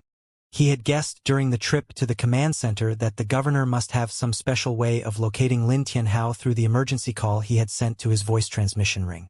His guess was correct. The Martian colony governor didn't say a word as she took the voice transmission ring from him. Light flickered across her eyes. Instantly, a perfected core formation realm cultivation erupted from her person. The array formation blanketing the entire planet started churning.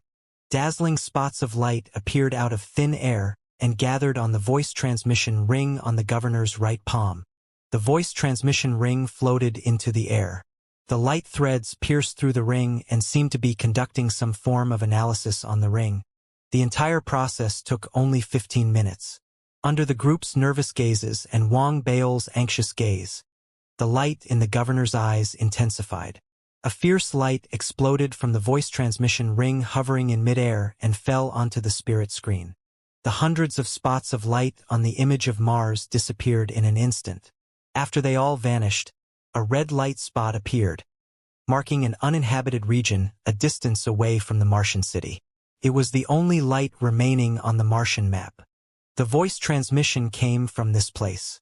It came not from the surface but from underground, the governor said sternly.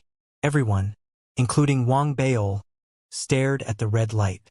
A few amongst them saw where the location was and seemed alarmed. This region seems to be in the vicinity of the divine armament. The few who had been alarmed earlier looked at each other. The coincidence made them wary. Wang Baol froze when he heard that. He suddenly remembered the selection for the Federation's 100 seedlings. There had been news then of Kong Dao's contribution to the Federation through his discovery of what might seem to be the resting place of a divine armament on Mars. Divine armament. Wang Baol raised his head abruptly and stared at the spirit screen. We must act immediately. The governor stared at the location marked out by the red light, then said calmly. There was a considering look in her eyes. The deputy governor, the giant tree, had a somber look on his face as well. He turned towards the governor and nodded slightly, then spoke in a low voice. Governor, I've not had the chance to prove myself since I arrived on Mars. Let me take part in this mission. I want to find out what is the cause for the recent happenings. Everyone looked at the governor after the giant tree spoke. The governor had her own considerations. Her duty was to protect the Martian colony city, so leaving the city should be her last resort. It was, therefore, most appropriate for the deputy governor to lead the rescue mission. He was similarly at the perfected core formation realm. After some thought, she nodded her approval, and a rescue team was soon put together. The giant tree would lead the team. The military had also included 3 core formation realm cultivators, with Chun Feng being one of them. There were also a number of Foundation Establishment realm cultivators in the team. The team numbered more than 50 members. Wang Baol was still concerned about the personal grudges the giant tree had against him. However, he still requested to be part of the team after some thought. The governor gave his request some thought and agreed. She gave the deputy governor a deep, meaningful look before the team set off. My Kasha comrade, I hope there will be no accidents during this mission. Else, we will not be able to avoid the Federation's direct investigation into the matter. After all, the mission's location is not far from where the divine armament purports to be. The giant tree lowered his head in acquiescence. However, he was secretly alarmed. Others might not have understood the underlying message, but he was the deputy governor. He had fought the Federation president. With his cunning, he naturally understood the warning in the governor's words. I have nothing against the others. The only person I might hold a grudge against is Wang Beol. Is she trying to tell me not to try anything? She's truly underestimated me." The giant tree smiled, and his eyes flashed. He wouldn't harm Wang Beol now, not with so many eyes focused on them and with what they were about to do. It was a clumsy and foolish way of accomplishing one's goals. Besides, his intention was to carry out the mission flawlessly. He hoped to make a good impression and establish a good name for himself on Mars. He wanted to use this opportunity to gain the Federation's trust. In reality, since he had joined the Federation, he had come to realize that Federation politics weren't as simple as they seemed. The complexities ran deep. He recalled what he had heard a few days earlier about something called an anti-spirit bomb. It sent him reeling in shock. At the same time, his interest in the Federation's secrets grew. The military would identify talents every year and send them to a mysterious place which nobody else knew about, not to mention the plans to colonize the ancient green bronze sword. Besides, is there really no nascent soul realm cultivator in the Federation? I thought so in the past, but now, I'm not so sure. There was a glimmer in the giant tree's eyes. He concealed his thoughts. He knew that what was most important at this moment was to prove himself. The Martian colony governor and the others saw them off as they boarded a large cruiser and took off into the Martian sky. Within the cruiser was the giant tree, the other core formation realm and foundation establishment realm cultivators, as well as Wang Beol. The donkey was at Wang Beol's side as well. It seemed to sense the tension in the air and the terrifying presence of the giant tree and the other core formation realm cultivators. It sprawled quietly and obediently at Wang Beol's side and gave nobody trouble. Wang Beol wasn't reckless with his own safety. Before they set off, he took out his voice transmission ring and reported where he would be going to the Ethereal Tao College's sect lord. He did it right in front of the giant tree. His mind was set to ease after he had done that. He looked out towards the snow and ice-laden lands of the Martian planet. He muttered inwardly, "Lin Tianhao, hold on." The rescue cruiser dashed through the Martian sky in a speedy blur. It seemed to pierce the heavens as it shot through the sky. Their journey took less than an hour. Flying at a speed that surpassed ordinary cruisers, they soon reached their destination. Their destination, a wasteland. It was barren of snow, and the ground was red and bare of plant life. There was nothing except a circular cave. A red glow spilled out from within the cave. The dusty red Martian soil looked even redder under the light, looking as if it had been soaked in blood. Everyone froze when they saw the sight, and a strange, bizarre feeling unfurled inside them. The giant tree, dressed in black robes, stared at the entrance of the cave with his expressionless face. An icy glimmer surfaced in his eyes. He matched the location of the cave with the coordinates provided by the array formation before saying coolly, "This is it." He leaped off the cruiser and charged out. Behind him followed the three core formation realm cultivators from the military, which included Chun Feng. They all had somber expressions on their faces as they dashed out after the giant tree and entered the blood-colored cave. The last to follow were Wang Beol and the remaining Foundation Establishment realm cultivators. Despite the terrifying blood-colored sight, they leaped off the cruiser without hesitation and entered the cave. Wang Beol was one of them. The donkey seemed frightened out of its wits, and it stuck closely to Wang Beol. Under the lead of the giant tree, Chun Feng, and a few others, the party of 50-odd people entered the cave. As soon as they stepped inside, Wang Beol caught the heavy scent of blood in the air. It permeated the cave and was like a punch to the face. It was nauseating. It was akin to the smell of rotting corpses and freshly removed organs. It was beyond what words could describe. Their heartbeats quickened, uncontrollably as a long, cavernous tunnel appeared before their eyes. The tunnel was 10 yards wide. It looked vast, and its walls were lined with cracks. Some were so small that one would have to take a closer look to notice them, while some were so large that they formed their own tunnels and pathways that seemed to go on forever. They couldn't compare to the main tunnel, of course. This tunnel was freshly dug. Chun Feng examined the walls and said slowly. The giant tree and the other two core formation realm cultivators checked the walls as well. Then, They looked at one another before racing down the tunnel. Wang Baol was together with the Foundation Establishment Realm cultivators. When he had stepped into the cave, he had sensed the dark fire inside his body stirring. It had seemed livelier than usual. That had convinced him that his earlier guess had been right.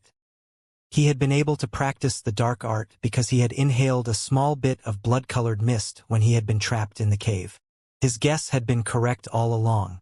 What exactly is that blood-colored mist? They said that this cave is not far from where the divine armament is. Does this have something to do with the divine armament? The gears in Wang Baol's head spun rapidly. He dared not allow the distraction, though. This was clearly dangerous territory, and the one leading the party was none other than the giant tree. Even though Wang Baol had contacted the sect lord and informed him of his location, thus ensuring that the giant tree wouldn't dare to harm him so blatantly, they were in dangerous territory. Sometimes, there was no need to dirty one's own hands to kill someone else. Choosing not to offer a helping hand or prioritizing whom to save first could decide whether a person lived or died. That was why, since they had entered the cave, Wang Baol had chosen not to venture further up front but instead decided to stick with the other cultivators. He had no time to overthink it anyway. He pulled himself together and followed the group as they moved steadily down the tunnel. Everyone was on high alert and observing their surroundings, and they didn't progress very far before a series of sudden thundering roars rang out from the end of the tunnel. They sounded like the roars of ferocious beasts and appeared suddenly. The giant tree, who had been walking at the front, suddenly raised his right hand and grabbed at something in the wall beside him. His attack was swift. When he struck, black claws made out of wood seemed to appear and overlay his actual hand. His hand pierced the wall and pulled. A half-rotting corpse was dragged out from the wall. The clothes on the corpse were torn and beyond recognition, and the corpse was filled with maggots and gave off an incredible stench. It exuded the smell of death. Despite that, it still moved. It was like a living dead. Its hands kept clawing outward even though it had been caught by the giant tree. Howls that sent shivers down one's spine crawled out of its mouth. Alarm flashed across everyone's faces. They dashed away from the walls. What is that? The living dead? A reanimation, he snorted. Then, with a twist, crushed the skull of the corpse he had captured. The beheaded body fell to the ground. It was still crawling on the ground after losing its head. Wang Baol's scalp began to prickle. The others around him were equally alarmed and horrified. Shouts began to travel from afar. The sounds of something digging their way through the earth came from beneath them on the ground and around them in the walls. Alarm and terror surged inside everyone as heads started popping out from the four walls, from the ground, and even from above them in the ceiling. There were sounds of racing footsteps and howling coming from the end of the tunnel. The soil was glowing a blood red, and with that light, the rescue party saw, in their shock, 3 figures stepping out from the end of the tunnel. They were all corpses, but there was little sign of decomposition on their bodies. Their clothes remained mostly intact, and an alarming energy force exploded from their bodies when they appeared. When the rescue team, including the giant tree, Chunfeng, and Wang Baol, saw the clothes the 3 people were wearing, their eyes immediately widened in shock. The clothes were vastly different from common Federation fashion. They were clearly from a much older era. Wang Baol had seen corpses of the ancient green bronze sword in the Spirit Breath village before. He immediately recognized what these corpses in front of them were wearing. They weren't humans from Earth, they were beings from the ancient green bronze sword. These corpses had clearly fallen onto Mars alongside the fragmented pieces when the ancient green bronze sword pierced the sun. It was unknown why they had become the zombies they were now. This was the same for the heads that had popped out from the walls, the ground, and from the tunnel ahead of them. As soon as they appeared, they began to howl and struggle their way out of the soil. They charged towards the rescue party as soon as they freed themselves. The 3 corpses at the end of the tunnel, brimming with violence, did the same and charged at the giant tree, Chunfeng and company. There was chaos in the tunnel. The sounds of explosions and howling resounded in the air. The giant tree, Chunfeng, and the other core formation realm cultivators were busy fighting off the hordes. They had been holding their ground before a dozen or so corpses with equally alarming murderous air charged towards the cultivators from the end of the tunnel. A little giant that stood 30-odd meters tall, holding a gigantic pole made from bone, marched towards them, booming every step of the way. There were too many of them. The party fought back frantically, but they knew this wasn't sustainable. The giant tree and Qinfeng soon charged out. As they fought their way out, they yelled at the rest behind them. "Scatter! Get out of here if you can.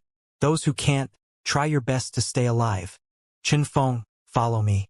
I'm gonna fight my way in. I want to know what this place is hiding."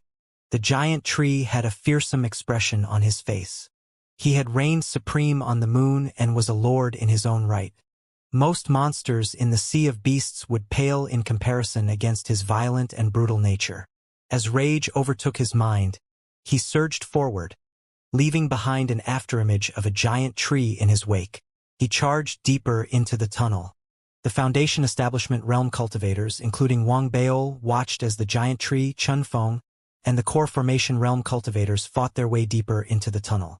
They started to spread out and find a way out. Some wormed into the cracks in the walls. Even though the corpses had come from the walls and the earth around them, the cracks in the walls were narrow and allowed the cultivators to defend themselves via a narrow crack. If they were lucky, they might even find a way out through the crack. Wang Beol, with a cold and merciless look on his face, wielded his dermic armament and slashed 2 corpses into halves with a single sweep of his blade. He observed the growing number of corpses around him and realized that most in his group had split up. He gritted his teeth and swept his blade across in a single slash. Then he turned, snaked into a crack, and dashed deeper in. The donkey had remained on its toes during the entire chaotic battle. It hadn't been able to help itself and had taken a few bites of the rotten flesh. It had then spat the meat out with a grimace. When Wang Beol had gone into a crack in the wall, it followed swiftly and raced towards it as well. Such excitement when we've just arrived. Wang Beol traveled swiftly, moving deeper into the crevice. He narrowed his eyes and kept on high alert against possible dangers around him. Everything had seemed so bizarre and out of this world since they had entered the cave. The appearance of the zombies had been too sudden and unexpected. It seems that most of the corpses are ancient corpses, though.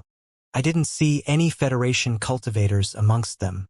That means there's a great chance that Lin Tianhao is still alive. Wang Beol concluded. Suddenly, he raised his right hand and slashed his blade towards the right. As soon as the blade fell, a hand and head that had just popped out from the wall were instantly chopped off. There's another thing. Since I entered the cave, the dark fire inside my body has stirred. The deeper I go, the livelier it gets. Wang Beol frowned as he fell into deep thought. Since he had entered the crevice, he had taken the opportunity to release the dark fire since there was no one around him. He wanted to see if it had any effect on the zombies. He didn't know why, but while the dark fire was able to exact damage on the zombies, after being set aflame, had gone mad. Hunger appeared in their blank eyes, and they lunged at Wang Beol in a craze. Wang Beol immediately hid his dark fire. He was shocked by what he had seen. He realized that the zombies must have something to do with the dark fire. Then, he recalled what little Missy had said. As an early-stage dark art practitioner, he shouldn't reveal the dark fire so recklessly. Little Missy was right. The zombies went crazy as soon as I revealed the dark fire. Wang Beol decided not to use the dark fire unless it was his last resort. He raced through the crevice and soon saw an exit. The exit led back to the main tunnel. The cave only had that one tunnel. The various cracks on the walls might connect to other cracks, but their entrances and exits all led back to the main tunnel. The only difference was which part of the main tunnel they led to. There were also crevices that grew narrower until they led to a dead end packed with soil. In order to proceed, one would have to dig their way out. Wang Beol was lucky. The crevice he had chosen didn't require him to dig his way out. When he saw the opening, his eyes flashed. His mosquitoes appeared and raced towards the exit. Wang Beol immediately got a clear view of the outside world through the mosquito's vision. Everything was quiet outside the opening of this crevice. There were no zombies, only a vast patch of blood-colored grass on the ground. Wang Baol released a breath of relief. He didn't lower his guard, though. He turned and stared at the donkey behind him. It was staring at the leg of the corpse that Wang Baol had just chopped off with mixed feelings. It seemed to want to eat it but knew that it wouldn't taste good. Eat, eat, eat. That's all you know. Wang Baol glared at the donkey, then ignored it. He had realized that even though the donkey was at the third level of the true breath realm, it seemed to be reaching a breakthrough. It had a strong sense of self-preservation. It had managed to keep up with Wang Baol during the chaotic battle earlier. Throughout the entire fight, Wang Baol hadn't seen a single zombie manage to grab hold of it. It was clear that the donkey possessed some extraordinary gift that was beyond his understanding. He decided to ignore the donkey. Wang Baol dashed out from the crevice and stepped back into the tunnel. He surveyed his surroundings immediately. The dark fire inside him stirred, and through the dark fire, he sensed the direction he should be going and was about to move. It was at that moment that the blood-colored grass around them suddenly rustled. They seemed to undergo a sudden transformation, growing suddenly in a blink of an eye. Countless blades of blood grass sprouted from the ground and the walls. They were like tentacles reaching wildly for Wang Baol. The path behind Wang Baol was the same. He was trapped. A glimmer flashed in his eyes. The dermic armament in his hand shone, and he slashed. With a thundering sweep of the blade, he slashed through a great number of them, but there were too many. They possessed an extraordinary resilience and corrosive properties. Despite Wang Baol's coarse, thick skin, he still felt the burning agony of the grass blades touching his skin. Their numbers posed a great challenge.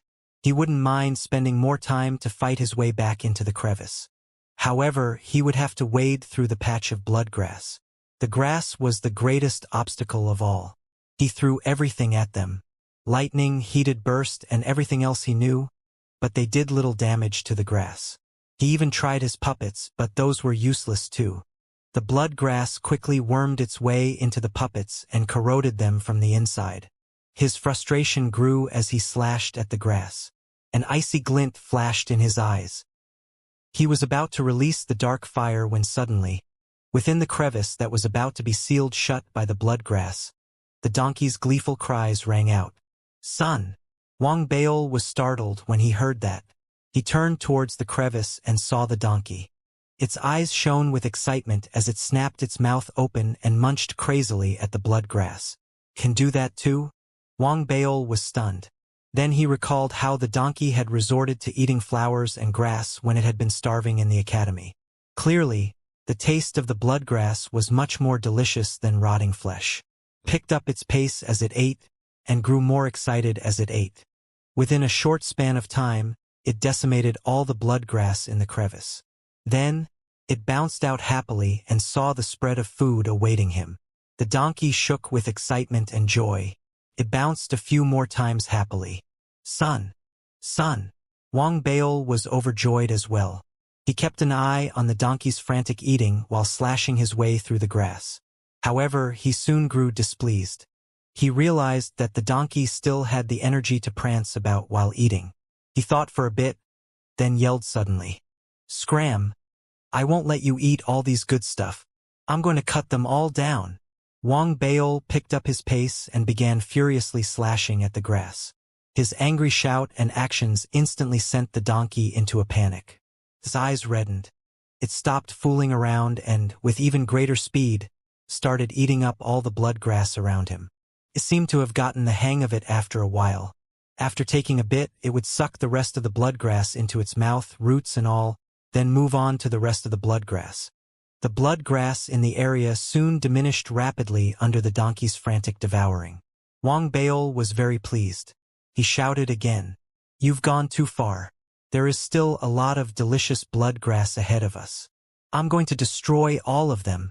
Wang Baol yelled furiously. He pretended that he was about to charge forward. The donkey saw that and grew even more frantic. It howled and dashed out with a burst of speed. It raced straight into the tunnel and entered the patch of blood grass before Wang Baol, munching madly at the grass as it advanced. Wang Baol followed leisurely behind the donkey, yelling once in a while and swishing about with his saber, displaying mock displeasure. Wang Baol made his way smoothly through the tunnel. At the same time, bloodgrass and zombies also made their appearances in other parts of the tunnel. They only appeared when there were cultivators around. There were some casualties amongst the cultivators. However, as members of the rescue force, the cultivators possessed significant battle capabilities and experience.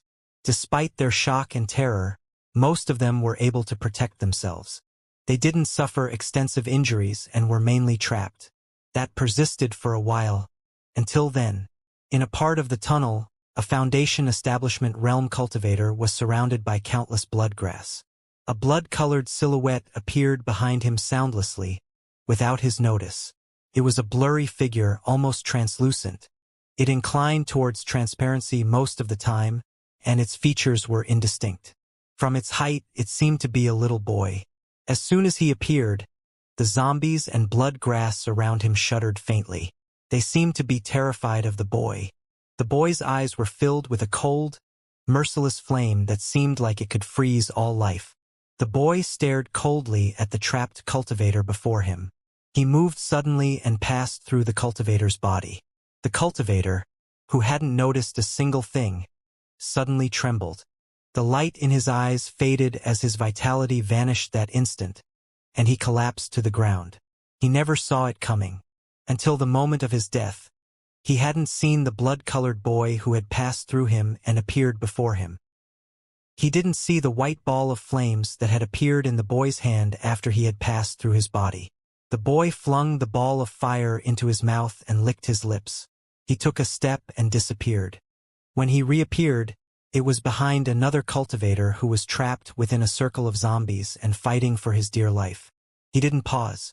He passed through the cultivator, and the cultivator shuddered and died instantly. The boy swallowed the ball of fire. He disappeared again, then reappeared and killed again. He wasn't very powerful. In fact, he could be seen as weak. However, the cultivators were all unable to sense his presence. He seemed to possess a bizarre, natural ability that made everyone defenseless against him. He moved about like this was his home and killed a dozen men in this manner. The next time he reappeared, he saw before him a donkey munching at grass frantically and Wang Baol hollering at the donkey. The boy frowned slightly when he saw Wang Baol. His nose twitched, and doubt appeared in his eyes.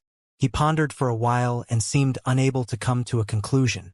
Frustration and annoyance began to color his eyes. He moved and dashed towards Wang Baol.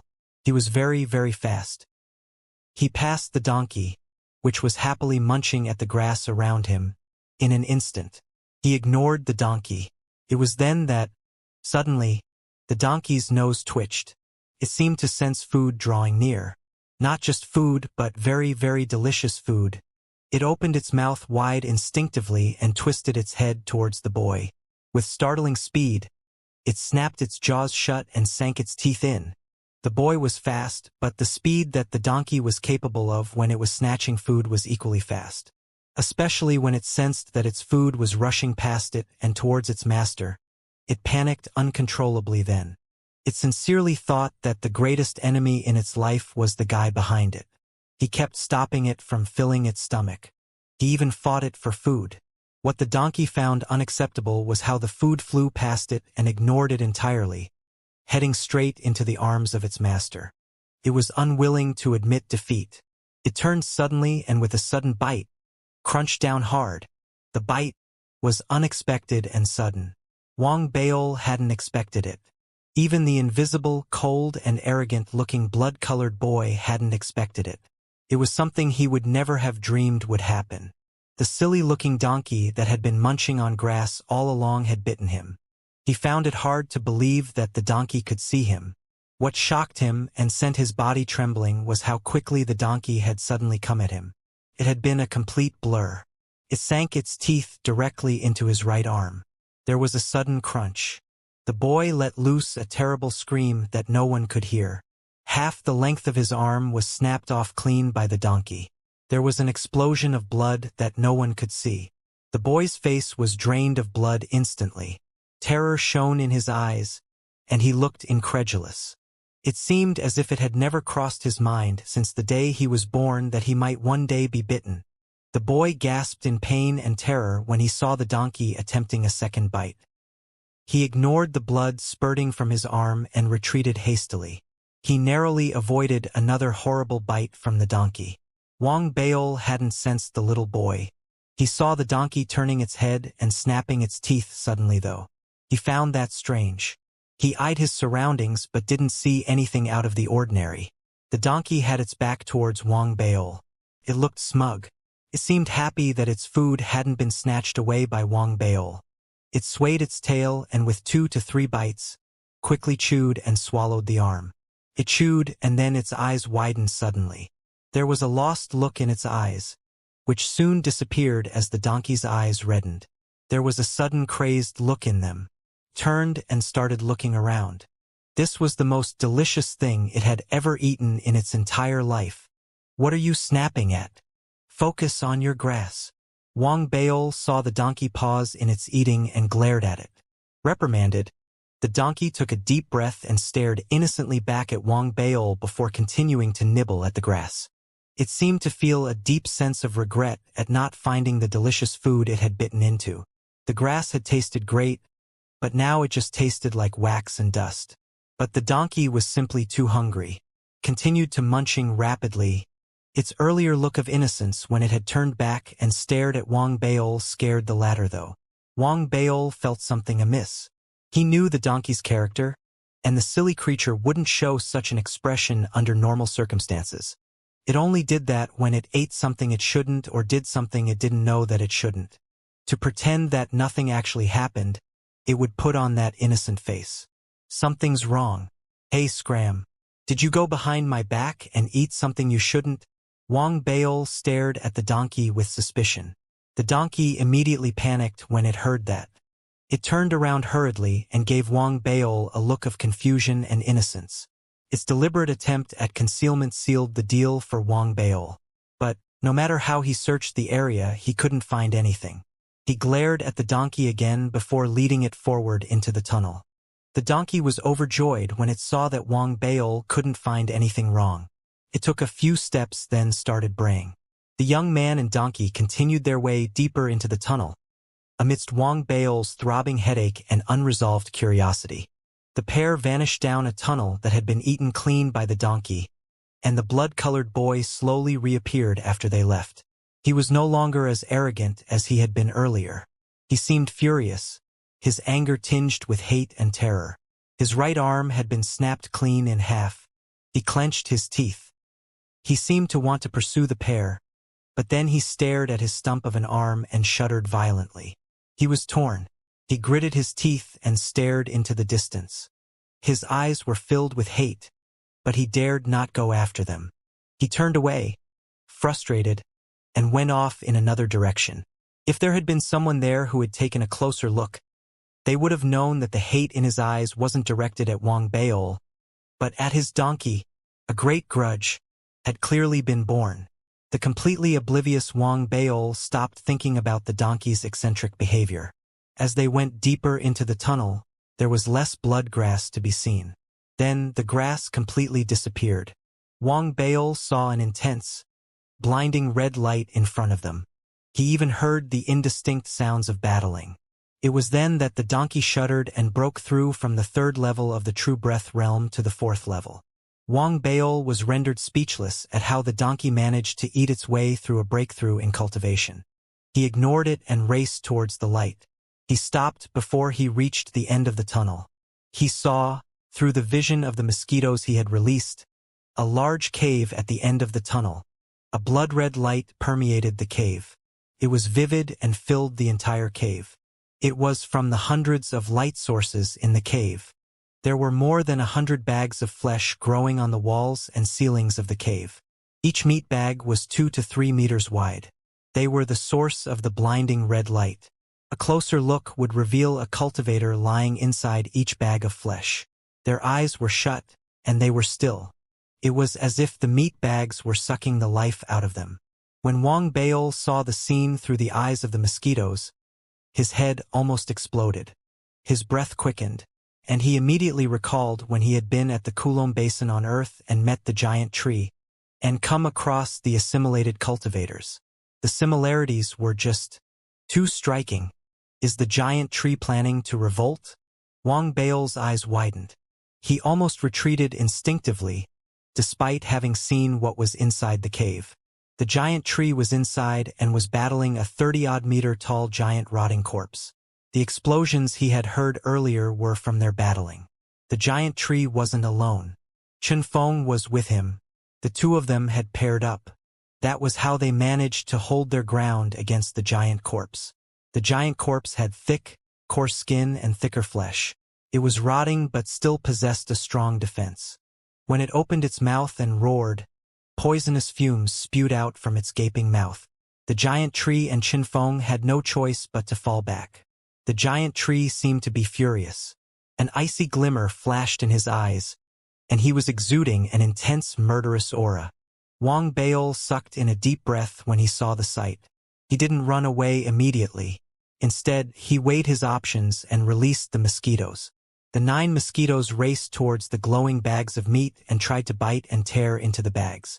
The damage they could do was minimal. Left with no other choice, Wang Bao commanded the mosquitoes to conduct a swift search instead. A short while later, Wang Bao's eyes flashed. Through one of the mosquitoes' vision, he saw a meat bag hanging on the right side of the cave. Inside it was Lin Tianhao. He seemed extremely weakened and was on the verge of death. If Wang Bao had come a moment later, there would have been no hope of saving him. Let's wing it. I'm already here. What's there to be afraid of? Wang Bao gritted his teeth. He charged out with a sudden burst of speed, out the tunnel and straight into the cave. He ignored the fight and instead shot towards Lin Tianhao like an arrow. He roared as he charged out. His cultivation erupted and flowed into the dermic armament in his hand. A blinding black light erupted from the black saber as a black tornado formed behind Wang Bao. The black crocodile merged with the saber and transformed into a towering black saber light. The power oozing off it was so great that only the best of the best Foundation Establishment realm cultivators could achieve it. The blade fell and landed on the meat bag holding Lin Tianhao. A loud thunder resounded within the cave. The sturdy, resilient meat bag couldn't withstand Wang Bao's blade. With a loud boom, it exploded and was ripped apart. Wang Bao had controlled his saber well. The meat bag exploded, while Lin Tianhao lay inside, unharmed. As the meat bag exploded, fluids splattered everywhere. Lin Tianhao slid out from the bag. His originally healthy, fit body was now skin and bones. He was almost skeletal and his breathing was weak. His rescue was timely. His eyelids fluttered as if he was trying to open his eyes. Wang Bao immediately pulled out pills and fed him a few. It was then that the giant corpse that was fighting the giant tree and Qianfeng seemed to have realized Wang Bao's rescue. It roared. As it thundered, numerous meat bags around them started to explode. The cultivators inside them were killed immediately and transformed into zombies. They opened their eyes. Their eyes were gray. Each one of them started howling like mad beasts and charged towards Wang Bao. Wang Bao immediately grabbed Lin Tianhao and retreated hastily. He paused for a moment as he saw the meat bags around them explode continuously. He drew near a meat bag and slashed it open. He had no time to check it. He rushed towards another one and slashed it open as well. The horde of zombies charging towards him was too overwhelming. They were once cultivators. Despite their drained and skeletal states, the clothes they wore were still mostly intact. Many of them were military cultivators, while a few were array formation cultivators. Wang Bao tried his best to defend himself and save as many people as possible. He managed to rescue a dozen or so people before the horde of zombies drew near. Anyone else would have fallen into grave danger then, but Wang Bao was an extraordinary fighter. He howled furiously and sent his saber in a wide sweep, slashing his way out of the zombie horde and continuing his rescue efforts. He had saved 24 people when a meat bag hanging on the ceiling a distance away from him suddenly exploded. A surge of core formation realm cultivation erupted. Out emerged a core formation realm zombie. He was the leader of Team 6. As soon as he appeared, he charged towards Wang Bao with a sudden burst of speed. Wang Bao gasped. He stopped his rescue efforts and immediately grabbed Lin Tianhao and retreated hastily. He unleashed the full power of his dermic armament and slashed at the approaching core formation realm zombie. A deafening explosion sounded in the air. Blood dripped from Wang Baol's lips. He staggered back, his body like a kite suddenly cut from its string. The core formation realm zombie shuddered as well. He was pushed back multiple steps from that blow. His right arm sliced clean off by Wang Baol's saber. The core formation realm cultivator clearly didn't possess the full strength and power of his former self before he had been zombified. He hadn't a mind of his own. He had been reduced to a beast and its base brutal nature. His loss of an arm didn't weaken his ferociousness. He howled and charged at Wang Baol again. Wang Baol panted heavily. He knew that regardless of how weakened the enemy was, he was still a core formation realm cultivator. The difference in power between them was too great. He would be in grave danger should the zombie get close to him. He had no choice but to retreat, but he had Lin Tianhao with him. That made things difficult. Wang Baol gritted his teeth. As he retreated, he flung Lin Tianhao behind him and yelled, "Donkey catch! Quickly! Hide him!" As Lin Tianhao was tossed into the air, the donkey appeared out from wherever it had been hiding and dashed forward, catching Lin Tianhao. It obviously knew the seriousness of the situation. It retreated immediately, dodging a few zombies. When it reached the entrance to the tunnel, it instinctively sniffed Lin Tianhao's hand, which was hanging limply by its mouth. It seemed to be thinking. Wang Baol, who was frantically dodging the core formation realm zombies' attacks, snuck a glance and caught the expression on the donkey's face. He got furious immediately and hollered, "Scram, you can't eat that. If you do, I'll make you shut your mouth for 3 years." Wang Baol wasn't sure if the donkey had finally learned obedience, or if the threat of having its mouth shut for 3 years got to it. But a look of innocence immediately settled on its face. It stopped sniffing and fled instantly. Wang Baol was still slightly worried. He was obviously the one in grave danger here. But the thought of the donkey taking a few nibbles at Lin Tianhao, Wang Baol dared not think further. His head throbbed. He switched direction as he fled and banked on his speed to avoid the zombie. The core formation realm zombie had lost its former speed as well after zombification. Anxiety simmered inside Wang Baol. He knew that he could escape. He also knew that he was the one keeping the zombies contained by forcing their murderous attention on him. As soon as he left, the zombies would likely turn on the other cultivators whom he had saved and were still currently unconscious. "I can't hold on like this much longer." The more Wang Baol thought about it, the more his head throbbed. He made full use of the mosquitoes to survey his surroundings. The sight of dozens of zombies surging forward made him clench his teeth. He waved his hand. Multiple lightning bolts descended and formed a thick lightning cloud in the cave. The lightning cloud didn't cover a large area. As soon as it formed, it exploded. The zombies that had been approaching Wang Baol and charging at him were instantly blown to bits. He wasn't done yet. Wang Baol formed hand seals rapidly. A sea of fire rose, its destructive force surging outwards explosively. It was the heated burst mystic technique. A thundering roar rose as lightning shone beneath Wang Baol's feet. His startling speed surged, and with a sudden burst of speed, he slashed open another 4 meat bags before they exploded, saving another 4 people. He had reached his limits, though. The bags of flesh around him kept exploding. The zombies' numbers rose.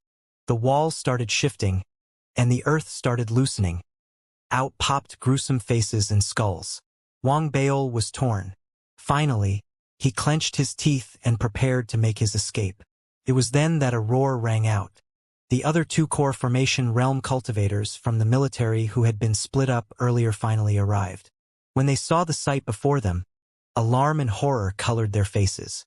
One of them raced towards the giant tree and Chunfeng and joined their battle. The other raced towards Wang Baol to face the core formation realm zombie. There was deep sorrow in their eyes. They knew that what stood before them was no longer their past comrades in battle. Wang Baol finally let loose a sigh of relief at the sight of reinforcements. He raced towards the other meat bags and slashed open another dozen before all the meat bags finally exploded. That was the best he could do. He had saved nearly 40 out of more than 100 cultivators. The rest had all transformed into zombies. It was then that the other Foundation establishment realm cultivators arrived and appeared at the entrance of the tunnel. Every one of them had looks of horror and shock on their faces. They joined the battle. Wang Baol was finally released of most of his burden in fighting the zombie hordes alone. A chaotic battle erupted in the cave. Cries of anger, sorrow, and pain surged in the cave like tsunami waves. They rose and ebbed. The giant tree transformed into a towering osmanthus tree and ripped the giant corpse apart and then turned and joined the other battle. The battle slowly reached its end. All the zombies were decimated. Silence fell. Wang Baol panted and realized that almost 70% of the Foundation establishment realm cultivators who had joined the fight had been killed in battle. Out of the 3 core formation realm cultivators from the military, 2 sustained minor injuries. Chun Feng's injuries were more serious. The giant tree himself had a somber expression on his face. He was less concerned about his injuries. What darkened his mood was what had happened here. Wang Baol hadn't been the only one who had found it familiar. He himself had found it incredulous as well. That was why he had risked expending his vitality and resuming his original form in the first place. He hadn't planned for the latter. He had intended to seal his original form to save his strength, as he was building up his resources so that his cultivation might advance. However, the scene in the blood cave made him realize that wasn't possible. Even he had doubted himself upon the sight. Others would feel the same too. Should someone make use of this to stir trouble for him, he would be at a disadvantage. Damn it! What exactly is this cave? Why is it imitating me? The giant tree simmered in his frustrations. He looked at Wang Baol and grew even more annoyed. There was nothing he could do though. He didn't try to destroy the corpses. After speaking to Chun Feng, they decided to store the corpses in their storage bracelets. He dared not destroy them. He was afraid of further misunderstandings. He intended to bring them back and allow the Martian administration to study the evidence. He was going to use that to clear his name. Those who had been rescued by Wang Baol were all fed pills. They were unconscious but mostly unharmed. Those who remained alive were all overcome with strange feelings. What they had encountered in the cave was vastly different from the Mars they knew and remembered. The Mars they knew and remembered was dangerous, but it was dangerous because the dangers were unknown, not because they were bizarre and out of this world like what they had encountered in the cave. Weighed down by thoughts, they soon finished the cleanup. The giant tree, Chun Feng, and the other 2 core formation realm cultivators led the party out of the cave with dark, solemn looks on their faces. Wang Baol found his donkey. He saw that all of Lin Tianhao's limbs had remained intact and sighed a breath of relief. He followed the rest out. They sealed the cave before boarding the cruiser and racing away. As the cruiser engines roared, the giant tree suddenly lowered his head and stared at the sealed cave. He sensed, vaguely, a gaze coming from the cave. Regardless of how hard he looked, he saw nothing. Wang Baol didn't notice that, but he realized that since he had entered the cave at the end of the tunnel, the unknown power that had roused his dark fire had vanished. He had been busy saving people then, though, and had no time to think about it. Now he sank deep into thought. He stared at the sealed cave below them. This place must have something to do with the dark art. Little Missy said before that once one reached a certain level practicing the dark art, he would be able to wield the power of death. Wang Baol became silent. He sensed the dark fire stirring inside him again without rhyme or reason. A contemplative look appeared on his face. Neither he nor the giant tree noticed the donkey sniffing the air then. It stared at the cave below them, and its eyes brightened. It started to lick its lips. On the ground, the boy, whom no one could see, stood. His remaining left hand tightened into a fist. He stared unblinkingly at the donkey, his teeth almost cracking as he clenched his jaw tight. The cruiser shot through the heavens and soon reached the Martian city's military base. As soon as it landed, Lin Tianhao and the other rescued cultivators were immediately taken away to receive medical attention. The Martian city governor and some others had been waiting for them. Wang Baol saw Lin Yu as well. The latter had clearly just arrived. Else he would have joined the mission to the blood cave. He saw Lin Tianhao, who had clearly lost weight but was unharmed in general, and let loose a sigh of relief. A closer look would reveal the increased number of white hair on his head.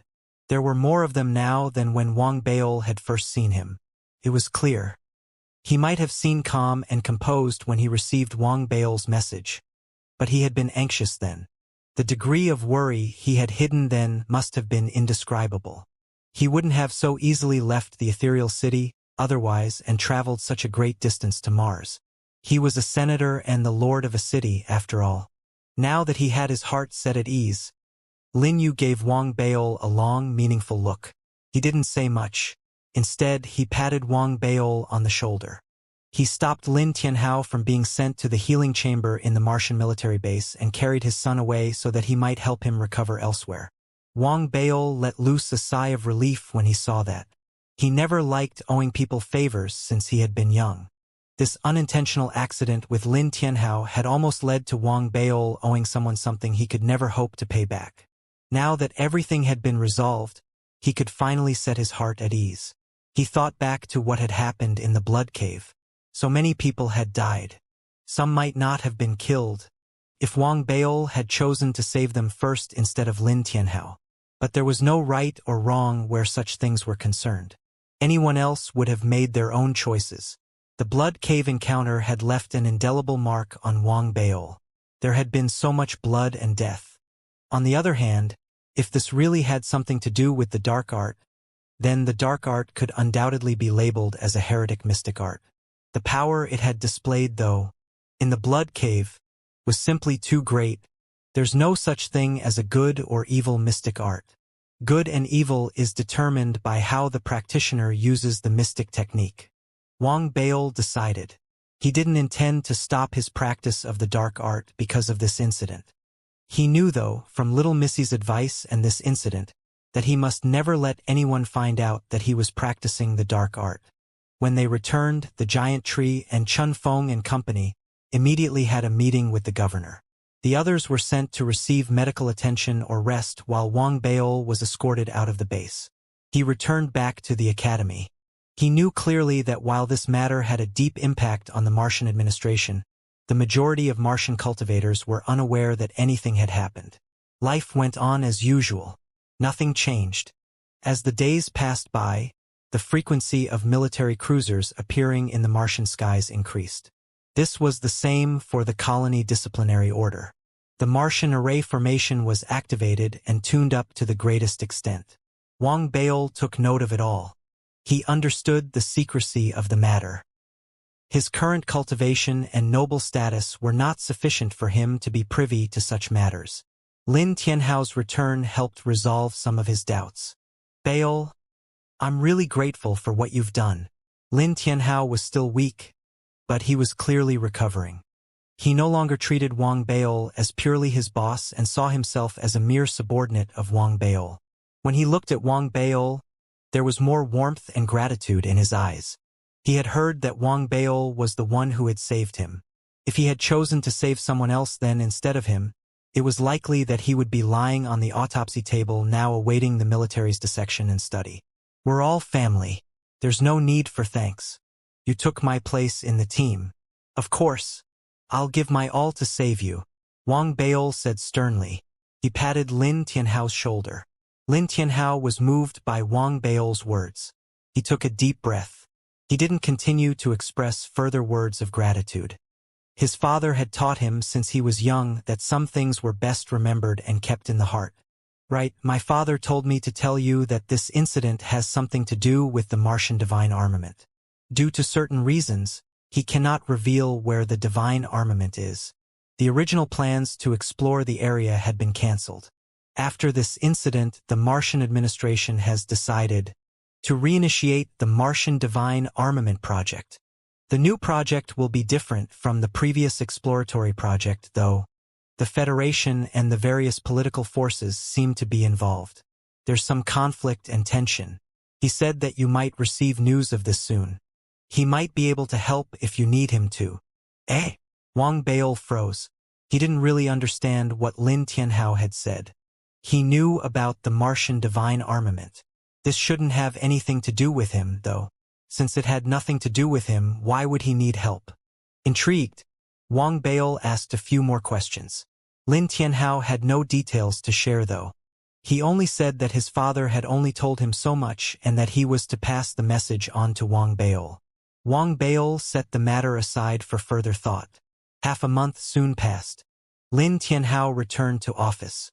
With him back to handle the school's administrative matters, Wang Bail had an easier time at work. He spent most of his time cultivating and going through the blueprints for his stronghold.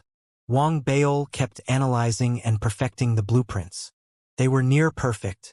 His research on the construction puppets was also near completion. He spent a great deal of time crafting construction puppets. Following the completion of each puppet, he would inspect them and identify areas for improvement. He would perfect his design, then go back to crafting new puppets. Half a month passed. During the month, Wang Bail was busy cultivation and crafting, but he noticed the donkey's strange behavior on multiple occasions. It would run out excitedly early in the morning and return home with a pleased look on its face. That made Wang Bail curious, but he didn't spend too much time thinking about it. After all, no one had come knocking on his door asking for compensation for something the donkey had eaten. The school administration was running smoothly. He stopped thinking about it. He could tell though that the donkey had gone to quite a few places, including Zone 36 where the military base was. Did it go looking for the white donkey for revenge? The thought flashed across Wang Bail's mind. He didn't think too much about it though. He focused on his cultivation and spent the remaining time crafting puppets. A dozen or so days passed. Wang Bail had crafted a few dozen puppets. Then, he suddenly received a notice from the colony disciplinary order while in seclusion. The colony disciplinary order had sent someone over to escort Wang Bail back for a chat. If it had been before his incident with Li Wanner in the cave, Wang Bail would have been annoyed. After so many months had passed since the incident, Wang Bail couldn't help the surge of certain emotions when he received this invitation from the colony disciplinary order. Looking for me again? Does Li Wanner miss me or something? Wang Bail blinked. He coughed and pondered for a while before leaving the academy, following the colony disciplinary order officer back to their headquarters. He didn't see Li Wanner when he arrived. He was brought to a room, and the doors shut behind him. An array formation was activated immediately, and a sudden oppressive force appeared and weighed down on him. Wang Bail's face darkened. He eyed the shut door coldly. Colony disciplinary order? What do you mean by this? What do we mean? Wang Bail, you don't know what's going on even though you've committed a crime. As soon as Wang Bail spoke, Xianxia's voice rang in the room. On the other end of the room, a small door appeared and opened. Xianxia appeared with 7 to 8 cultivators behind him. He had his hands behind his back while he sneered. What a pity. He actually came as we told him to. We had called for him like what we were supposed to do. If he had refused to obey or tried to drag his feet, according to the procedures, I could have sent someone to arrest him directly. Everything would be easier then. Xianxia walked into the room and stared coldly at Wang Bail. He sighed inwardly. However, he thought of the evidence he had gotten his hands on this time and grew incredibly smug. He thought to himself secretly that he would show Wang Bail what he was capable of this time. He'd skin him alive and break a few bones. He would stop calling himself Xianxia if he didn't do that. Wang Bail frowned when he saw Xianxia walking in. His eyes grew cold. He sat down, the gears in his head spinning fiercely. Was this about him practicing the dark art? But no one should know about this. Wang Bail frantically tried to analyze the situation while appearing calm and composed. It was then that Xianxia spoke again, with a voice of authority and power. His voice rang loudly in the room. Wang Bail, a few months ago, on the day when the blood-colored mist and winds erupted on Mars, the military had gone looking for you but found you missing. Where were you that night? What did you do? Who did you meet? Wang Bail, who had been busy thinking about the dark art, froze when he heard that. He raised his head and stared at the condescending-looking Xianxia. He blinked. A strange look fell across his face. He was no longer beset by uncertainty. He stopped thinking about the dark art. His posture relaxed. The expression on his face shifted though. He said nervously, "I can't tell you." Wang Baol had a slightly nervous look on his face, and his eyes were shifty. It was as if he was trying to hide something. It was as if someone had found out something incriminating about him and had that information in their grasp. They hadn't yet unveiled the information yet, but once they did, it would be exposed to the public. Xianxia had known Wang Baol for quite some time. This was the first time he had seen such an expression on Wang Baol's face. His eyes flashed, and even his breath quickened. He was secretly excited. His face remained expressionless. However, he was inwardly pleased. It was as if spring had suddenly arrived, and a field of flowers had blossomed in his heart, soothing his spirit. He had long held a deep grudge against Wang Baol in his heart. The source of their original conflict had been Zhuoyifan, but they had crossed paths multiple times since. Their tense relationship had evolved past that. It no longer had anything to do with Zhuoyifan. Zhuoyixin simply disliked Wang Baol, and Wang Baol felt the same towards Zhuoyixin as well. If not for his wariness of Wang Baol's impulsive nature and prowess as a fighter, Zhuoyixin wouldn't have had to go to such lengths. He would have beaten the man up and crippled him. Who cared about how powerful he was and how powerful the people supporting him were? Zhuoyixin snorted inwardly. Since he had arrived on Mars and received his posting in the colony disciplinary order, he had been trying to find fault with Wang Baol. He wasn't going to go on the offensive so easily. When he did, he would make sure it was a killing blow that he delivered. He had only been giving Wang Baol a taste of what was to come when he had gone to the Dao Mountain Mist Academy to arrest the teacher. He had not seen that as part of his plan of attack. Today, though, today was the day when he, Zhuoyixin, would reveal what he was capable of. A cultivator who only knows how to fight is a mere brute. Since we've joined the system, we should know how to make use of all the resources we have, including our political support. Today shall be the day I, Zhuoyixin, avenge myself. Zhuoyixin was overcome with excitement. It had been pure luck that he had managed to get hold of the evidence he had. The blood-colored mist and winds that had appeared a few months ago had not only received special attention from the military. The colony disciplinary order had also received orders to assist with the investigation. The focus of their investigation was to find out whether the phenomenon was man-made. Even though the governor was of the opinion that it was highly improbable that this was a man-made incident, there was still a need to carry out an investigation. Zhuoyixin's authority in the colony disciplinary order could not equal Li Wanner's, but he still held significant power. He had been eager to prove himself and hence had poured a great deal of energy into the case.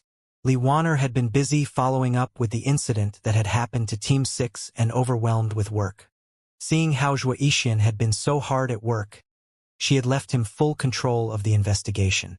Having been given full reign of the case, Zhuoyixin started to investigate furiously. Amidst the investigation, he had discovered something suspicious. When the military had sought Wang Baol that night, he had been missing. No one knew where he had gone. This would have been a small, insignificant matter if not for the series of coincidences that had happened that day. The arrest at the academy, Wang Baol's visit to the colony disciplinary order headquarters, the appearance of the blood-colored mist and winds, and the discovery of the bizarre villages. Zhuoyixin had instinctively felt that something was amiss when studying the series of coincidences. He had felt then that something wasn't right with Wang Baol's disappearance that night. They had been mere suspicions, though. It would have ended there if it had been someone else. But Zhuoyixin had disliked Wang Baol all along.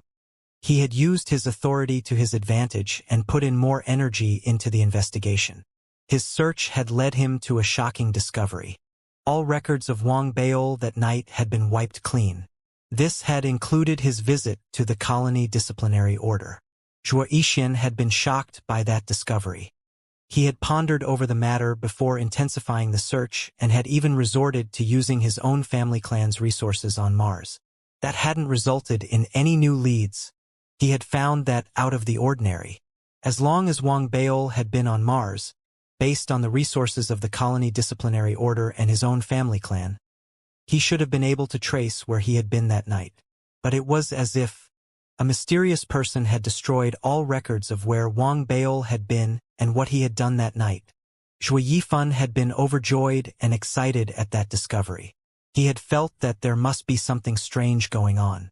His instincts had told him then that there was something big going on. This was a chance for him to prove himself.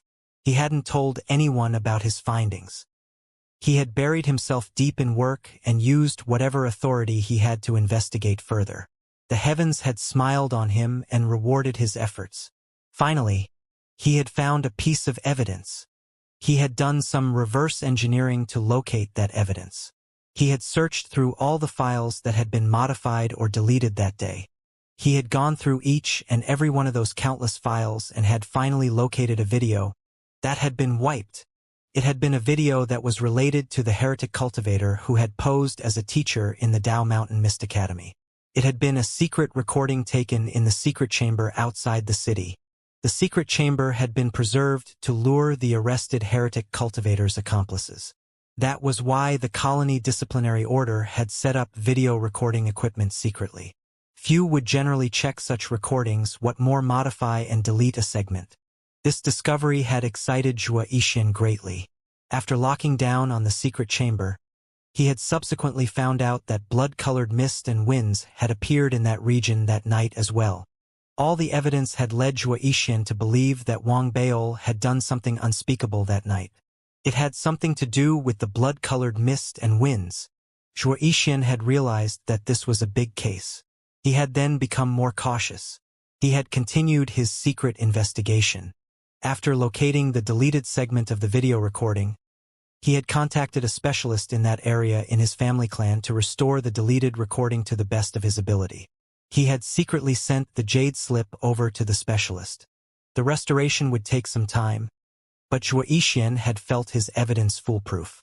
In the heat of the moment, he had not been able to contain his impatience at seeing Wang Baol's pale face drained of blood. That had been why he had summoned Wang Baol earlier. He had thought then that if Wang Baol had tried to resist out of fear, it would have been perfect. Wang Baol hadn't done that and instead had gone along without making a fuss. However, now, as Zhuo Yixin watched the expression on Wang Baol's face and heard what he had said, he was beyond excited and gleeful. He placed his hands behind his back and smirked. Wang Baol, I heard you were in charge of disciplinary matters while in the Ethereal Dao College. Don't you know that we, at the Colony Disciplinary Order, are in charge of finding out precisely the kind of things people wish to hide? There wouldn't be a need for us Colony Disciplinary Order if you're willing to confess everything. Let me tell you, Wang Baol, what you've committed is a serious crime. Even if you try to keep your lips sealed, I'll still have a way to make you talk. Zhuo Yixin narrowed his eyes when he said that. An icy glimmer flashed across his eyes. Excitement surged inside him. He sneered inwardly, laughing at the state that Wang Baol had gotten himself into.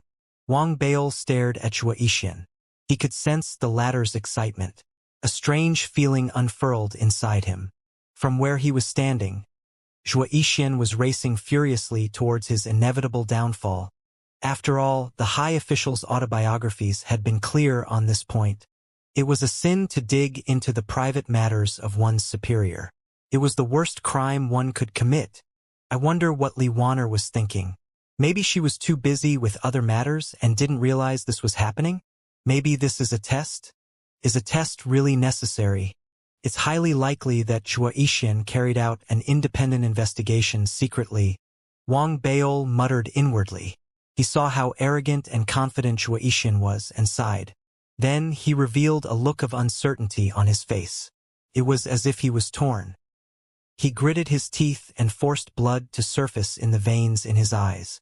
He raised his head and said loudly, I'm not saying anything. The more Wang Baol presented himself this way, the more excited Zhuo Yixin got. It was as if spring had arrived, and his heart burst into song. A cold glint flickered in his eyes. He slammed the table before Wang Baol suddenly. The table, made from special material, made a loud thud. It was deafening and inspired fear. Zhuo Yixin's voice carried a hint of threat and violence as it rang out loudly in the room. Wang Baol, the Colony Disciplinary Order has 36 ways of getting our suspects to talk. How many do you think you can withstand? I'll ask you another time. Are you going to talk? Wang Baol hesitated when he heard about torture. He was deliberating whether he should just say something. It was then that suddenly, the doors to the secret room swung open. 7 to 8 expressionless cultivators in black robes walked in. At the head of the group was Li Wanner. She had a cold expression on her face like she usually did. She walked in, with her well-endowed form and frost in her eyes. As soon as Wang Baol saw Li Wanner, he lengthened his neck immediately. His neck turned red, and his veins popped out from his forehead. He yelled at the top of his voice, as if in the face of death. Shuaishian, I, Wang Baol, would rather die than tell you what happened that night. Li Wanner heard Wang Baol's shouting voice when she walked into the room. She had no expression on her face. Shuaishian immediately turned and greeted her when she walked in. Greetings, Minister Li. Shuaishian got even more excited at the sight of his superior. He had been investigating in secret and on his own all along. Once he cracked the big case, part of the glory would inevitably go to Li Wanner, but he would still have the lion's share. He had no intention of keeping this matter under wraps. Before he had gone to interrogate Wang Baol, he had sent a voice transmission to Li Wanner. He didn't expect her to make a personal appearance. He had only just started asking a few questions. This shows how seriously she treats this case. I'm definitely going to be rewarded for cracking the case. The more Shuaishian thought about it, the more excited he got. He found his reasoning and deductions ironclad. He deliberated on how he should showcase himself before his superior. He turned and leveled an icy stare at Wang Baol. Wang Baol, it seems like we're going to have to rough you up before you will talk. Wang Baol lifted his head suddenly when he heard that. He glared at Shuaishian furiously and yelled, I'm one of the Federation's 100 seedlings, the Dean of the Dao Mountain Mist Academy.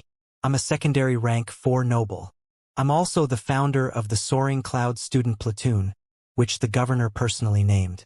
I saved dozens of people in the Blood Cave. Shuaishian, you dare use torture on me? The look on Li Wanner's face darkened as she listened to Wang Baol's hollering. Frustration simmered inside her. She had been busy with other missions during this period, and her own cultivation had reached a critical stage. That was why she hadn't been spending as much time and attention on the colony disciplinary order, which resulted in the current oversight. She hadn't been able to sit still since she had received Shuaishian's voice transmission. She had rushed over, fury burning inside her. She gave Shuaishian a frosty glare. She had originally approved of the way he had conducted himself and worked. Those feelings were slowly turning into annoyance and irritation. Wang Baol had been observing Li Wanner. His eyes flashed. He decided to dial it up and shouted again. Shuaishian, don't bother trying to get anything out of me. I won't say anything no matter what you do. Even if I'm to lose an organ or body part, you won't be able to make me talk. Shuaishian was furious. It wasn't just the difficulty of prying anything out of Wang Baol. It was how Wang Baol dared to yell at him in the presence of his superior. Li Wanner looked really unhappy and seemed displeased with him. This made Shuaishian angrier. He had planned to showcase himself in front of her. He slammed the table in front of Wang Baol again. The loud thud resounded in the room. His voice was colored with the threat of violence and brutality as he spoke. Wang Baol, I don't care if you're one of the 100 seedlings or a secondary rank 4 noble. You're nothing before the colony disciplinary order. You're going to talk whether you want to or not. I'll have you know, there hasn't been a mouth that I haven't pried open and gotten to speak since I, Shuaishian, was posted to the colony disciplinary order. You don't have to try and hide. I'm not trying to trick you. You weren't in Martian City on the night of the blood-colored mist and winds. I have undeniable proof of that.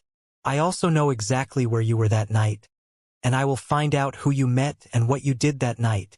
The force behind Shuaishian's words grew as he spoke, asserting pressure on Wang Baol. I won't tell you what I did. Wang Baol heard what Shuaishian said and saw the increasing unhappiness on Li Wanner's face. He tried to appear nervous, as if his heart was racing. He snorted then stopped talking. Shuaishian also sensed Li Wanner's sour mood. He clearly misunderstood the reason for it, though. He thought she was displeased at how he had failed to make Wang Baol talk. He started to panic. He knew that torture was just an empty threat. Unless he had concrete proof and the necessary approval, he wouldn't be able to go ahead with torture. Wang Baol remained stubborn, and Li Wanner was clearly in a bad mood. Zhuo Yixian gritted his teeth. He knew the solution was to weaken Wang Baol's resolve and spirit. He slammed the table again. Wang Baol, you can continue to be stubborn. But let me tell you, I've already sent out 10 teams, a total of 300 people, to the Dao Mountain Mist Academy before I walked into this room. They will be searching through your room and the entire school. I don't believe you can completely hide what you did that night. I've also found out that you have an accomplice. Your partner was the one who helped you erase all your records of that night. Wang Baol, your partner has some skill. But no matter how skilled he or she is, there is no such thing as a complete wipe. You and your partner must have something to do with the appearance of the blood-colored mist and winds, and the appearance of the strange villages. Zhuo Yixian sneered. He noticed the flicker of emotion across Wang Baol's face. The latter seemed nervous. Zhuo Yixian's eyes flashed, and he turned towards Li Wanner nervously. It might seem like his words were directed at Wang Baol, but they were actually meant for Li Wanner. He wanted to prove his competency in front of her. He wanted her to know how hard he had worked. He snuck a glance at Li Wanner. Her face seemed to have darkened a shade, stiff with anger. It was as if she was brimming with fury and was on the verge of eruption. Zhuo Yixian shuddered inwardly. He wondered if she was thinking how incompetent he was for having nothing to show for it after dispatching so many people out on the search. Panic flooded Zhuo Yixian. He had the perfect case before him. He wasn't going to ruin it. He decided that he needed to pump in a bit more work and continue to break Wang Baol's spirit. It was then that suddenly, his voice transmission ring vibrated. Zhuo Yixian glanced at it and was instantly overcome with joy. He turned it on immediately, and an old, aged voice rang out. Young master, the task you have requested has been completed. The erased video segment has been sent to you. Li Wanner's eyes widened when the voice rang out. Wang Baol froze in shock as well. Zhuo Yixian lifted his face towards the ceiling and broke out into mad laughter. He was beyond joy and couldn't control his excitement and glee. He immediately played the restored video clip that had been sent over to everyone in the room. His voice transmission ring instantly projected a screen in the room. An image formed. It was of the heretic cultivator's cave outside the city. Wang Baol's big face appeared in the image. He seemed to be studying the surroundings curiously. Everyone's pupils contracted when they saw that scene. Their cultivation started churning. They immediately locked onto Wang Baol, who was sitting, confused, in the room. They stared at him as if he was their greatest foe. Their sudden hostility was clearly because of Wang Baol's appearance in the video. Wang Baol, you think no one knows where you were that night? You were in the heretic cultivator's secret room outside the city. Your partner somehow erased the recording, but I've spared no effort and even employed my family clan's resources to restore the recording. Take a look at that. Isn't that you? Wang Baol, you appeared in a secret room you should have no knowledge of. You were there when the blood-colored mist and winds appeared. It's too late now for you to say anything. I have no doubt that you are a heretic cultivator. You took part in the conspiracy that led to the blood-colored mist and winds. Your partner will definitely appear in the video as well. See, there's your partner. Let's take a look and find out who that is, Zhuo Yixian said excitedly. He burst out in maniacal laughter again. A myriad of expressions flashed across Wang Baol's stunned face. Li Wanner's eyes burned. They looked like they were about to shoot lasers out of them. It was then that a female silhouette with a curvaceous form appeared beside Wang Baol on the screen. Before it could fully come into the screen, with only a partial form revealed, Li Wanner's rage finally reached its climax and exploded. She hadn't taken action earlier because she wanted to know how much Zhuo Yixian knew. Now, she knew that Zhuo Yixian had even gone to the extent of restoring the recording. She could hold it in no longer. She dashed before Zhuo Yixian. With a sweep of her finger, a deafening thunder exploded. The projection alongside Zhuo Yixian's voice transmission ring disintegrated instantly. As they turned to dust, she turned towards a dazed Zhuo Yixian and leveled a glacier-like, murderous glare on him. Enough! Release him immediately. This case ends now. And one more thing. Zhuo Yixian, do you want to die? Li Wanner had forced the last few words out one by one through her clenched teeth. Every word sent the temperature in the room spiraling downwards. There was an oppressive tension in the room that intensified. When she was finally done speaking, everyone in the room, except Wang Beol, was sweating profusely.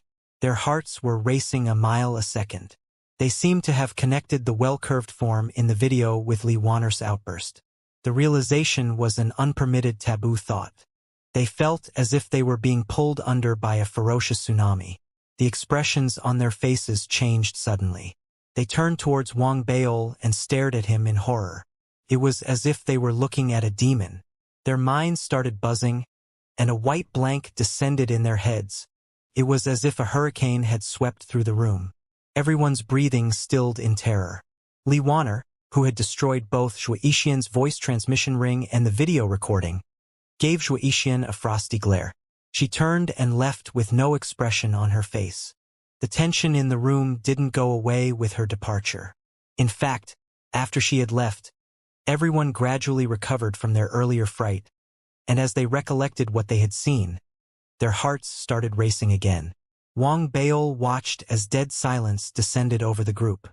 Zhuo Yixian still seemed to be in a daze. He had a lost look in his eyes. Wang Beol coughed awkwardly. He rose to his feet and patted Zhuo Yixian on his shoulder. Yixian, I told you, this matter shouldn't be spoken of, but you had to ask. Why? You've made a grievous mistake. Wang Beol sighed and shook his head. He was secretly pleased, though. He placed his hands behind his back and strolled out of the room with everyone else staring at him like he was a god. A few even rushed to see him off. They only managed to barely come to their senses. If the young woman in the video was not Department Head Li, her destroying the video still proved his innocence. Not just that, it also proved the strength of Wang Beol's political backing. After all, the murkiness of the entire political situation must have reached a certain level for the fair and just Li Wanner to do what she had done. However, if the woman in the video was indeed Li Wanner, then the relationship between the two must not be an ordinary one, seeing how they had spent the night alone in the cave. Either way, it was worth the effort to befriend Wang Beol and repair the damage that had been caused. As they gave Wang Beol a warm and cordial send-off, the rest fled the room hastily. Before they escaped, though, they all looked at Zhuo Yixian. They all knew.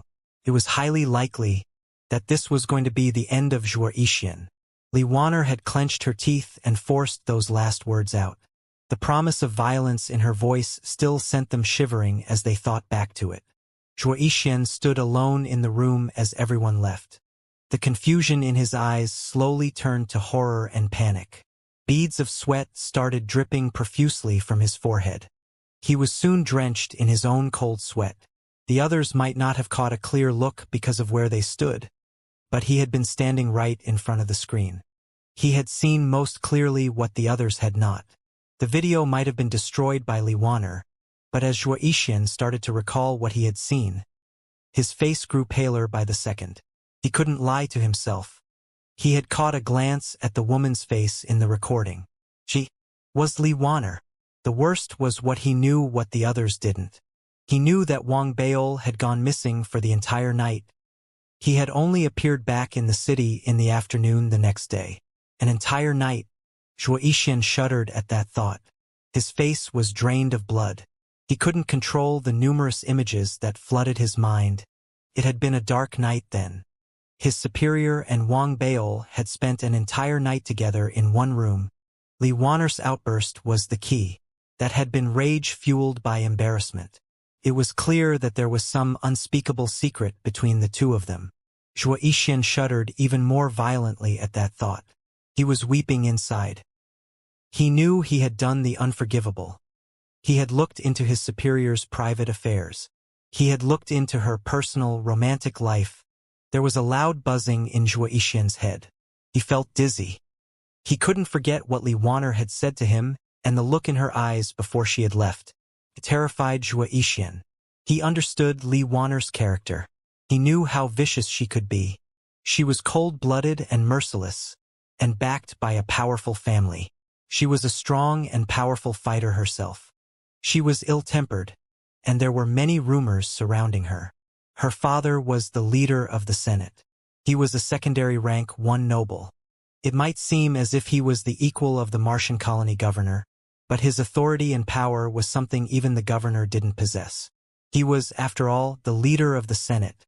The 5-generation Sky clan was powerful as well, but it was an entity formed from various family clans, and it had suffered losses during the lunar incident. The Zhua family clan was one of the 5 most powerful clans in the 5-generation Sky clan, but it wasn't the only one. Xianxia was only the eldest son of the Zhua family clan. He couldn't compare with Li Wanner. They were worlds apart. Furthermore, Li Wanner was his superior on Mars. This fact alone nearly drove Xianxia to tears. He thought about how he had arrived at Mars, his initial fears, and how he had towed the line. At the same time, he had great ambitions and had wanted to make a name for himself. Now, he had only despair. He had no energy left to concern himself with Wang Baol. He left the room hastily and got a voice transmission ring off someone. He immediately sent a transmission to his father. Xianxia's father was the master of the Zhua family. He was an important figure in the Federation. Despite his status, his heart nearly stopped when he heard Xianxia recount to him everything that had happened. He asked his son hastily, "Xian, does Li Wanner know that you used your family resources for this matter? It's still not so bad if she doesn't know. After all, this is your—" "She knows." Xianxia had a distressed look on his face. He had no choice but to tell his father. "She's not the only one. Many in the family clan probably already know. The original video recording is still with the clan." Xianxia's father got into a rage when he heard that. If this matter had stayed contained between the young ones, there was still hope of resolving it. It would only be a misunderstanding between children. But now that the family clan had gotten involved, it was no longer as simple. "How did she know you made use of your family clan resources?" Furious, Xianxia's father thundered. "I told her myself." Xianxia grimaced. He knew he shouldn't be hiding anything at this point. He gritted his teeth and admitted the truth. When Xianxia's father heard his son's reply, he fell silent. After a long moment, he sighed. He sounded like he had aged considerably. "I'll handle this matter. Xian, stop giving me so much trouble. Your father is old. I can't handle this much stress." Her father, Li Qidao, is famous for being difficult. Can't you tell just by looking at his daughter? Wang Baol was obviously unaware of the exchange between Xianxia and his father. He had just returned to the academy in high spirits. He had no time to think about what was going to happen to Xianxia. He happily continued practicing with his dark fire and the lightning Dao, first volume. He also didn't forget to spend time crafting and perfecting his construction puppets. Wang Baol continued to craft construction puppet after construction puppet. Life slowly returned to normal. The donkey continued to leave the residence early in the day and return late at night. It always left excitedly and returned with a satisfied look on its face. Wang Baol couldn't help his strange curiosity the few times he saw that. He had been considering following the donkey and finding out what it was up to. Then, Jin Duoming came visiting and that put that idea on a temporary hold. Jin Duoming hadn't brought along his gigantic stronghold. He had only a few dozen guards and an equal number of female servants in his procession. Jin Duoming was about to speak when he saw Wang Baol, but Wang Baol cut him off with an excited question. "Brother Jin, have you come to buy the donkey?" Jin Duoming had wanted to start with a casual greeting before diving into serious business. However, once he heard Wang Baol's question, alarm flashed across his face. He got even more alarmed when Wang Baol seemed prepared to promote and market his donkey in great detail. He raised his hand and interrupted Wang Baol. Then, he coughed and decided to save the chat for later. He started speaking hurriedly about why he was there. "Baol, have you heard about the new Mars Divine Armament region? Jean Duoming asked. His eyes narrowed. Even his voice seemed lower than usual. A new divine armament region? Wang Baol froze. That's right. The original divine armament exploration project has been put on hold, but I heard it was being brought up again after the blood-colored mist appeared. The exploration will be challenging, though. That's why they need a series of foundational preparations to be done. The energy and resources required for the project in the future would definitely be significant. That's why the governor has proposed building a new city zone. Build a new city zone around the area where the divine armament lies and be in charge of the exploration for the divine armament. The new city zone will not be considered as part of the current Martian colony city. It will be viewed as an external administrative zone. The person who becomes the head of the zone, the mayor, will be holding a primary rank for noble.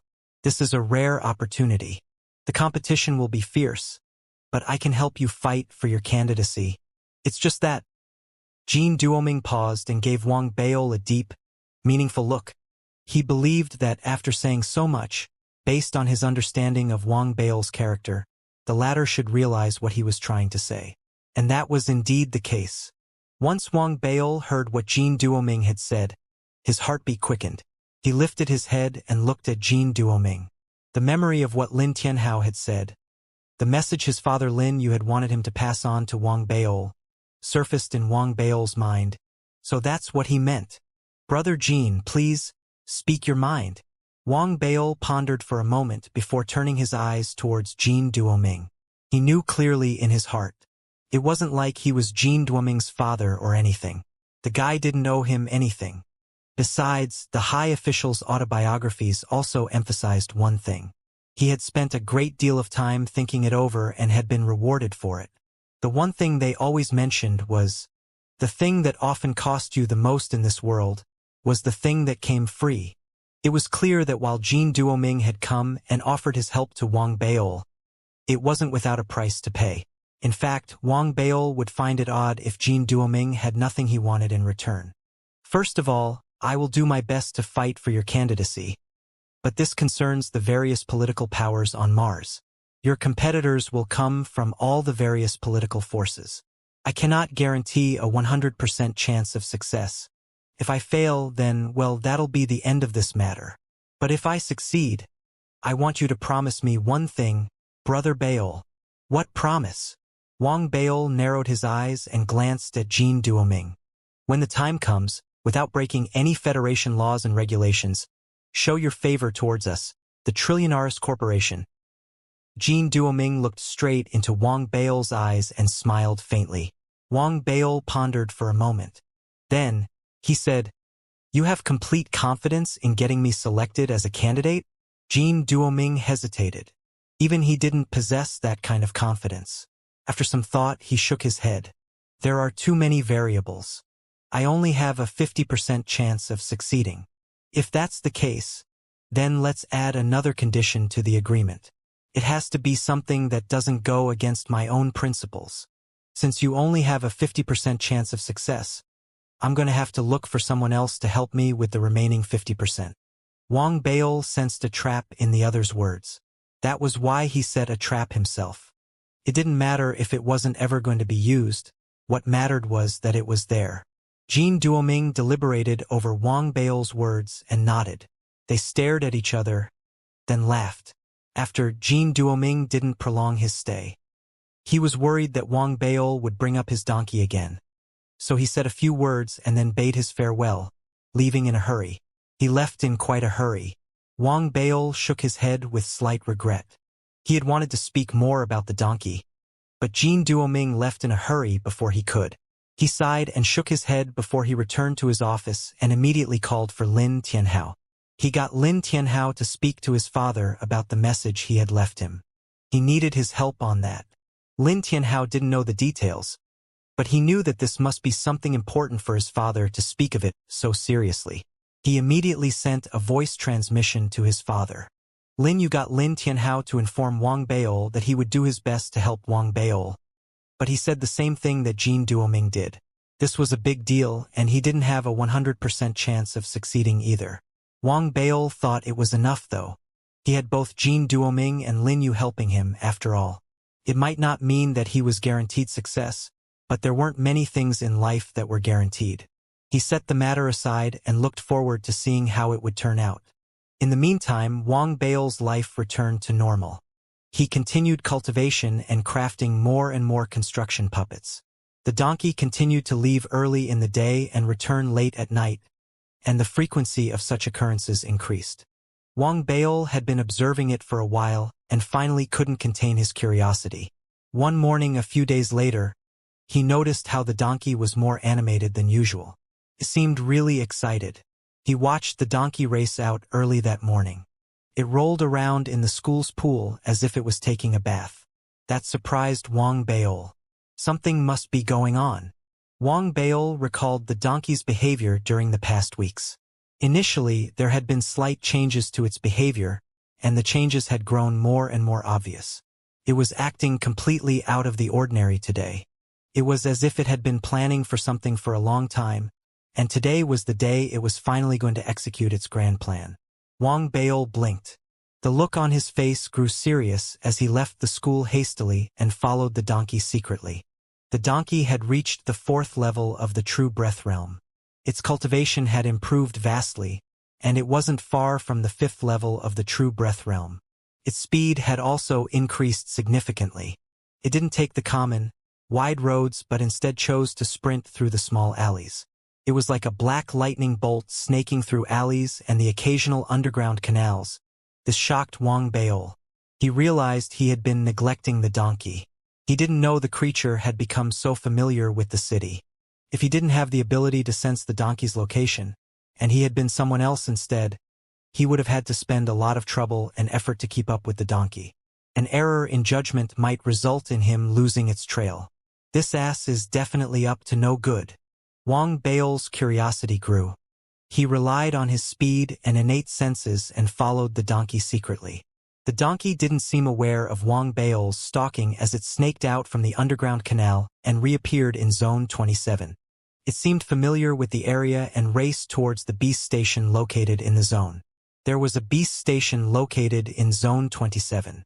It had been set up by the Martian government to train beasts. The beast station provided trained beasts to the military as well as for sale to the public.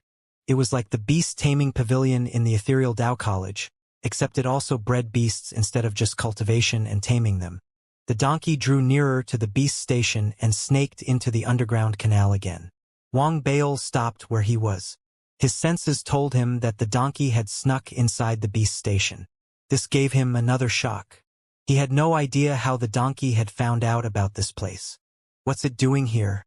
Wang Bao was shocked and intrigued. He sensed the donkey leave the canal and appear inside the beast station, and then it snuck back into the canal after a while. Wang Bao hid and eyed the entrance of the canal the donkey would be reappearing from. His eyes widened in shock when the donkey appeared. The donkey was not alone. It had in its mouth a white lion beast that was much bigger than it was. The beast was a beautiful creature, with white fur and eyes like gems. It looked majestic. Upon a closer look, one would be able to tell that it was a male lion. It was obvious that it was a fine male specimen amongst its own species. It would have reigned supreme in the pride.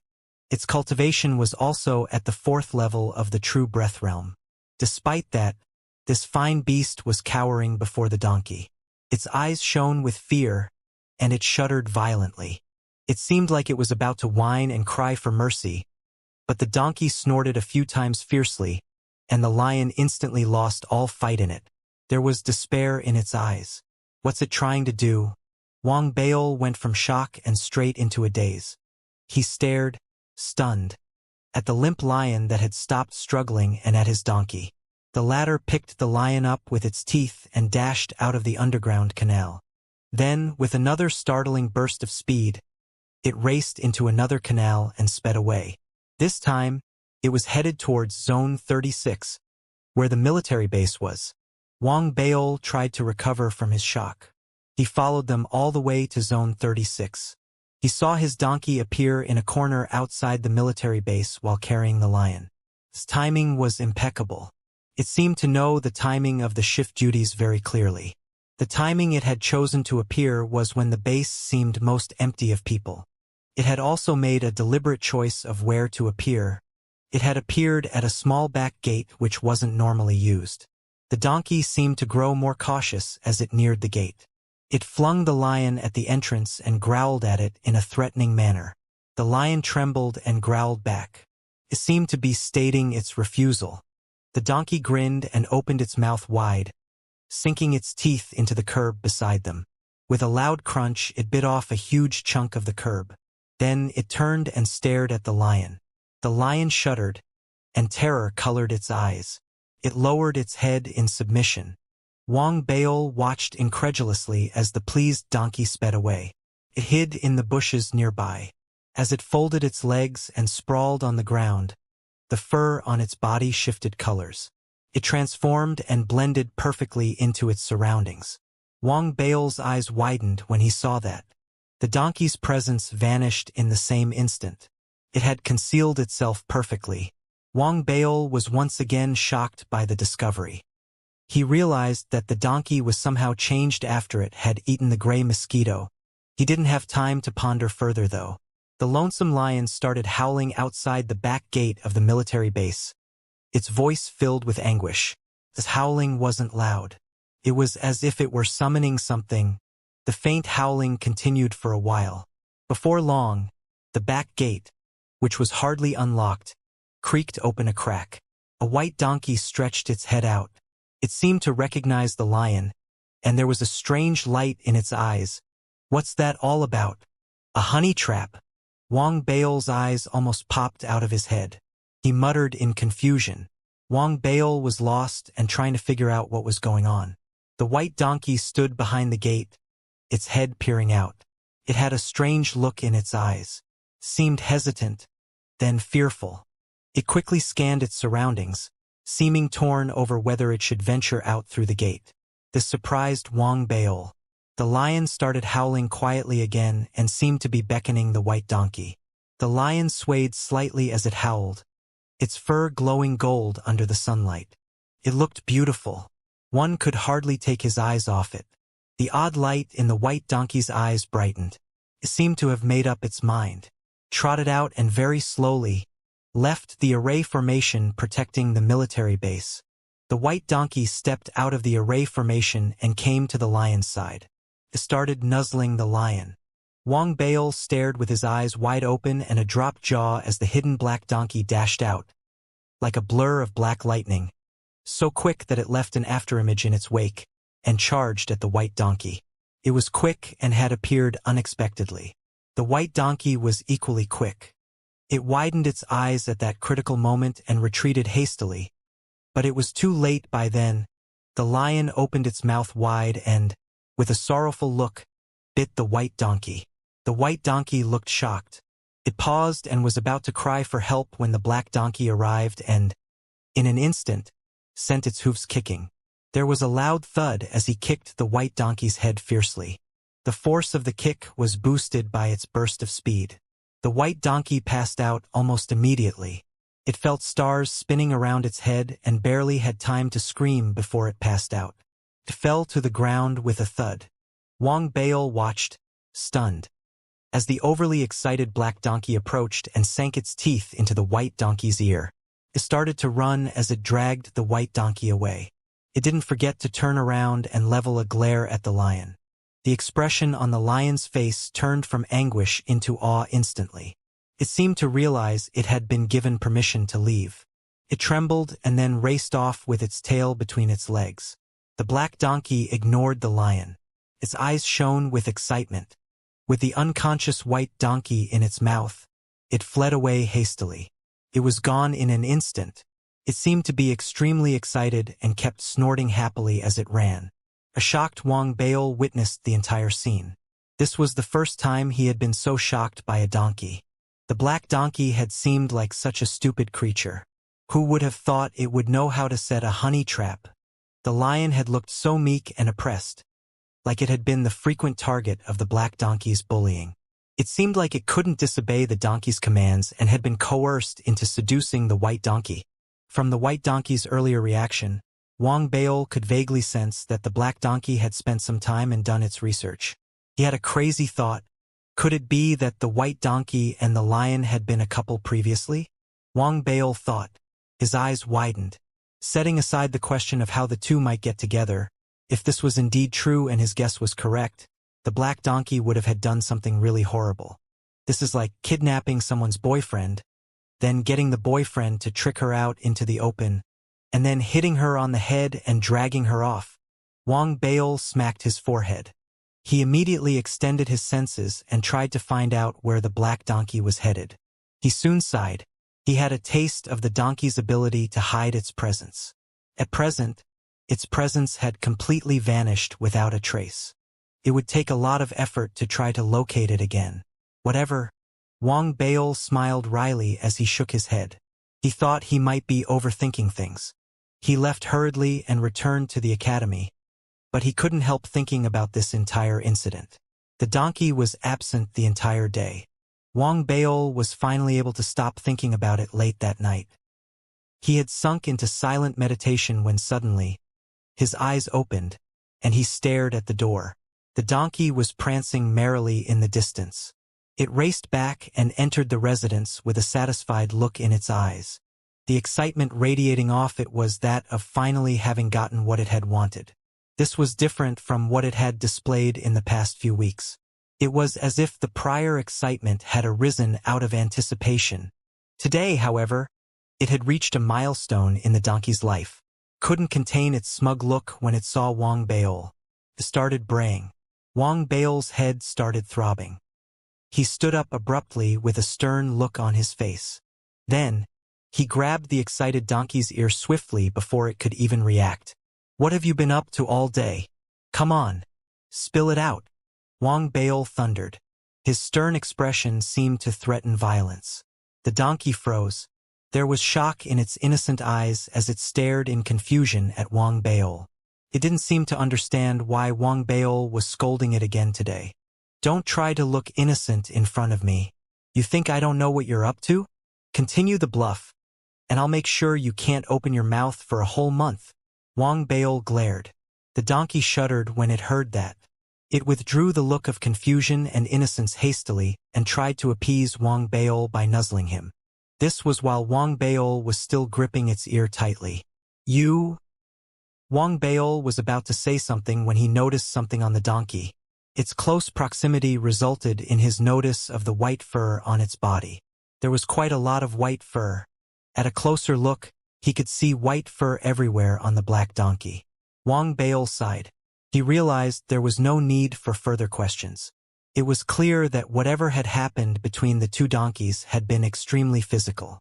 Wang Baol released the donkey, and exasperation rose inside him.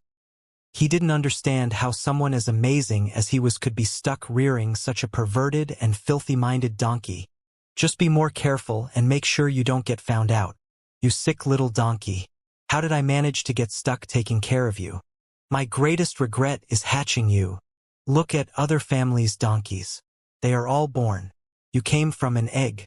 You shouldn't be called Scram. You should be called Asshat."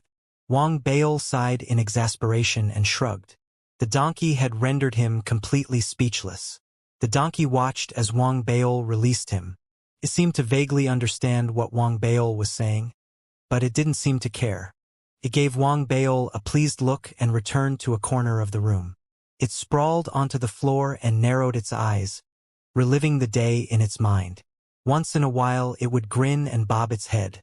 It seemed like it wanted to bray loudly but didn't dare to. It only called out a few times in a soft voice. Wang Baol sighed again as he stared at the donkey. He decided to ignore it completely and went back to his meditation. Days passed. The donkey continued to rise early and return late, but Wang Baol couldn't be bothered with it anymore. Besides Cultivation, he also started asking around about the new Mars region. 5 days later, one afternoon, Wang Baol had just ended his meditation. He was in the office speaking to Jean Duoji. He had decided to get Jean Duoji to find out more about the new Mars region, as the youth saw him as his idol, and anything he said would be treated as gospel. "Duoji, you are the student I have placed the greatest hopes on, the one I care most about. I expect great things from you. I have a mission for you now. Wang Baol coughed. Jean Duoji was staring at him and overwhelmed with excitement. His eyes shone brightly. Wang Baol was pleased, and he prepared to go on with what he had to say. It was then that the familiar piercing shrieks of a donkey rang out from the school field. They were louder than usual. The donkey's cries resounded in the air. In the distance, a furious roar boomed like thunder. Wang Baol, you've gone too far. The cries of the donkey and furious roars resounded throughout the entire campus. Wang Baol froze, then walked out hastily. His eyes widened as he looked out. The black donkey was racing frantically across the field towards his office. Behind him was a furious Kong Dao. He was livid. Held under his arm was a limp white donkey. It looked weak and feeble, like it was on its last breath. Kong Dao came charging like a madman. The donkey was naturally fast. It was faster on its feet when it was panicking and afraid. Kong Dao wasn't to be trifled with when he was furious, though. His eyes bright with rage and murder, and he charged at the donkey and looked like he was about to catch up to it. The donkey let loose a tragic scream. Fear shone in its eyes. Everything was taking place too quickly, leaving Wang Baol no time to think. He saw Kong Dao leaping into the air, his hands forming hand seals and a sea of fire erupting from his hands. Surrounding the sea of fire was a chill that formed ice. It wasn't a cold fire. Kong Dao's mystic technique allowed him to wield both the elements of ice and fire at the same time. They didn't clash with one another and instead augmented each other's power. With a thundering roar, ice and fire enveloped the entire area. From afar, it looked as if a phoenix formed from flames and a dragon formed from ice had risen to the heavens. The teachers and students in the academy were all shocked to their core at the sight. Wang Baol knew the donkey had met its match. He immediately dashed out from the office building, racing through the sky and appearing next to the donkey in the next moment. He kicked the donkey aside, then turned. His right hand formed rapid hand seals. With a sudden wave at the approaching fire phoenix and ice dragon, bolts of lightning instantly exploded in the air. Wang Baol stood in the center of the sea of lightning, surging outward and transforming 30-odd meters around them into a pool of lightning. Within the pool of lightning bolts sprung from the ground and dashed up towards the skies, clashing with the descending fire phoenix. There was a deafening explosion that resounded in the air. Wang Baol continued to form hand seals and summoned his heated burst. A sea of fire immediately blanketed the field. Kong Dao's mystic technique fused ice and fire, but Wang Baol's was different. He was the fusion of fire and lightning. Both elements came together and created an earth-shattering explosion that collided with the ice dragon. Wang Baol and Kong Dao were standing a distance away when the force of their mystic techniques collided. The resultant explosion surged outwards and alarmed the surrounding spectators.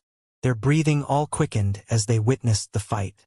Wang Baol turned his head abruptly, and a murderous aura erupted from his person. He stared at the rapidly approaching Kong Dao and the equally murderous aura surrounding his person. Kong Dao, you should check out who the master is before you give the pet a beating. Were you really going to kill my war beast in front of me? Wang Baol said with steel in his voice.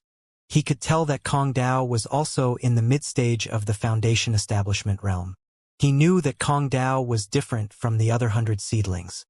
He had been born in the Sea of Beasts and had survived in the Martian wilderness on his own when he had been at the True Breath realm.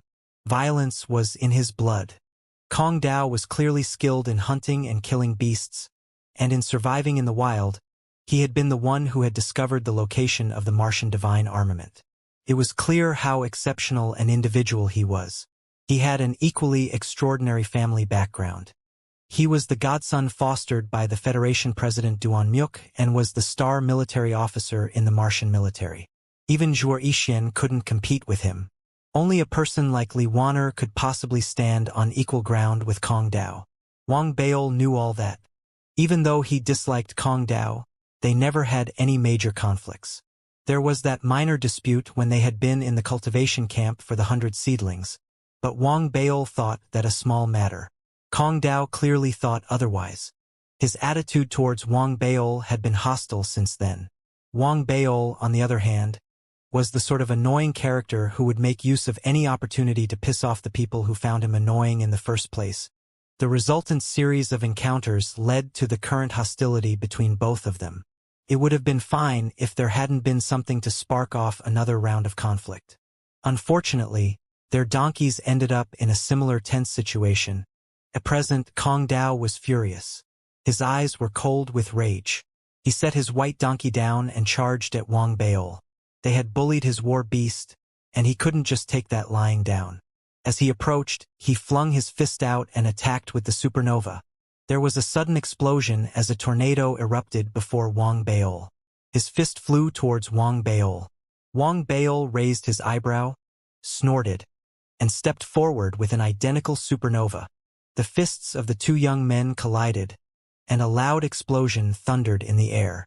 Kong Dao's pupils contracted as he stumbled back a few steps. He could feel a strong backlash spreading from his fist throughout his entire body. He was taken aback momentarily. He's grown stronger. Kong Dao's breathing grew uneven. He knew what had happened to Wang Baol on the moon. Even so, he had thought himself as powerful as Wang Baol then. Present, his eyes grew red. He growled and, as if transformed into a beast, charged towards Wang Baol again. His right hand raised in the air. With a sudden wave, it transformed into black claws. The claws looked lethal. It was difficult to tell what they were made of.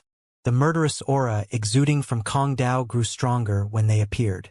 His spirit energy roared and rose to the skies, and a black leopard appeared behind him. The powerful presence of a dermic armament could be sensed from the claws. The claws were a dermic armament. Wang Baol wasn't surprised at all that Kong Dao had a dermic armament. Dermic armaments were rare and precious, but they weren't unobtainable for people like Kong Dao and Li Waner. Power exploded from Kong Dao with the reveal of his dermic armament. He seemed to have merged with the black leopard behind him. With a sudden burst of speed, they charged at Wang Baol. Kong Dao sent his claws slashing at Wang Baol's neck. "You think you're the only one with a dermic armament?" Wang Baol snorted. His dermic armament saber appeared instantly. With a low growl, he collided with Kong Dao. Explosions kept resounding the air. The backlash from their blows surged outwards and sent the ground quaking. Everyone in the academy was shaken to their core. Everyone held their breaths as Wang Baol and Kong Dao exchanged more than a dozen blows. Kong Dao was a powerful warrior. He had a dermic armament and had displayed a sudden explosive power at first. However, his stamina, physical resilience, and strength couldn't compare to Wang Baol's, which was bolstered by his Green Lotus Foundation establishment core. After a dozen or so blows, Wang Baol remained strong while Kong Dao was seeing a slide in his strength and stamina. Wang Baol tirelessly wielded his saber and continued to attack relentlessly. Kong Dao's breathing grew more and more uneven under the barrage of blows. His eyes shone with incredulity. He was unwilling to give up, but he could only retreat steadily under the relentless attack. Damn it! How did this freak get his physical body to be so strong? Kong Dao hollered inwardly. He watched as Wang Baol unleashed the full power of his dermic armament repeatedly and was steadily overcome by an indescribable feeling. Even though Foundation Establishment Realm cultivators had the ability to unleash the full power of dermic armaments, they could generally only keep it up for a dozen attacks or so. They weren't core formation realm cultivators, who could unleash the power of dermic armaments infinitely without rest. There was a backlash from wielding a dermic armament. It was a strain on the physical body. Kong Dao himself had confidence in his own physical resilience, but even he could only wield the dermic armament for a dozen or so attacks. Wang Baol had sent almost 100 blows at him, but his pace wasn't slowing down a bit. Instead, he seemed to grow stronger with each attack. Kong Dao had his ultimate attack though. He fell back, and his breath stilled suddenly. There was hesitation in his eyes as he deliberated over whether he should unleash his ultimate attack. It was then that he sensed something amiss. He turned his head abruptly and started looking all around. His white donkey had gone missing. Wang Baol realized something was wrong as well. He continued wielding his saber as his eyes scanned the area. Both of their gazes soon landed a distance away at the school gates. The black donkey had the white donkey by the neck and was happily racing away. While the two had been in fierce battle, the black donkey had snuck up and knocked the white donkey out again. It had then dragged the white donkey away. Kong Dao almost went mad when he saw that.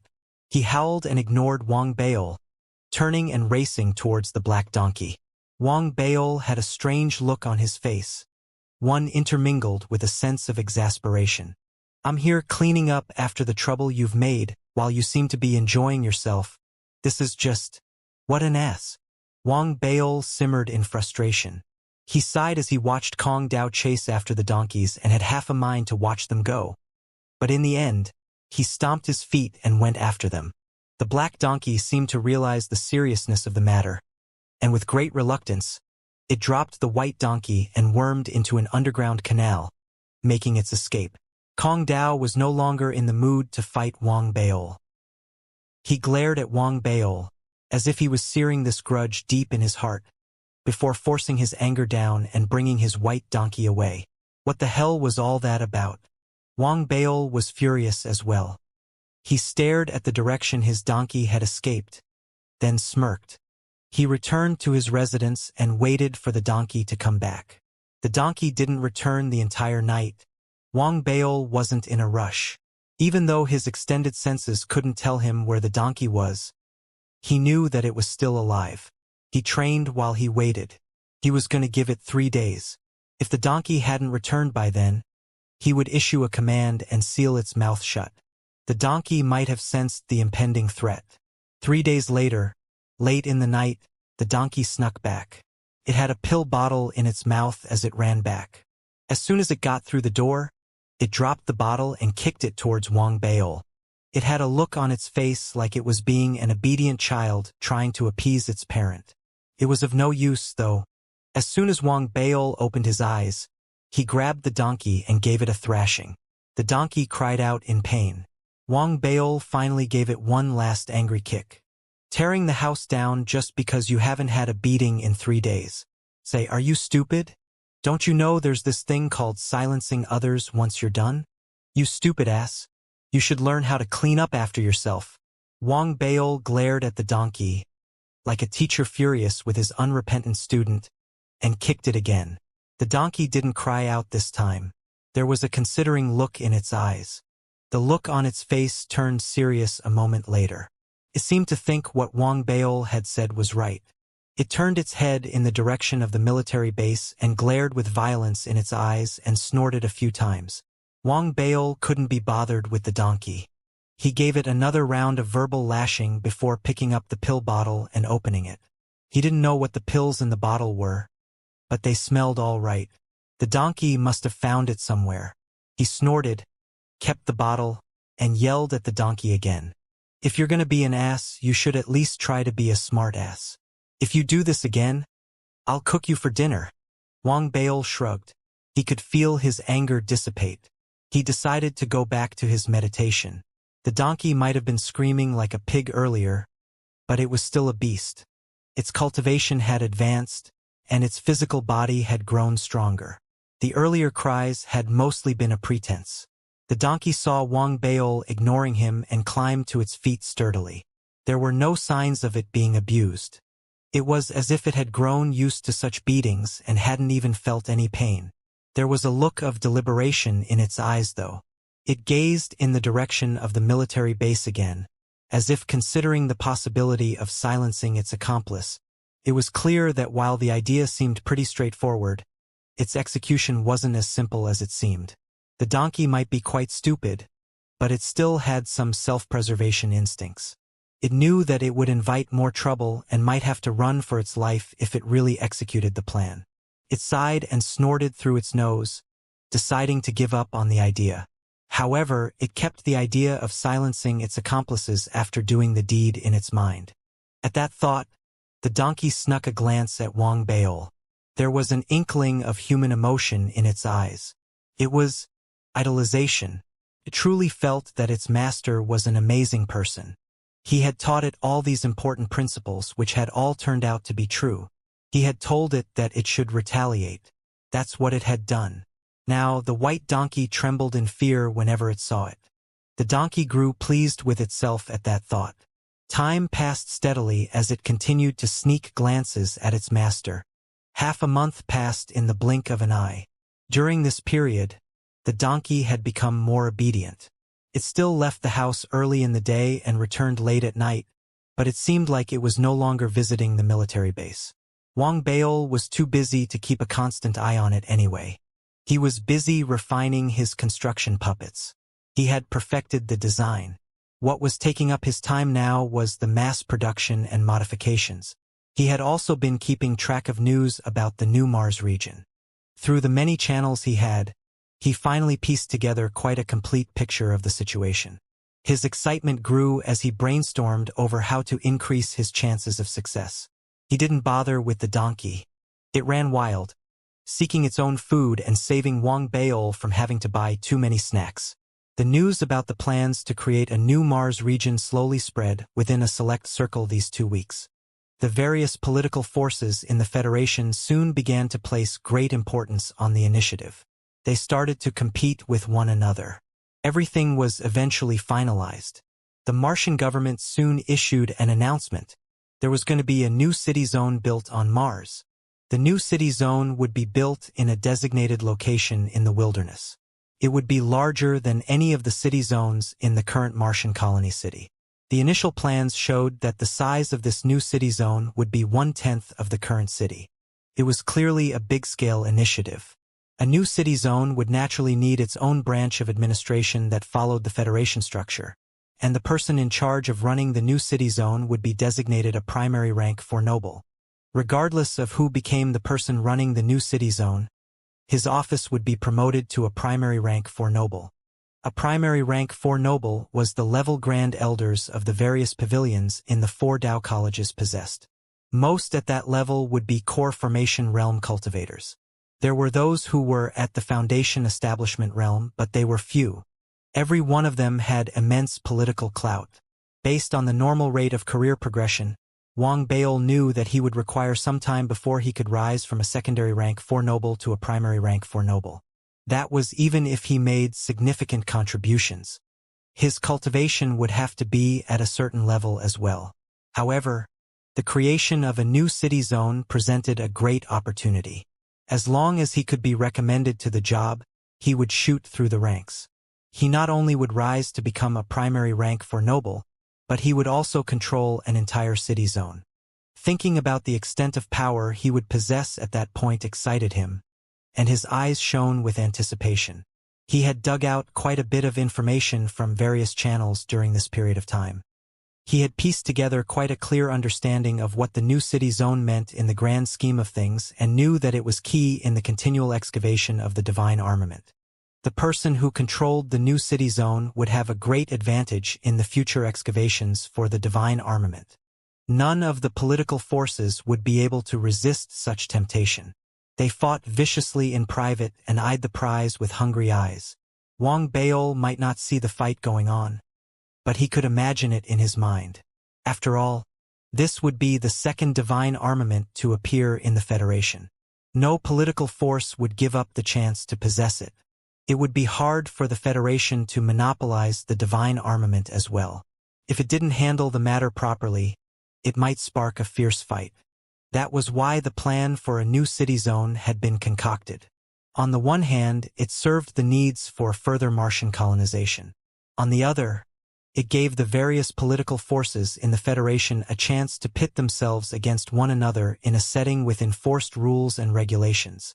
The announcement had provided the rules for selection to decide who would be the mayor of the new city zone. 10 candidates would be selected out of countless qualified applicants, and there would be an assessment trial to determine the winner. To ensure fairness, the assessment would be broadcast in real time across the entire Federation. Everyone would be able to witness the trial, and its location would be the wild plains where the new divine armament zone was to be built. 10 zones surrounding the divine armament catacombs had been demarcated. Every candidate could bring along 10,000 people. These servants' cultivation must not surpass the candidates. They would set up camp in their zone and build a simplified model of a city based on their own proposals and blueprints. They would then be assessed through real battle. When the party of strong warriors from the Federation had investigated the catacombs where the Martian divine armament lay then, they had found many creatures that had mutated due to the power of the divine armament. Due to certain unique reasons, they couldn't immediately excavate the divine armament and could only seal the catacombs. During this trial, the seal would be partially removed so that some of the creatures inside could escape. The trial was to withstand and defend against the beast tide from the divine armament catacombs. The candidate with the last city model that remained standing after the beast tides would emerge victorious and become the mayor of the new Mars region. The basis for the trial was to ensure that the newly selected mayor was the most suitable person qualified to build the new city zone, as well as take charge of the future excavations for the divine armament.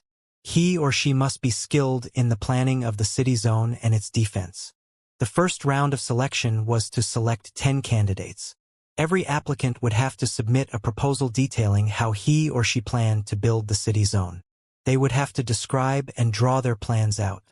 The proposal would be judged by the governor and a few others, and the panel would single out the 10 best proposals. The designers would be the 10 finalists. It was an assessment that judged one on both theory and practice. It seemed like a fair assessment, but it also presented opportunities for unfairness. Every candidate had their own political forces backing them, and everyone had at least 10,000 helpers. The political forces backing them would pour in all their resources to support their candidates. This was, however, the best that they could do. Everyone was, after all, eyeing the divine armament hungrily. The condition to allow 10,000 servants to assist the candidate was something the various political forces had all agreed on. This was a good outcome for the Martian colony governor. These external political forces were contributing to the expansion of the Martian colony. She knew that the competition would be intense. Regardless, the divine armament was on Mars. She was the governor of this planet. No matter who won in the end, they would have to abide by her rules and show her a bit of respect. She had no preferences over whom the new mayor would affiliate himself or herself to. She only had one condition, and that was, the applicant must be stationed on Mars prior to application. Many cultivators, including Wang Beol in the Martian colony city, were roused when they heard about that singular requirement. I knew it. A primary rank 4 noble. Wang Beol started pacing in his office excitedly after he read the announcement. His eyes were shining with a bright, greedy light, and his heart started racing. He wanted this new appointment in the new Mars region so much. He even remembered what the sect lord of the ethereal Tao College had said. To become a Grand Elder of a Tao College's pavilion and a primary rank 4 noble, one needed to have core formation realm cultivation and sufficient experience. Time was also required for that to happen. All 3 conditions had to be met. He had also been indirectly involved when Chen Yutong's teacher had fought from being a normal elder to become a Grand Elder. That took almost 6 months before he had finally acquired his promotion. He had fought and won against other competitors during the process. That had been a challenge. A pavilion's Grand Elder and the mayor of the new Mars region might be both primary rank 4 nobles, but the extent of power they wielded was drastically different. Wang Beol was overwhelmed with excitement at that thought. He studied the various ways to become a potential candidate carefully again. Then he thought hard. The selection criteria for becoming a candidate is obviously based on theory. If the theory passes the mark, the candidate will have to implement it and put it to the test in the divine armament zone.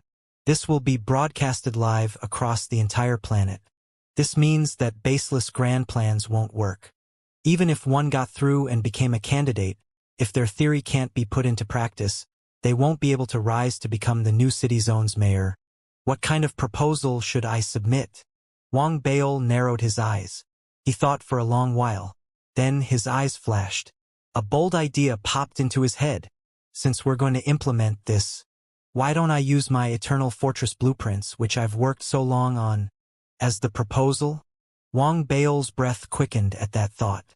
He had decided to build his own stronghold after he had seen and grown envious of Jean Duoming's stronghold. It took a great deal of his time and energy. He had even prepared quite a sizable army of construction puppets. This had been a hobby that had been a result of his own materialistic desires and his proficiency in refining. Now, as he read the announcement and went through the requirements, Wang Baol suddenly felt that nothing could beat submitting his own stronghold for the proposal. I'm going to build something gigantic. That is both a stronghold and a city. Wang Baol's heartbeat started racing, and his eyes sparkled. He never thought there was a chance his stronghold would come to be of use when he had designed it. This was an unintentional boon. He couldn't help his excitement. This felt like predestination. It was as if he was fated to win this. Seems like everything's been written in the stars. It's fated that I, Wang Baol, will rise and leave an everlasting mark on Mars. Wang Baol burst out into laughter.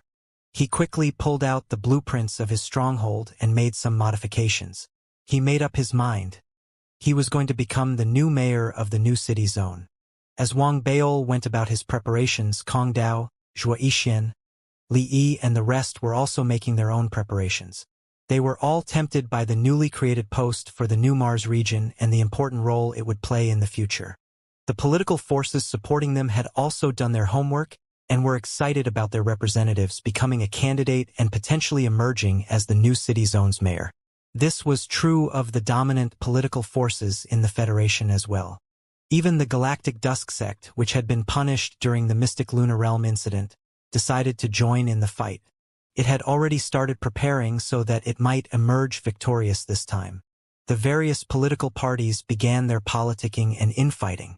News of a new Mars region incited heated debates throughout the entire Martian colony city. There were discussions carried out on Earth as well. Countless media agencies began reporting fervently on this news unanimously, as if they had received some message from the powers that be. Time passed steadily as the debates grew more heated. Both the residents of Earth and Mars were following the news with great interest. As public attention on this matter reached a climax, the various political forces also completed their preparations. They had received the news earlier than the public and had utilized the entire establishment's resources.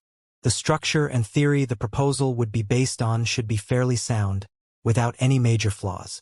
Everyone had their own strengths and weaknesses when it came to their proposals. Wang Baol had also modified and perfected his proposal. He checked it a few times before confidently submitting his application. He had appended his proposal alongside the application. He couldn't sit still at all after that. He followed the discussions regarding the new city zone that were taking place on Mars closely. He also contacted the people he knew to find out more information on what the other political forces were doing. He couldn't control his anxiety and fear over getting a candidacy. Jean Duoming might be influential, but this really means too much to me. I don't feel safe with only his help. Even if City Lord Lin has come into the picture and offered his help, it's still not a guaranteed placement. Wang Baol pondered for a moment. Then, he pulled out his voice transmission ring and contacted the sect lord of the Ethereal Tao College. As soon as the transmission connected, Wang Baol spoke hastily. Sect Lord, the Martian government just announced that they will be setting up a new city zone. Is it possible for you to help? Wang Baol shared the details with the sect lord eagerly. The words poured out of his mouth in a rush. He revealed his desire to participate and was about to request the sect lord's aid. It was then that the sect lord's exasperated sigh drifted out from the voice transmission ring. Baol, don't participate in this matter. What? Wang Baol froze. I've known about the new Mars region and I've tried to fight for your candidacy. But the 4 Tao colleges have come to a decision to pool all our resources and support Li Yi to become the mayor of the new Mars region. The sect lord sounded tired. Wang Baol narrowed his eyes when he heard that. While silent, he found it unacceptable. Why her? Wang Baol finally spoke in a low voice after a moment of silence. Because she has the support of the Martian colony deputy governor, fellow Taoist Osmanthus. He has spoken to the Tao colleges and promised his full support for Li Yi. With the Tao college's additional backing, Li Yi's chances of success will increase to 60 or 70%. The 4 Tao colleges is aiming for the mayorship of the new Mars region. After a joint assessment, they judged Li Yi's chances of success higher than yours, the sect lord said slowly. He felt that the decision had been unjust and was still feeling slightly sore about it. but the other 3 sect lords had given their approval. Li Yi had found herself a strong ally as well. The 4 Dao colleges might not have paid a great deal of attention to her alliance if it had been with some other political force, but this was the giant tree, the deputy governor of the Martian colony. His support was enough to persuade the 4 Dao colleges to give Li Yi their full backing. The deputy governor had suggested that the Dao colleges concentrated on one candidate instead of splitting their resources, so as to ensure the greatest chance of success. The White Deer Dao College, where Li Yi had been from, had agreed and made the decision to pool their resources together for a single candidate, Li Yi. Baol, don't make trouble. Even though you weren't chosen this time, I've fought for the position of vice mayorship for you. The new city zone will have 4 vice mayors. If Li Yi succeeds, you'll become the new Mars region's vice mayor. Wang Baol's face darkened with unhappiness as he listened to the sect lord over the voice transmission ring. He felt as if someone had dumped a bucket of ice water over his head. The resentment he was feeling was so strong he couldn't control what he said next. Sect Lord, I've done so much for the Dao College. I bled for the Dao College. I became one of the 100 seedlings as well. Baol! The sect lord cut Wang Baol off. He sighed. His tone was gentler when he spoke again, and his low voice sounded exhausted and filled with powerlessness. Baol, the Ethereal Dao College is not the one helming the 4 Dao colleges. The White Deer Dao College leads us now. The Ethereal Dao College only has 1 vote. We cannot change what has been decided. The most important thing is, the deputy governor of the Martian colony has promised his full support for Li Yi. He comforted and consoled Wang Baol for a while longer before ending the transmission. There had been regret and apology in his voice. Wang Baol stared at his voice transmission ring as the resentment in his heart grew stronger. He glared. What's so great about having support? There's nothing wrong with having no backing. As long as I become one of the candidates, who cares about Li Yi? I'll crush her. The more Wang Baol thought about it, the more furious he became. He clutched onto his voice transmission ring as he steeped in furious thoughts. He immediately contacted General Zhou, whom he had sold his cannons to, for help. General Zhou treated Wang Baol's transmission seriously. The military on Earth owed Wang Baol a debt.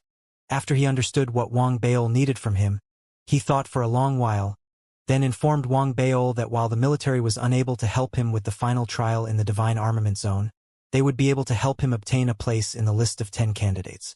They couldn't guarantee success. Regardless, his chances of success had improved. Wang Baol was instantly moved, and they exchanged a few words before ending the transmission. Wang Baol placed his voice transmission ring down and sucked in a deep breath. He knew that he was born from a commoner's family. He had no backing from any strong political figure or entity. Everything that he had now, he had earned through hard work. How great can these people be if they have to rely on others to back them up? I'll crush them all with my own efforts. Wang Baol snorted. He felt that he had completed all the necessary preparations. He was still not fully confident of being placed as a candidate, but at least now, he felt that he had a greater chance than before. The days passed. 10 days later, after having gone through a few rounds of selection, the applications were narrowed down to the last 20. Their proposals were presented before the Martian colony governor and deputy governor. They would be the ones to select the final 10 candidates. 20 proposals were delivered to the Martian colony governor's office. The giant tree had carved out time from his schedule and arrived in the office. He sat opposite the governor and smiled. They chatted casually while looking through the respective jade slips. This proposal is quite creative. It proposes to use an array formation as an anchor to absorb the energies of the seal over the divine armament catacombs and use said energy to augment its own power. The governor smiled after reading the proposal. She handed it over to the giant tree. The giant tree scanned through the proposal and caught the name of the person who submitted it. It was Zhuo Yixian from the 5-generation Sky Clan. He smiled and nodded his head in approval. Then, he pointed to another jade slip and handed it over to the governor. I think this is quite a good proposal as well. The city zone will be circular in shape, with 3 rings in the inner zone and another 3 in the outer zone. They are interconnected and infused with reflective powers. That'll allow smooth migration of people and serve as a protection against the divine armament's radiation. It's commendable for having considered the latter. The governor took a look after hearing that. She saw Li Yi's name on the proposal and glanced at the giant tree. She smiled slightly. Not bad, we'll take her. The giant tree smiled back without saying a word. They continued to look through the proposals. They were soon done with all 20 proposals and had easily chosen 9 candidates. There were differences in opinions for the last 10th candidate. Governor, I think the proposal submitted by Senator Chen's son, Chun Lu, fits our requirements better. Wang Bao's proposal isn't bad, but there are clearly elements of exaggeration in it. He calls it the Eternal Fortress. I don't believe there is a stronghold in this world that can withstand everything and stand eternal. The giant tree shook his head. He couldn't be bothered to pick on Wang Bao. Everyone already knew he disliked the young man. Instead of trying to conceal his dislike and mincing his words, he decided to express his views honestly and openly. He found it surprising that Wang Bao's proposal had found its way into the last 20 proposals for selection. Each one of these proposals was backed and recommended by a dominant political force.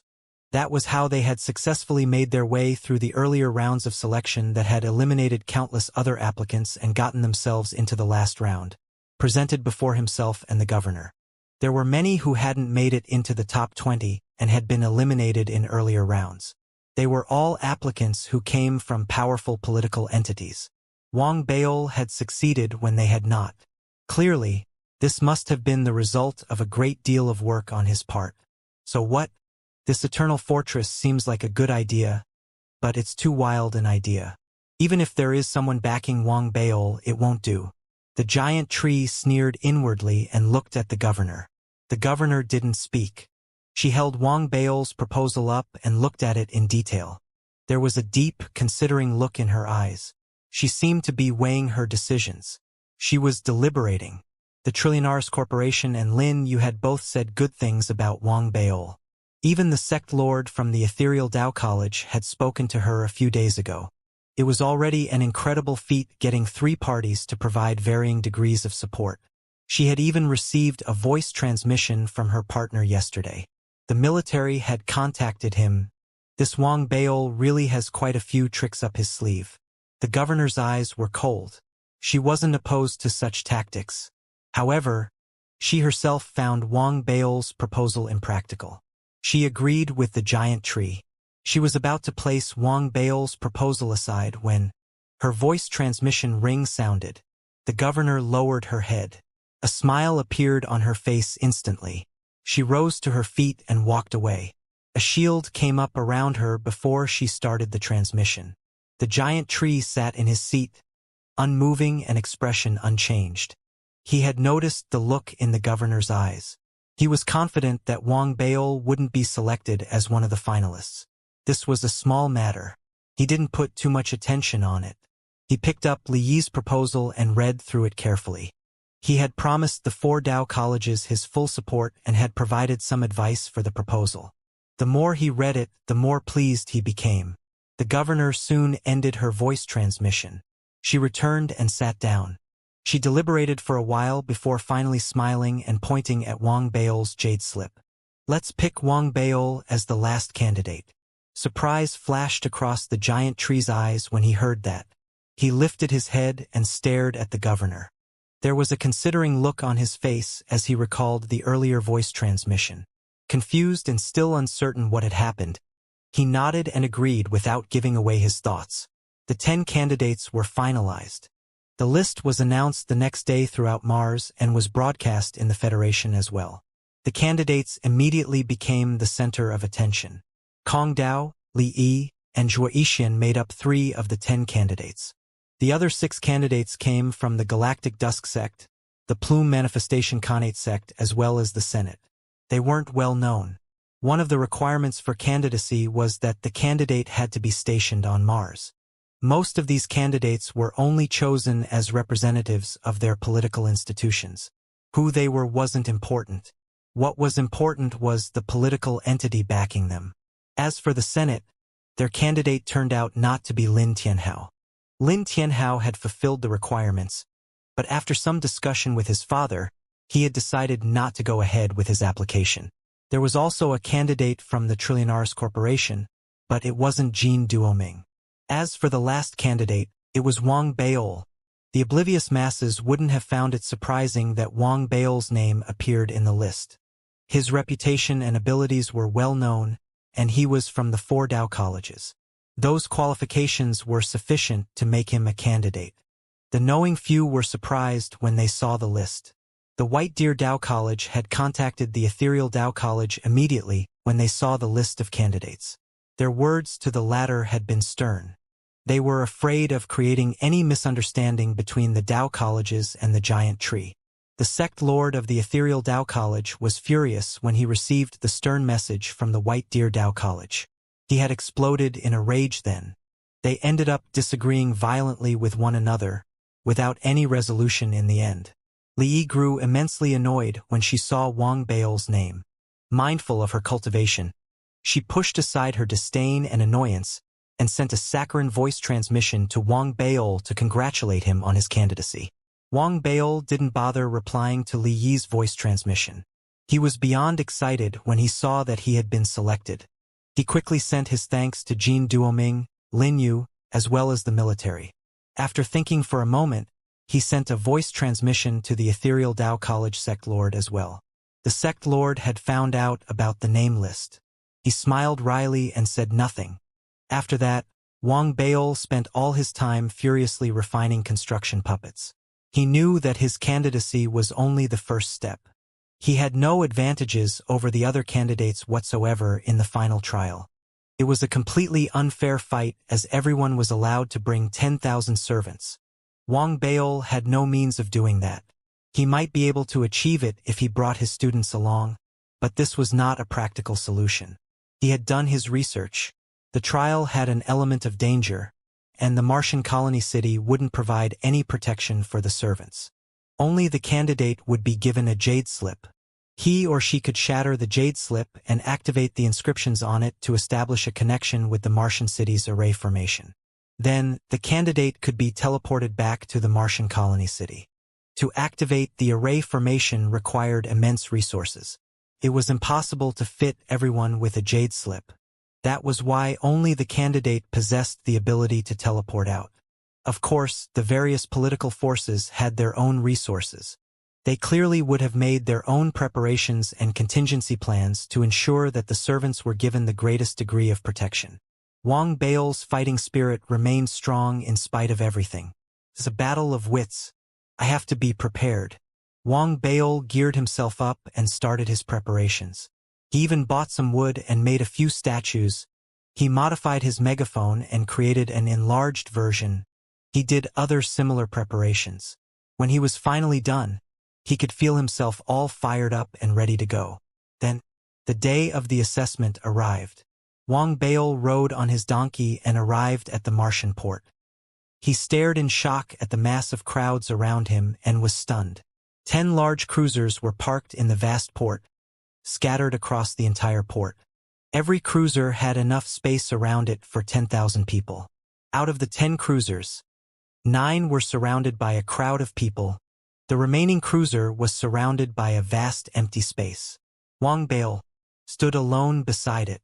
It was too stark a juxtaposition. Wang Baol suddenly felt a bit short of breath.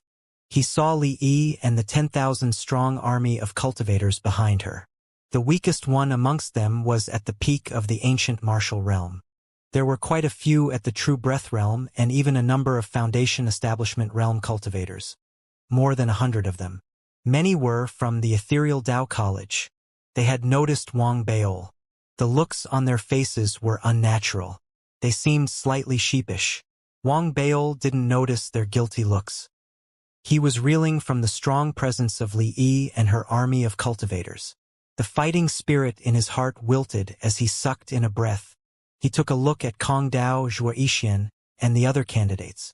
Everyone had an army of 10,000 people behind them. The 9 candidates formed 9 armies in the wide skyport. Their fierce presence would rouse the spirits of everyone who saw them. The idea of a 10,000-strong army and the reality when one actually saw it were two vastly different things. Wang Beil distinctly felt that difference.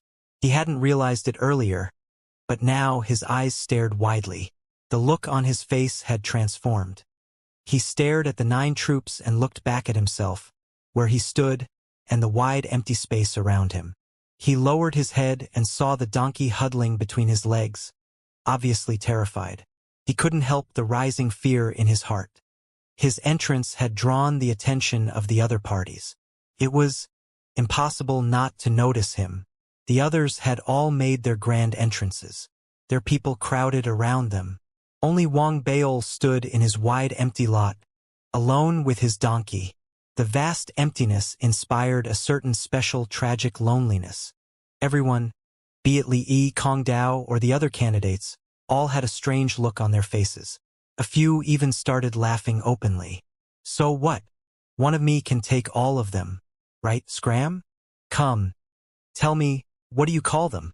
Wang Beil shoved down his feelings of inadequacy, gritted his teeth, and patted the donkey on the head. The donkey forced itself to stop trembling. After Wang Beil patted it on the head, it let loose a loud shrieking bray into the air. Son! Son! Wang Beil suddenly felt the atmosphere change as it brayed. The candidates and their servants had either strange or mocking expressions on their faces when they looked at Wang Beil. The Martian colony governor and deputy governor, as well as many of the Martian administration, were at the command center. They saw the scene and blinked. Some pretended they hadn't seen it, while others shook their heads and smiled wryly. They didn't have high hopes for Wang Beil. This had nothing to do with Wang Beil himself. The trial might not be fixed, but it was a battlefield for the various political forces. Every one of them had poured in a lot of their resources and expended a lot of energy into their preparations. The servants and servants they had prepared for their candidate were armed with a comprehensive range of skills. They had brought along combat cultivators, array formation cultivators, and dermic armament cultivators. They had everything prepared so that they could overcome whatever obstacle they came across. They had come to understand what had happened to Wang Beil.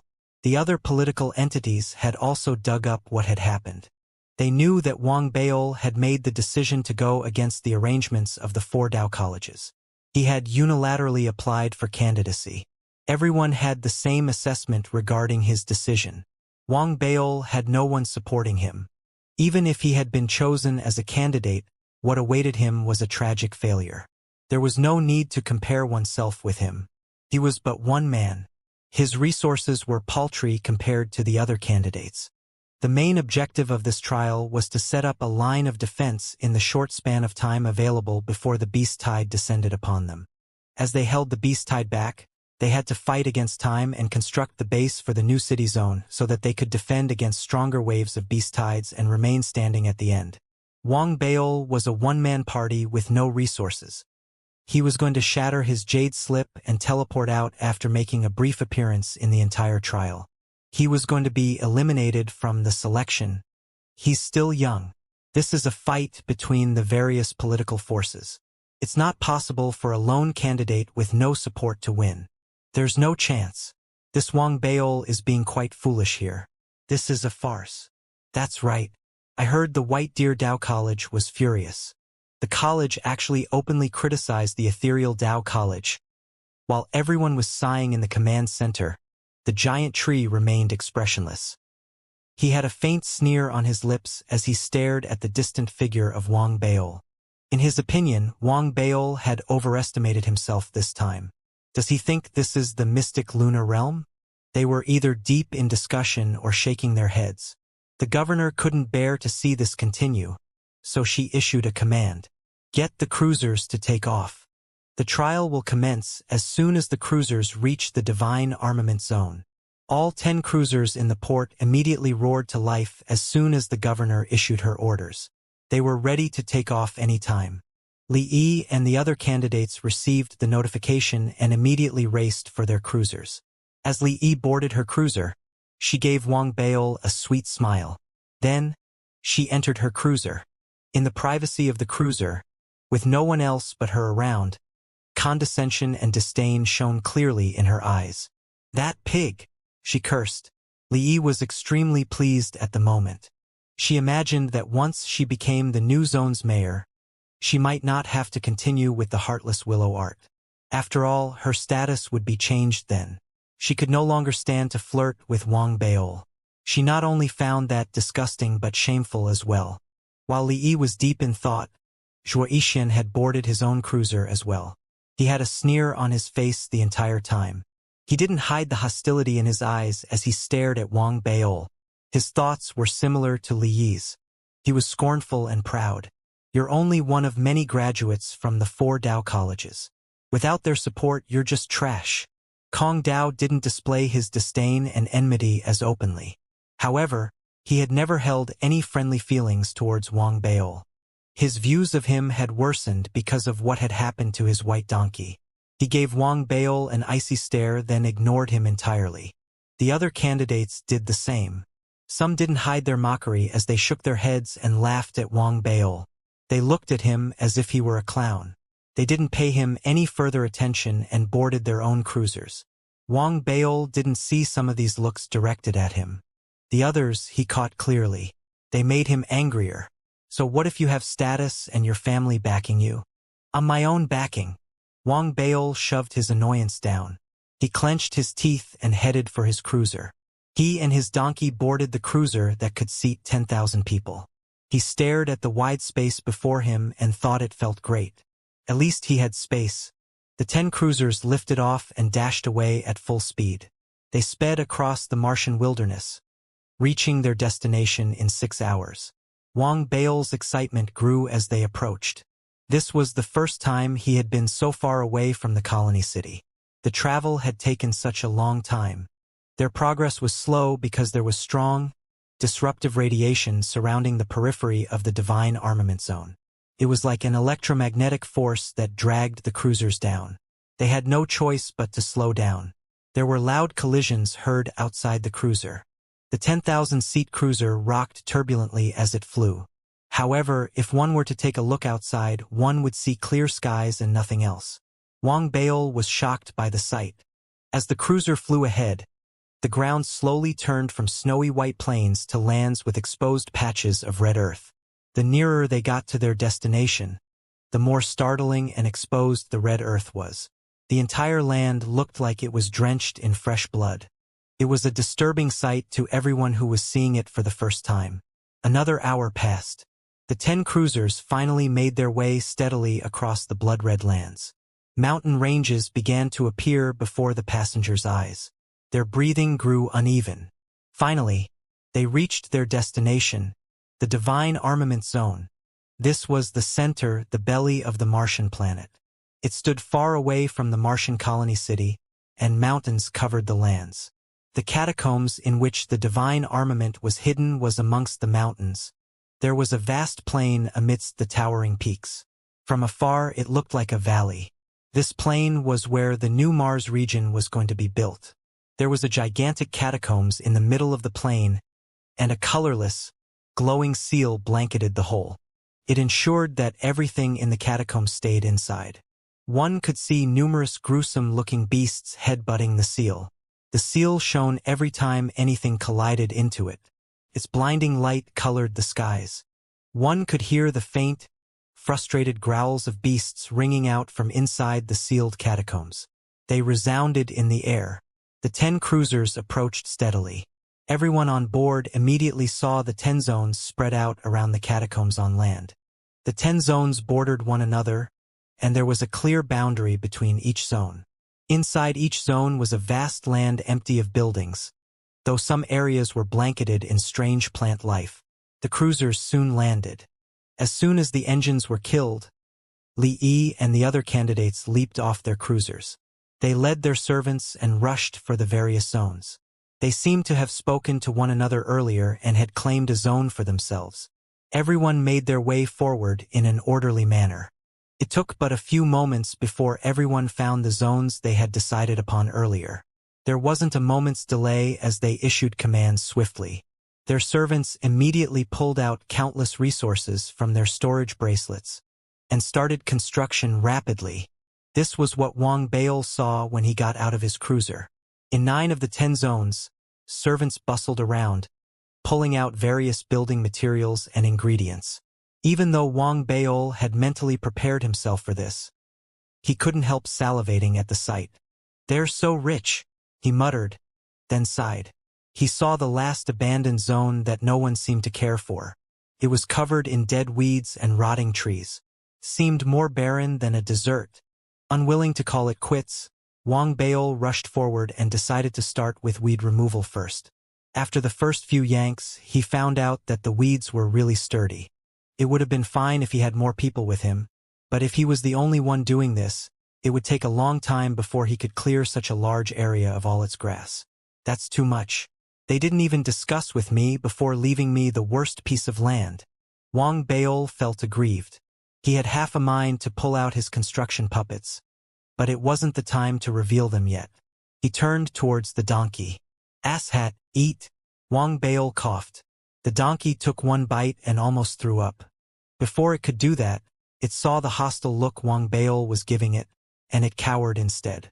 It stared sorrowfully at the other crowded and bustling zones before lowering its head in resignation and continuing its nibbling. The 10 cruisers rose steadily into the air. They hovered in midair and started filming from various different angles. At the same time, the live streaming across the entire Federation started. Instantly, hundreds of thousands of families across the Federation got a look at the Divine Armament Zone through the spirit screens belonging to various media companies.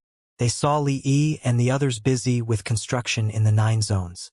Naturally, they also saw Wang Bail, alone, with his hands behind his back, kicking the donkey scornfully as it nibbled grass slowly.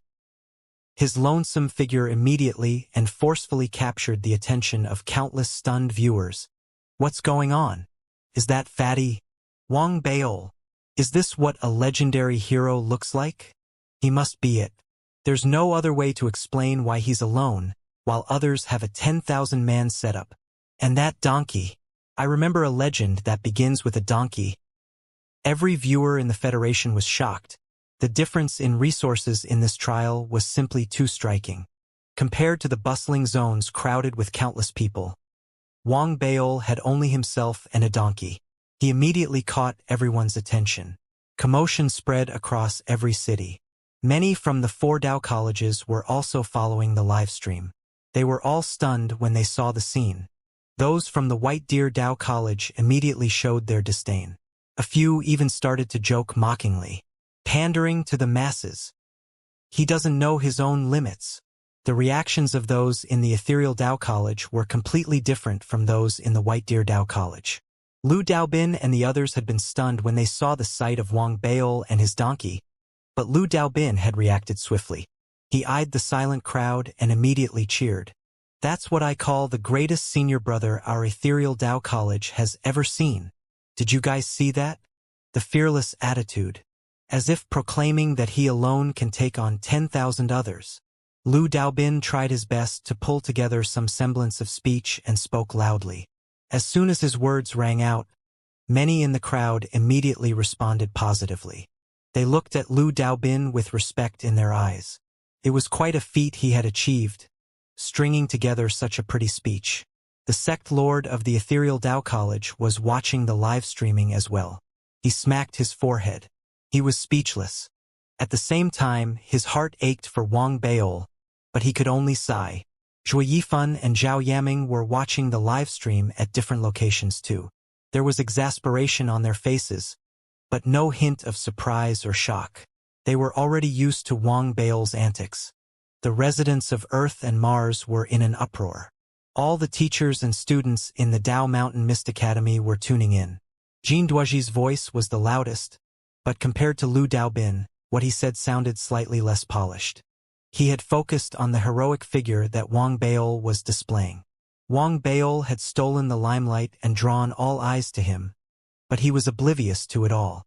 He wasn't even thinking about how the people watching the live stream might feel. He himself was simmering in frustration. He was extremely unhappy with the speed the donkey was eating the grass.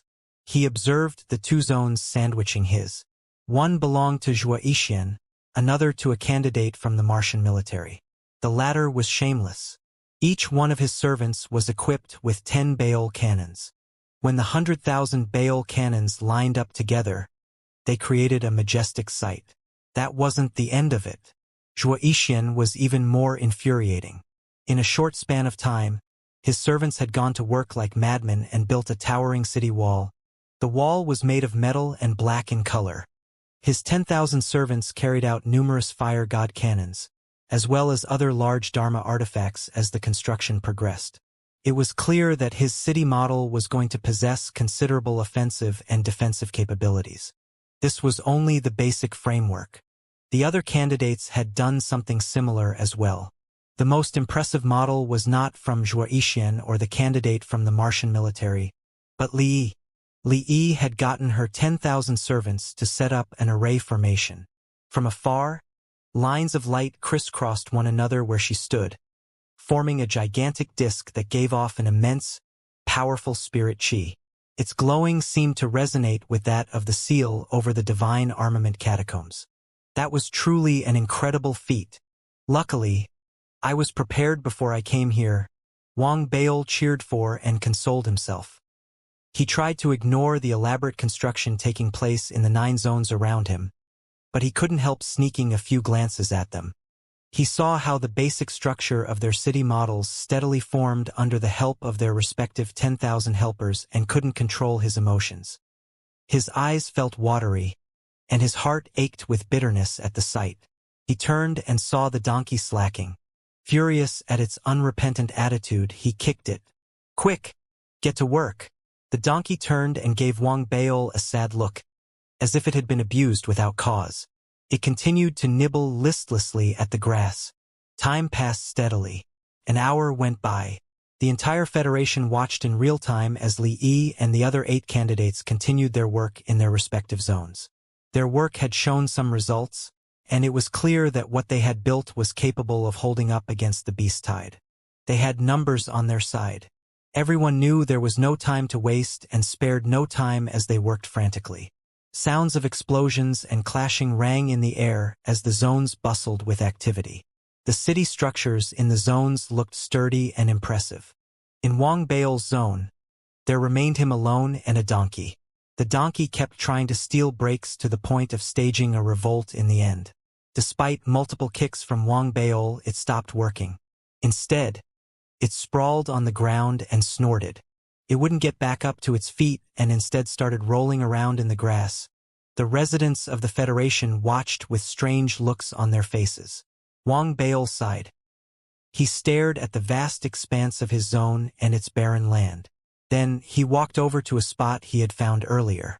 The ground there was slightly softer.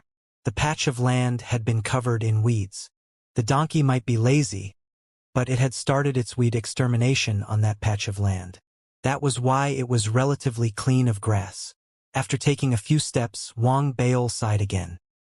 He patted his storage bracelet and, under the stunned gazes of the viewers watching from outside the divine armament zone, pulled out a small chair. He placed the chair on the ground and sat on it. Then, as if bored, he pulled out a bag of chicken wings from his storage bracelet and started eating. A distance away, the donkey's eyes started sparkling.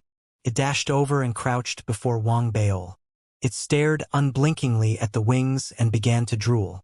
It started fawning, and its tail began to wag furiously. "Are you a dog or a donkey? Where did you learn such a stupid habit? Wagging your tail. You're an embarrassment." Wang Baol glared. Then, sparing a thought for the donkey's feelings, he reluctantly flung the chicken bones of the wings he had left over. The donkey didn't seem to mind at all. With a loud crunch, it bit into the bones and swallowed them. Then, it continued to wag its tail. The entire thing was caught on the live stream by everyone in the Federation. They had been paying attention to Wang Baol. They didn't know whether to laugh or cry when they saw him sitting down and snacking. What sort of courage must one have to even be able to eat at this critical time? No wonder he's so fat. This Wang Baol is a bit too much. The donkey is so adorable and even helped him with his work, but he only threw bones at it? The fatty even checked if there was any meat left before giving the bones to the donkey. My heart weeps for the donkey. Countless gasps of shock resounded in the homes across the Federation. The sect lord of the ethereal Dao College placed his palm over his forehead, utterly speechless. Lu Daobin was stunned as well. He racked his brains, then smacked his thigh suddenly. This is the face of a man fearless before death and danger. Everyone else is nervous and afraid, but our great senior Wang Baol remains composed.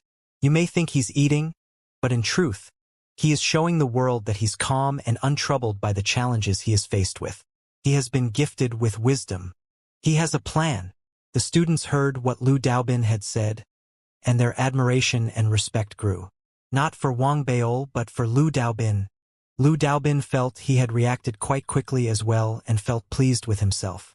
Then, while no one else was looking, he quickly turned on his voice transmission ring and whispered into it. Say no more. I owe Wang Baol a great debt.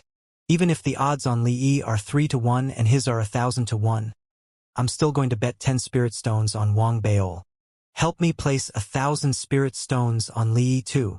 Due to the scale of the new Mars region trial and the attention it was generating, many important figures who rarely made public appearances in the Federation had emerged and set up temporary gambling dens for the event. News of this had spread throughout the Federation. Both common folk and cultivators were allowed to participate. The odds for Wang Baol was 1,000-1 while Li Yi's was 3-1. As the trial progressed, more and more bets were placed. Compared to Wang Baol, the most popular betting choice was Li Yi. Time passed steadily. Wang Baol and his donkey had eaten 10 bags of chicken wings. It was then that a deafening thunder erupted from within the sealed divine armament catacombs that sat in the middle of the 10 candidates' respective zones.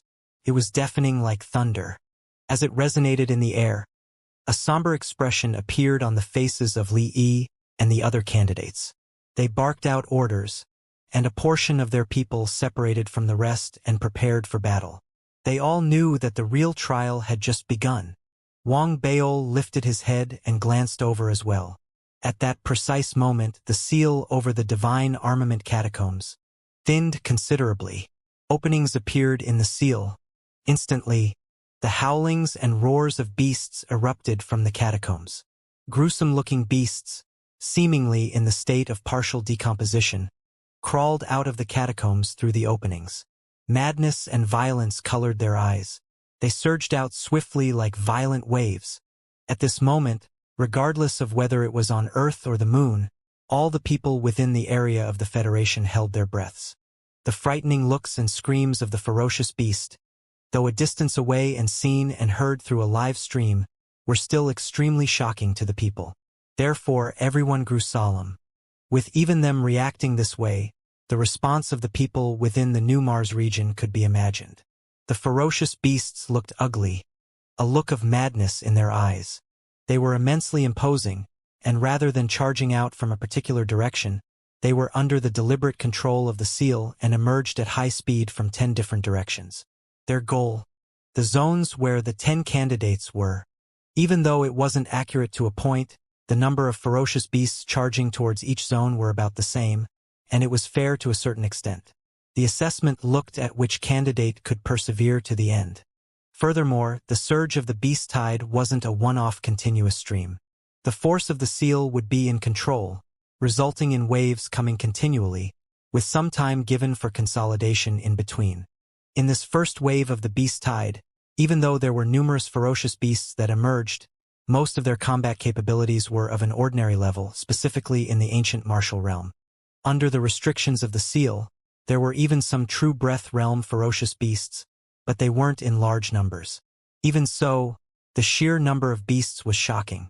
Looking from a distance, they appeared like a wave, charging towards the 10 zones. Compared to the prototype of the bases constructed by the 9 other candidates, Wang Baol's base paled severely in comparison. The instant the ferocious beasts emerged, Li Yi and the others immediately sent out commands. Instantly, in the bases that they constructed, fire god cannons, Baol cannons, and many other large-sized spirit items, as well as combat cultivators, were activated. In the blink of an eye, a shocking loud boom emerged. In this act of resistance, Li Yi and the other candidates continuously constructed their bases. They knew that, in order to persevere to the end, every second counted. Now, Wang Bao's eyes widened as he looked at the ferocious beasts charging towards him from afar. He immediately leaped into the air, and when he landed, he stepped hard into the ground. Immediately, the ground under his feet broke apart, accompanied by a loud noise. The soil flew into the air in all directions, and a large trench was created in the ground. Without any hesitation, Wang Bao jumped into the trench, activating his left-hand seals. The surrounding soil was sucked in by him quickly, instantly burying him. The donkey standing at the side was dumbfounded, but it also reacted quickly, mimicking Wang Bao in digging a trench and burying itself in it. This made everyone watching the live stream, who were initially anxious, surprised. They looked at the person and the donkey who had just buried themselves in the trenches they dug. This Wang Bao buried himself. What? You could even do that? They weren't the only ones surprised. Even Zhuo Yixian and the candidate from Mars Military were taken aback. The other candidates were a distance away and didn't see what happened, but as Wang Bao was right beside Zhuo Yixian and the candidate from Mars, they witnessed everything clearly. They didn't have time to think too much about it, as most of their attention was directed to resisting the beast tide. However, very quickly, Zhuo Yixian and the candidate from Mars Military began to scream maniacally and angrily. Wang Bao, you're shameless. Report him. Report him. This Wang Bao is cheating. It was impossible for them to stay calm. Wang Bao and the donkey had buried themselves in the trenches they dug, which was in an area where there were no structures. The ferocious beasts were raging, but they weren't blind. Noticing that the space didn't have any structures, and that there wasn't anyone around, their thirst for blood caused their attention to divert to the two sides that were the nearest. As such, Zhuo Yixian and the candidate from Mars Military had to resist the beast tide charging towards their zones, as well as the tide that was supposed to have been resisted by Wang Bao. The level of stress was so high that it instantly made the two of them scream maniacally in anger. Curses were directed in all directions, but there was no way out. Their estates were so large that digging trenches would be useless. The issue was that the bases they had constructed merely looked sturdy on the surface, but were completed through simple constructions. The ferocious beasts weren't exceptionally capable, but were coming in extremely large numbers. They would be able to withstand it if they were merely resisting the beasts that were supposed to come after them. But now that they had to take on Wang Bao's beasts, they were stretched over their limits. Zhuo Yixian had it a little easier as the 5th-generation Sky Clan gave him all their support. However, the candidate from Mars Military was at a disadvantage. After all, the main candidate that the Mars Military supported this time round was Kong Dao, while he was just there to make up the numbers. The servants assigned to him also paled in comparison to Kong Dao's, and under this stressful circumstance, the base that he constructed was easily destroyed. With the large numbers of ferocious beasts charging towards them, the servants assigned to the candidate from Mars Military would naturally not give their all in the assessment. They could still resist it initially, but as time passed, they all became injured. They had killed many beasts, but after realizing that there were no signs of the first wave easing, their perseverance dwindled. Therefore, very soon, some of them retreated and fled the combat grounds. Once one left the zone, it would be considered a forfeit of their eligibility to compete. Even so, in the face of innumerable ferocious beasts, the choice for most people would be to escape. In this manner, as the base of the candidate from Mars Military was destroyed, his servants also dispersed in all directions. Seeing that his hard work had amounted to nothing, the candidate from Mars Military was extremely upset and angry, unwilling to become the first to leave. With reddened eyes, he found a corner and dug a trench. Before hiding himself in it, before burying himself, he roared angrily in the direction of the area where Wang Bao had buried himself. Wang Bao, it's not over between the both of us. As he dug the trench and buried himself, and as his servants escaped, the area he was at originally was instantly trampled by the ferocious beasts. After going back and forth, the beasts then diverted in two directions. The neighbor of the candidate from Mars's military was a candidate from the Plume Manifestation Khanate sect. He witnessed firsthand the fall of the candidate from Mars military, but thankfully, there weren't many beasts that were directed to him. He could still resist them, but in the case of Xianxia, the madness had increased. He already had to withstand half the pressure directed to him from Wang Beol, and now that there was another half from Mars's military candidate added to that, it was hell for him. The amount of hatred in his heart was indescribable, but he could only toil through it and resist now. His fire god cannons and the walls of his base were increasingly damaged. After having approximately 30% of his servants lose their combat capabilities, he narrowly managed to kill off all the beasts, and the first beast tide concluded. The whole duration of the beast tide lasted for about 2 hours. However, this 2 hours was as long drawn as a nightmare for Xianxia and the candidate from the Mars military. For the live stream Federation viewers, the shock they experienced stayed long in their hearts. This is a huge trench. I've never seen a fella resist their opponents like that. It was clear that Xianxia and the candidate from Mars's military were extremely pitiful. One was severely disabled while the other was entirely broken, both of them a step away from giving up their eligibility. Li Yi and the other candidates had it significantly easier. After resisting the beast tide, they noticed the situation involving Xianxia and Wang Beol that had occurred. They all held their breaths, thinking that they had been blessed with good fortune not to have been neighbors with Wang Beol. Amidst their gratitude, they didn't have time to ponder too much about it. They grabbed hold of every second to restore and upgrade their bases, in order to make it more sturdy before the second beast tide commenced. As discussion arose amongst the viewers from the Federation, which coincided with the conclusion of the beast tide, Xianxia immediately went to the boundary between him and Wang Beol and began screaming angrily. Wang Beol, get the hell out of there. Wang Beol, I want to fight it out with you. From the other side, the candidate from Mars's military emerged, so furious that he could kill someone. With both of them screaming with rage, Wang Beol emerged from the trench, holding his head up arrogantly as he looked at the surroundings. The wild grass on the ground had obviously decreased in area, and even though the ground had become uneven, the area before him was barren land before and still was now. Uneven or not, there was no difference. At the same time, he noticed the terrible state his neighbors had been thrown into. He blinked and cleared his throat, innocently looking at Xianxia and the candidate from Mars's military, who were exploding with rage. What's with both of you? Did I breach the rules? Is resisting the first beast tide with my wit wrong? There was already an indescribable rage in Xianxia and the Mars military candidate's heart. Now that they heard what Wang Beol said, they were about to explode. It was like adding oil to fire, and the two of them were close to losing it and battling it out with Wang Beol right there and then. However, after considering Wang Beol's combat capabilities, both of them swallowed their pride. After all, it was impossible for them to let their servants help in fighting Wang Beol.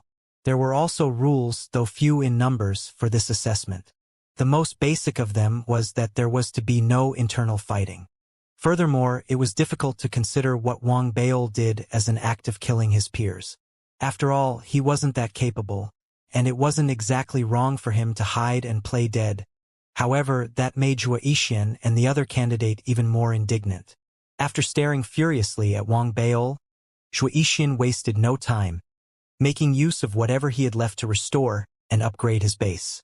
He had thought through everything clearly, and he concluded that if he didn't strengthen his base before the next beast tide arrived, he would land in danger.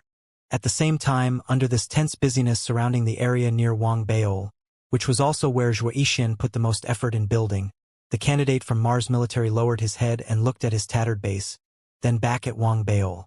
In his anger and sadness, he found a place to sit and shouted at Wang Beol. Wang Beol, don't think that I'm unaware that you were raised by pigs when you were young. Otherwise, why are you so uncultured and so fat? Also, you're a dermic armament cultivator, so why don't you recreate yourself with your smelting furnace? You son of a bitch! From the start till the end of his scoldings, he didn't hold back a single bit, pouring out all the indignation that he had suppressed in his heart. In reality, he felt that since he wouldn't be competing anymore, and wouldn't be able to physically fight Wang Baol, he could only scold him. If Wang Baol were offended and beat him up, then he would be eliminated as well. The curses he spewed shocked the viewers of the live stream from the Federation. The candidate from Mars's military seemed very proficient at scolding others, never stopping even once. Wang Baol, if you were a fresh flower, the cow wouldn't even shit on you if it saw you. You're so impressive, huh? Aren't you great at playing dead? If you're really so great, then go hold your pee. If you're still alive after keeping it in for 3 days and 3 nights, then I'll give it to you. His curses never ended. When the personnel from Mars's military watched the live stream, they were all shocked and dumbfounded. They had never realized that this candidate that was there just to make up the numbers was capable of such a thing. Wang Baol was initially angered by what he heard, but eventually, he just sighed in an annoyed manner and didn't care any longer. He pretended not to hear and hummed songs while taking out his chair in a carefree manner, sitting on it before opening up his box of chicken wings, realizing that they had gone cold. He waved his right hand and started a fire to roast them. The donkey's eyes lit up, galloping towards Wang Baol and trying to get Wang Baol's favor, its tail shaking more vigorously than before. Wang Baol took a look and didn't care about the donkey, not even giving it the bones as he did previously. That made the donkey anxious and tempted to go snatch the food from Wang Baol. However, it was afraid that Wang Baol would order its mouth to be shut again, and instead circled Wang Baol nervously. Seeing that Wang Baol had eaten all the chicken wings, the donkey was about to go crazy. It screeched while turning its body suddenly to look at the candidate from Mars military who had already let loose, sitting there, drinking water while continuing to scold Wang Baol. Right now, seeing that Wang Baol didn't respond, the candidate used his voice transmission ring and activated the camera function, taking pictures of Wang Baol while sneering. Fine if you're not responding. I'll hang your picture up on the wall. It'll chase away evil spirits in the day and act as contraception at night. Wang Baol had pretended not to hear his insults previously, but rage was already rising in his heart. Now that he heard that sentence, he was about to explode. He stared angrily, thinking about whether he should risk breaking the rules to bash him up. The donkey seemed to have found the chance and began sneering at the candidate. Son! Son! His voice was so loud that it scared the candidate. He was about to speak when the screams from the donkey grew even louder. Noticing the donkey's response, Wang Baol was heartened, so pleased that he tossed a chicken wing to the donkey. The donkey grew excited and put in even more effort in its sneers. This way, as the surrounding candidates grew annoyed and the viewers from the Federation grew increasingly bewildered, the bickering between the Mars candidate and the donkey continued for half an hour. In that hour, Wang Baol sat in a carefree manner. When he had his fill of food, and as the loud boom originating from the seal a distance away was heard, Wang Baol stood up. I am a Lone Ranger. My courage to compete against 90,000 people says that the handsome me is extraordinary. Emotionally, as he noticed the second beast tide erupting amidst the reverberation of the loud boom, Wang Baol leaped into the trench, burying himself in it, with the donkey following suit. Noticing that, Xianxia gritted his teeth. He had completed the restoration of his base, but didn't manage to expand and strengthen it. He was increasingly anxious, and that was when he noticed that the candidate from the Mars military hurriedly digging a trench and burying himself in it. A thought suddenly struck Xianxia as he saw what was happening. Oh no! He wasn't the only one surprised. The candidate from the Plume Manifestation Khanate sect, who was a neighbor to the candidate from Mars military, was also surprised. What followed was that innumerable ferocious beasts emerging from the seal, screaming. This time, due to an increase in the size of the seal's opening, the wave of ferocious beasts that emerged was more impressive, both in terms of scale and strength. The number of ferocious beasts with true breath realm cultivation had also increased. Even ferocious beasts of the Foundation establishment realm emerged. This gripped Li Yi and the others in fear. Very soon, the beast tide exploded, and the beasts charged in all directions. In the blink of an eye, loud booms sounded out continuously. It was on such a large scale that all the dermic artifacts were being activated, the compounded force so shocking and its impact so strong that it swept in all directions. Looking from a distance away, this round of resistance was like a hurricane. An hour later, Xianxia was filled with sadness and anger as his base was completely warped. Since the zones belonging to Wang Beol and the candidate from Mars's military were empty, the beasts that charged towards those areas split up, diverting towards the areas nearest to them. For the candidate from Plume Manifestation Khanate sect, since he didn't suffer significant damage from the first beast tide, he had substantial power to resist the ferocious beasts. However, it was a different case for Xianxia, who was clearly weaker, which attracted more ferocious beasts towards him. After holding up for an hour, Xianxia had reached his limits. As the last of his servants escaped bitterly, Xianxia screamed towards the heavens. "Wang Beol, what rotten luck did I have to become neighbors with you? I hate you!" After screaming, with his face red with rage, and with the unwillingness to become the first to be eliminated that was similar to that of the candidate from Mars's military, Xianxia suppressed his indignation and madness and began digging a trench. After that, he laid in it and buried himself. In his anger, his base suddenly collapsed and was trampled to flat ground. After noticing Wang Beol and the two other candidates playing dead, the other candidates were also thrown into a state of madness. Without a doubt, the ferocious beasts originally directed to the trio dispersed automatically, joining the other beasts. That immediately increased the pressure faced by the rest of the candidates. Therefore, the second beast tide, which wasn't supposed to be that challenging, resulted in significant losses for all the candidates. Another hour went by, and the beast tide finally ended. The gaze from Li Yi and the others fell on Wang Beol and the other two candidates who emerged from their trenches. They stared with rage while gritting their teeth. Wang Beol sniggered.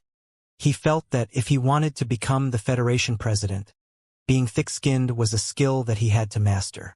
For example, a golden opportunity to hone that skill had presented itself right now. Therefore, he calmly shook off the dust on his body while emotionally commenting. "That was it? Did I just win by lying down? Imagine if I emerged first using this extremely witty method. Ha! My name would be recorded in history." Wang Beol hushed. On the other hand, Xianxia and the candidate from Mars weren't as thick-skinned. They all looked awkward and felt extremely embarrassed. However, there was nothing else they could do. No one wanted to be the first to be eliminated, and all they could do was to bear with the embarrassment. At the same time, they stared angrily at Wang Beol, none of them believing that the beast tide would disregard the area forever. Otherwise, it would be too easy for Wang Beol. That wasn't far from the truth. 2 hours later, when the third beast tide emerged, everyone felt that something was different. The temperature of the environment was significantly lowered. At the same time, they saw that a large number of spirit-like creatures had floated out from the seal. Some of the spirits flew in the air, some wriggled into the ground, while some emerged from underneath. Looking from afar, there were a large number of spirits. To a certain extent, they seemed to be able to disregard the steel walls as they charged towards the different zones. They let out an ear-piercing scream, which formed sound waves that shook everything. Xianxia and the candidate from Mars military were about to lie back down in the trench when they noticed what was happening. The two of them and Wang Beol were all taken aback. They knew that it was useless to play dead this time around. However, Wang Beol had prepared amply, and right now, without hesitation, he took out 10 gigantic megaphones. He laid it all out in his area, and turned all of them on at the same time. Those 10 megaphones could be considered large and were assembled with various components. Being a dermic armament cultivator and the creator of the megaphone, Wang Beol assembled the megaphones extremely efficiently, such that as soon as the beast tide had been initiated, the 10 megaphones were completely assembled. The moment they were turned on, the 10 megaphone vibrated vigorously, as if a shocking force was circling within them according to the fixed inscriptions. At the same time, the rainbow spirit stone inside the 10 megaphones began to be exhausted at an indescribable rate.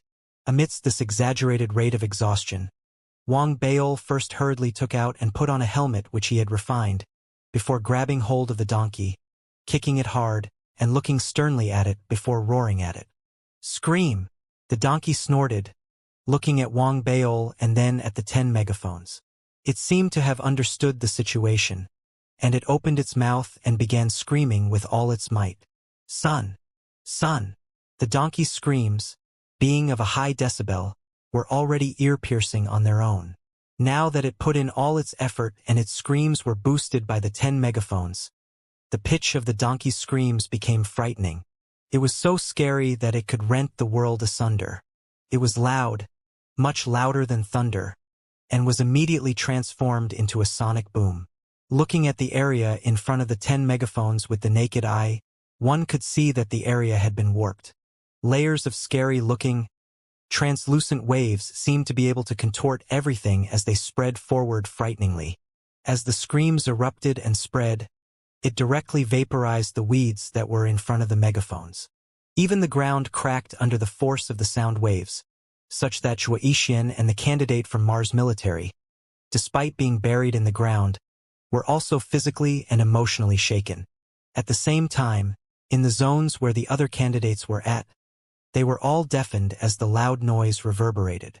Those who were weaker in their cultivation almost lost consciousness from the shock. If even the cultivators reacted this way, the beast tied nearest to and facing the 10 megaphones directly felt the strongest impact. In the blink of an eye, even before the beast tide had neared Wang Baol, they were thrown back by the immensely savage sonic boom. Painful screams were drowned out by the noise from the megaphones. To a certain extent, the ferocious beast's pitiful shouts couldn't be heard. One could only see the ferocious beasts first running, before instantly being contorted and mangled into a mess of flesh and blood. That scene gripped the viewers of the Federation who were watching the live stream in shock. The force of the sonic boom was way out of their imagination. Effortlessly and quickly, the beast tide that was charging towards Wang Baol turned into pools of blood and flesh. Even the screeching spirits couldn't withstand the force of the sonic boom and were being torn apart. Looking at the entire scenario from afar, a hurricane seemed to have formed in the area. As the sonic boom swept in all directions, it destroyed everything in its path. There was such a strong impact due to two reasons. First, the donkey's ear-piercing screams were magnified by the megaphones, and second, the ferocious beasts in this third beast tide were only shocking in terms of numbers, but not in terms of their physique, which were ordinary at best. Regardless of the reason, the appearance of the 10 megaphones eventually devastated half of the beast tide that had charged towards Wang Baol. Wang Baol didn't intend to destroy them completely. In reality, when he first arrived, he was clear that the current assessment was a test of who could persevere until the end. Therefore, he had many ideas to weaken his opponents while boosting his chances. Take the present moment as an example. Under the effect of the sonic boom, only a proportion of the beast tide was decimated. The majority of the beasts that remained instinctively avoided going in the direction where the sonic boom originated. After all, the nearer they were, the stronger the effect of the sonic boom and vice versa. Therefore, the candidate beside Xianxia, as well as the neighbor of Mars's military candidate, were thrown into shock. They were growing crazy with anxiousness as they battled it out, withstanding the pressure from the beast tide that should have been directed towards Wang Baol and the other two candidates. However, Xianxia and the candidate from the Mars military didn't have an easier time. In the current beast tide, there were also spirits who instinctively distanced themselves from Wang Baol. For Xianxia and the candidate from Mars military, even though the sonic boom also spread to their area, it was less significant compared to that of Wang Baol's. Therefore, with the spirits charging towards them, Xianxia and the candidate from Mars military had little choice but to escape from their trenches. The duo's breathing quickened, and their faces were filled with fear. They could simply disregard the spirits if they were few in number, but in this case, as there were so many of them, it frightened them significantly. In reality, as soon as they emerged, they exposed themselves to the visual field of the beast tide. Therefore, with the ferocious beasts screaming and charging at them, the candidate from Mars military was put into a dangerous situation. Eventually, with an angry scream, he had no choice but to crush his jade slip to get teleported out. He became the first to be eliminated. Xianxia was next. In the face of the innumerable beasts from the beast tide and having experienced their madness and temper, Xianxia was filled with rage and indignation. That was especially so after noticing that there wasn't a single ferocious beast over at Wang Baol's area, and only continuous screaming from the donkey emerging from the 10 megaphones. Wang Baol. Xianxia gritted his teeth, but there was nothing else he could do. Even with his foundation establishment realm Cultivation, he was still helpless in the face of the endless beast tide. He could only sigh in sadness as he crushed the jade slip to be transported away with the help of the crew from Mars. He became the second person to be eliminated. That scene immediately made everyone from the Federation who were viewing the live stream gasp in shock. The sound of their gasps audible from each household. This is possible? The first to be eliminated. It's not Wang Baol. The 5th-generation Sky Clan and the Mars military are too weak. Wang Baol is going solo, while each of them had a 10,000-strong army, and they still lost. Why do I feel that the reason Wang Baol could possibly emerge victorious through the trials is because of how shameless he is? As a heated discussion erupted from the viewers of the Federation, the other candidates near the Divine Armament Catacombs continued resisting with reddened eyes. On the other hand, Wang Baol was simply relaxing, and that contrasted greatly when juxtaposed with the other candidates. However, the period of relaxation didn't last long. When he noticed that his 2 neighbors had been transported away, Wang Baol's breathing quickened briefly, and his eyes lit up. This is the time I've been waiting for. In his agitation, Wang Baol didn't hesitate and immediately waved his hand, retrieving numerous puppets. In order to store those puppets, he had prepared several storage bags. He had placed his bets on these construction puppets for this assessment. When he arrived, he had already thought thoroughly about the entire assessment. He knew very well that he had no resources since the 4 Dao colleges didn't support him. In this situation, it was impossible if he wanted to win and successfully construct his own city. Therefore, that would be his greatest disadvantage. I don't have resources, but my neighbors do. Wang Baol was excited. As the construction puppets were being taken out one by one, he immediately sent out commands to control the puppets. Like locusts, the puppets charged towards the areas left behind by Xianxia and the candidate from Mars military. Even though the 2 of them had been sent away, with their servants on the run and their bases being completely trampled, there were still large amounts of resources and parts that they didn't manage to bring away in time. The other candidates had ample resources and didn't fancy what was left behind. But to Wang Baol, his neighbors had become his gold mine. Therefore, when he dug the trench and brought out the megaphones, his goal was to try his best to eliminate his neighbors. That was the only way he could accumulate his chances to emerge victorious from a nobody through the competition. So far, everything had happened according to his plan. As the numerous construction puppets charged forward, Wang Baol adjusted the angle of the megaphones in order to assist them. He ensured that the beast tide wouldn't block the way, even though it was inevitable that some puppets would be damaged. After all, there were still ferocious beasts in the 2 zones. However, while he felt pained at the damage, he could still bear with it. Therefore, the viewers from the Federation watching the live stream soon watched in shock as the puppets that charged into the 2 neighboring zones beside Wang Baol began skillfully tearing down everything.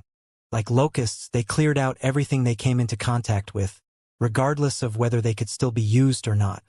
Broken fire god cannons, Baol cannons, as well as damaged dermic artifacts, used spirit stones and foundation stones with restoration array formations inscribed onto them. Even collapsed walls were broken down and taken away by the puppets. In this manner, the 3rd beast tide concluded, and the other candidates were exhausted. For Wang Baol, though, there was a huge transformation in his zone. On Wang Baol's side, it was no longer a pitiful scene comprised of a man and a donkey. Instead, as the thousands of construction puppets busied themselves, the area was heated up. There were no longer weeds on the ground, having been replaced with a large trench that was dug neatly in the ground. A copper wall made from bits and pieces of fragments formed the fence. The scale of the transformation, when compared to the original state, was not mind-blowingly large, but was still shocking. The live stream viewers from the Federation all looked surprised, and some of them, having understood Wang Baol's intention and plans, began to praise him. I understand now. Wang Baol is planning to use others to his advantage. He has nothing. Compared to the other candidates, he had no competitive edge. I see now. This fella's plan was to obtain other people's resources from the start. Lu Daobin from Ethereal Dao College, as well as the others, including the sect lord, were all surprised. That was especially so for the sect lord of Ethereal Dao College, whose eyes lit up instantly. He previously thought that the act of Wang Baol playing dead and his use of the megaphones were a nuisance, but right now he understood Wang Baol's intention. It's hard on him. After all, Li Yi is the one that the 4 Dao colleges are supporting this time. The Ethereal Dao College sect lord felt a little guilty as he sighed.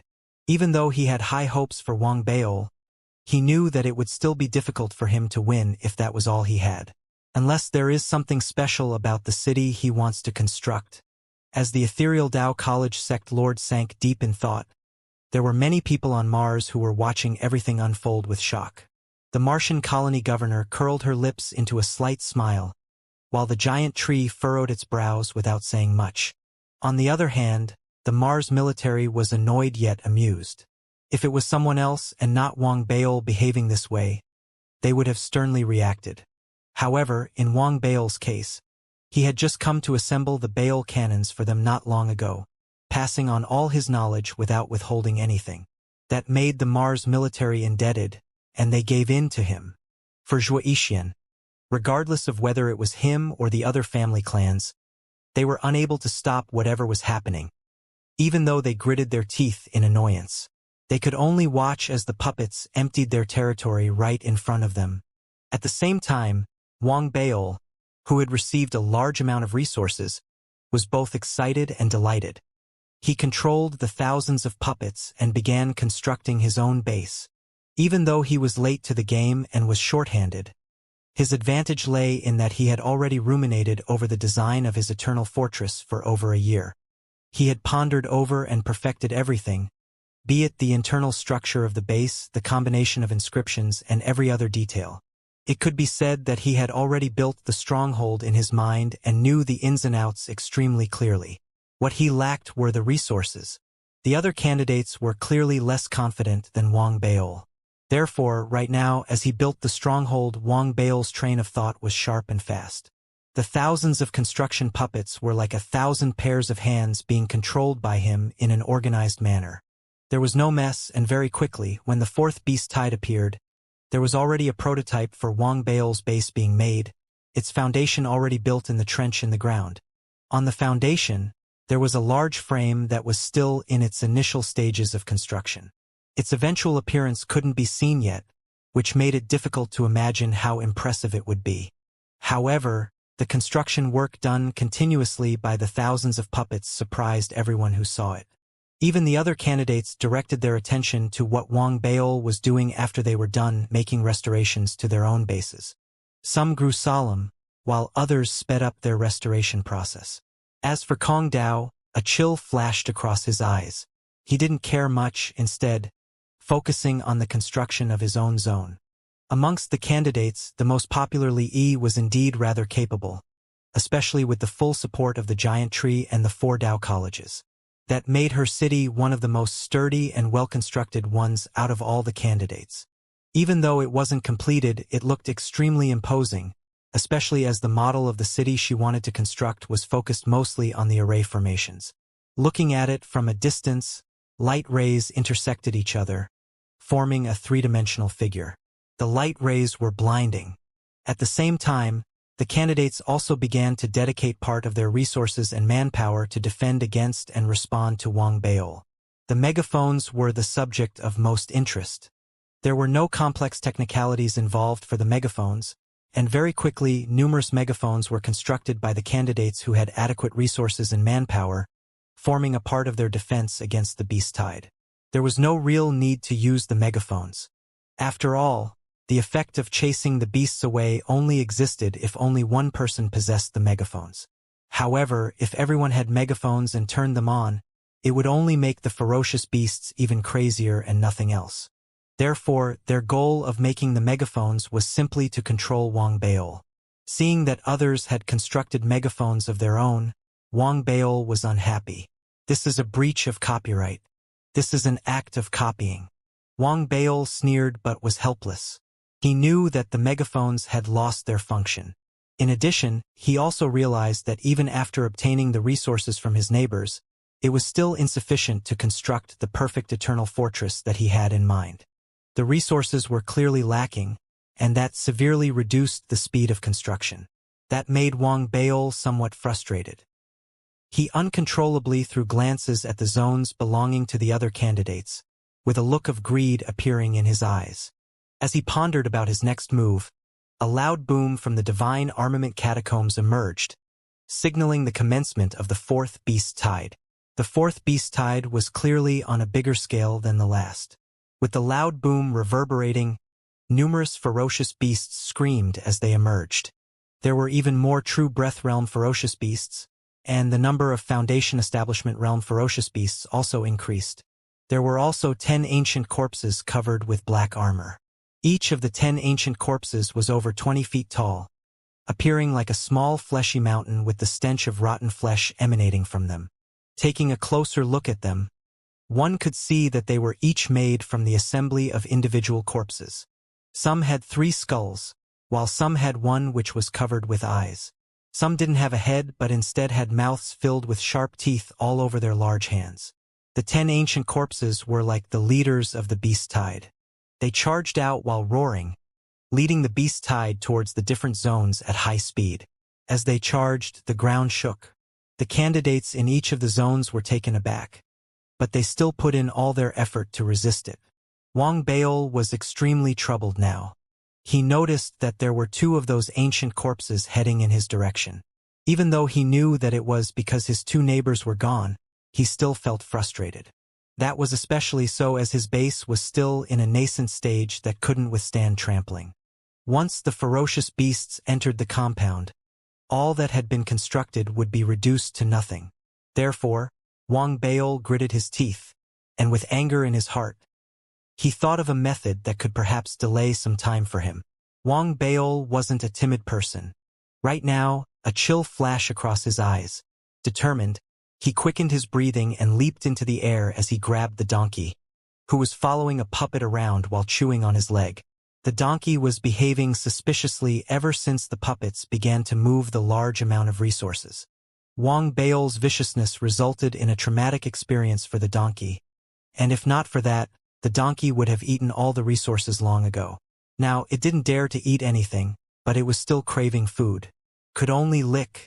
After being caught, the donkey immediately began to scream as it kicked its legs in panic. It looked innocent, as if trying to tell Wang Baol that it didn't eat a single thing. Listen up, donkey. You can use the city walls to hide, but you must never let a single ferocious beast enter the base. If not, I will make sure that your mouth remains shut for the rest of your life. If you succeed in this task, darn it, there are so many delicious things here. After I win, I will let you have a feast for 3 days and 3 nights. Wang Baol spoke sternly as he tossed the donkey onto the city walls and didn't care about it anymore. He leaped, and with the attention of the gasping live stream viewers from the Federation in the background, he waved his right hand, and a dermic armament saber landed in his hands. Just as the other candidates' bases opened up and resisted the beast tide, he erupted at high speed, like a rainbow, charging forward as he roared at the 2 ancient corpses and the beast tide. In the whole process of him charging out, a force erupted from Wang Baol. It was as if his external appearance had been erased, revealing the imposing manner that was a culmination of his experiences in the Pond Cloud Rainforest, Coulomb Basin, as well as the mystic lunar realm. The true him. The image that surfaced in his mind was the scene of the large numbers of ferocious beasts escaping after the huge bat, and other beast leaders being killed at the 7th line of defense.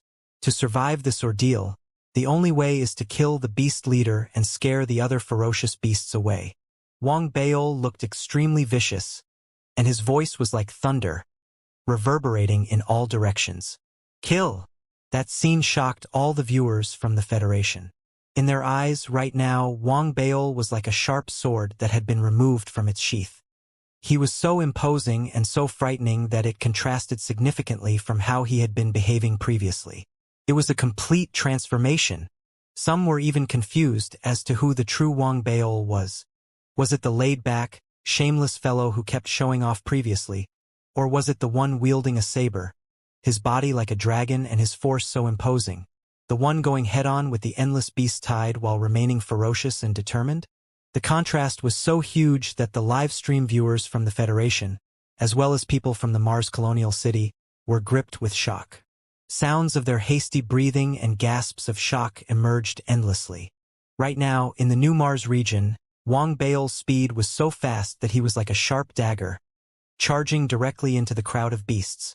With the cleaving down of the saber, the approaching ferocious beasts didn't even have the chance to see Wang Bao before they were decapitated with the eruption of Wang Bao's cultivation and his astounding combat powers.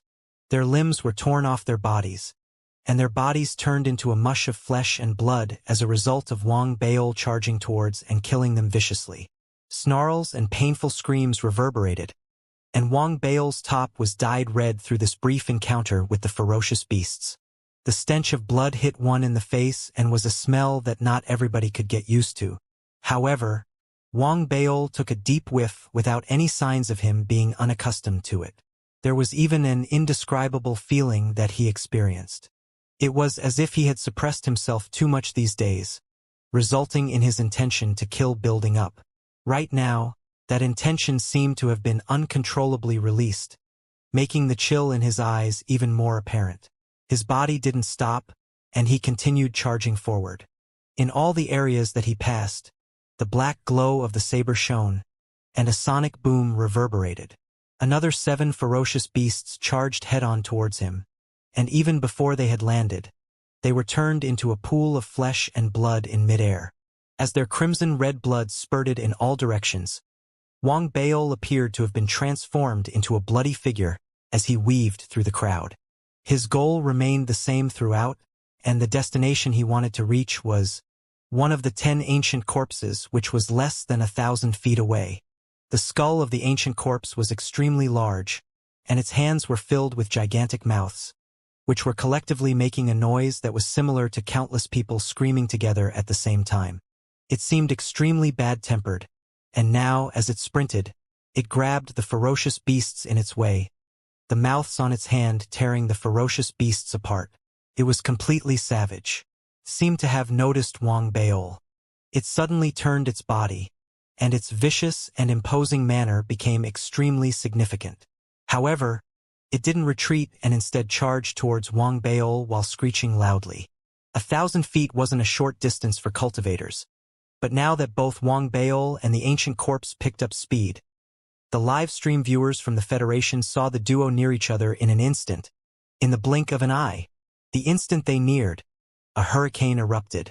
Black winds swept in all directions, and the figure of a black crocodile, illusory but clearer than any of the other times it was seen previously, appeared roaring towards the sky. The black crocodile seemed to have been integrated into one with Wang Bao, who was charging forward, making Wang Bao invisible in the eyes of outsiders. All they could see were the black crocodile riding on the black hurricane, charging towards the ancient corpse at high speed in a swallowing motion. The ancient corpse wasn't to be belittled either. As it screamed, it unleashed a combat force on the level of someone who had a perfect foundation establishment realm cultivation.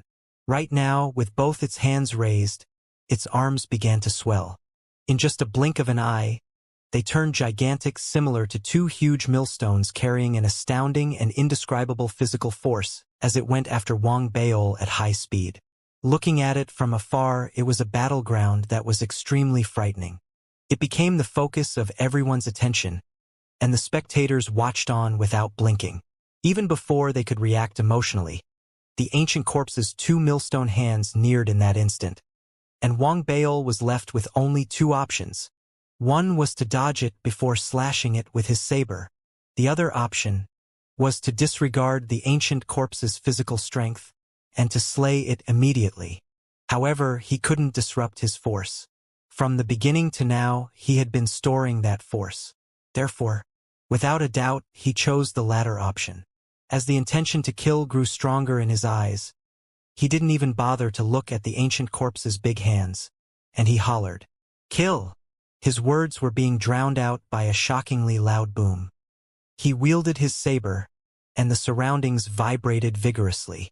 That act was a culmination of combat power from Wang Baol's current cultivation as a mid-stage foundation establishment cultivator, which was extremely near that of the late stage. It also encompassed the foundation establishment force of his Green Lotus, his astounding physical strength, and even the 2 heavenly thunders in his body, which greatly increased his speed. This way, that action of his resulted in lightning sparks spreading in all directions, which were visible from afar. It integrated into the Black Hurricane, and to an extent it caused the hurricane to be transformed into electromagnetism burst. Just like that, the ancient corpse's giant hands landed directly on Wang Baol's body, causing him to tremble and his blood chi to churn. It was almost as if his body was about to be ground into a pool of flesh. His astonishing physical strength began to spread after that, and as he resisted with all his might, he swayed the saber without hesitation, directing it to the ancient corpse's neck and sweeping it swiftly. A loud boom caused the entire combat grounds to vibrate, and amongst the ancient corpse's disbelief, its skull instantly flew upwards. As it was decapitated, the ancient corpse's body seemed unable to withstand the unbelievably strong force of the dermic armament as well, and it broke apart. Wang Baol's breathing quickened as he stepped on the falling body of the ancient corpse and leaped into the air, kicking the detached ancient corpse skull forcefully. That kick instantly threw the skull outside the main gate of his zone. With a loud bang, the skull landed, tumbling several times before stopping in front of the gate of the base. Its eyes were still open, and an imposing force still emanated from it. Then, one could see that its eyes were slowly transformed into eternal emptiness. However, in that emptiness, a blurry figure of Wang Baol was reflected from it as he continued leaping into the air without stopping, charging ferociously towards the other ancient corpse. Everything happened so fast that the live stream viewers from the Federation hadn't even managed to react when Wang Baol had completed his kill. At the same time, the surrounding beast tide grew visibly unruly and uneasy, as if Wang Baol's imposing manner made them instinctively unwilling to go near him as they dispersed in all directions. As they dispersed, Wang Baol picked up speed since there were no longer obstacles in front of him. A bright flash appeared beneath his feet, and if one were to look at him from afar, it seemed as though he was flying. He was off the ground, stepping on a flash of lightning and becoming even more powerful than before. After covering 1,000 feet, he immediately jumped and roared, grabbing hold of the saber with both hands, directing it towards the screaming and fearful second ancient corpse below him, which had refused to back down. Die! Wang Baol roared. Not only did his Green Lotus Foundation establishment give him a physical strength that far exceeded that of others, but it also gave him the capability to recover at an extremely high rate. That allowed Wang Baol to withstand the large force from the ancient corpse, and even heal the majority of his injuries in just a few moments. That made Wang Baol even more confident. He was powerful while the ancient corpse was gripped with fear, clearly shocked by what it was experiencing. Right now, with these two aspects balancing out, there was no need to guess what resulted from Wang Baol's act of flailing the saber. With a loud boom being produced, and as Wang Baol's saber landed, the second ancient corpse was cut into two, its dying scream reverberating in all directions as the two halves of its body fell. As it fell, Wang Baol also landed, stepping on one half of the ancient corpse. He swept the saber in his right hand, and as the edge of the saber pointed to the ground, the fear experienced by the beasts after witnessing the demise of their two ancient corpse leaders exploded, their fear spreading in all directions. They didn't dare to go near, and this scene was witnessed clearly by all the live stream viewers of the Federation. In a radius of several thousand feet surrounding Wang Baol, there were no ferocious beasts in sight.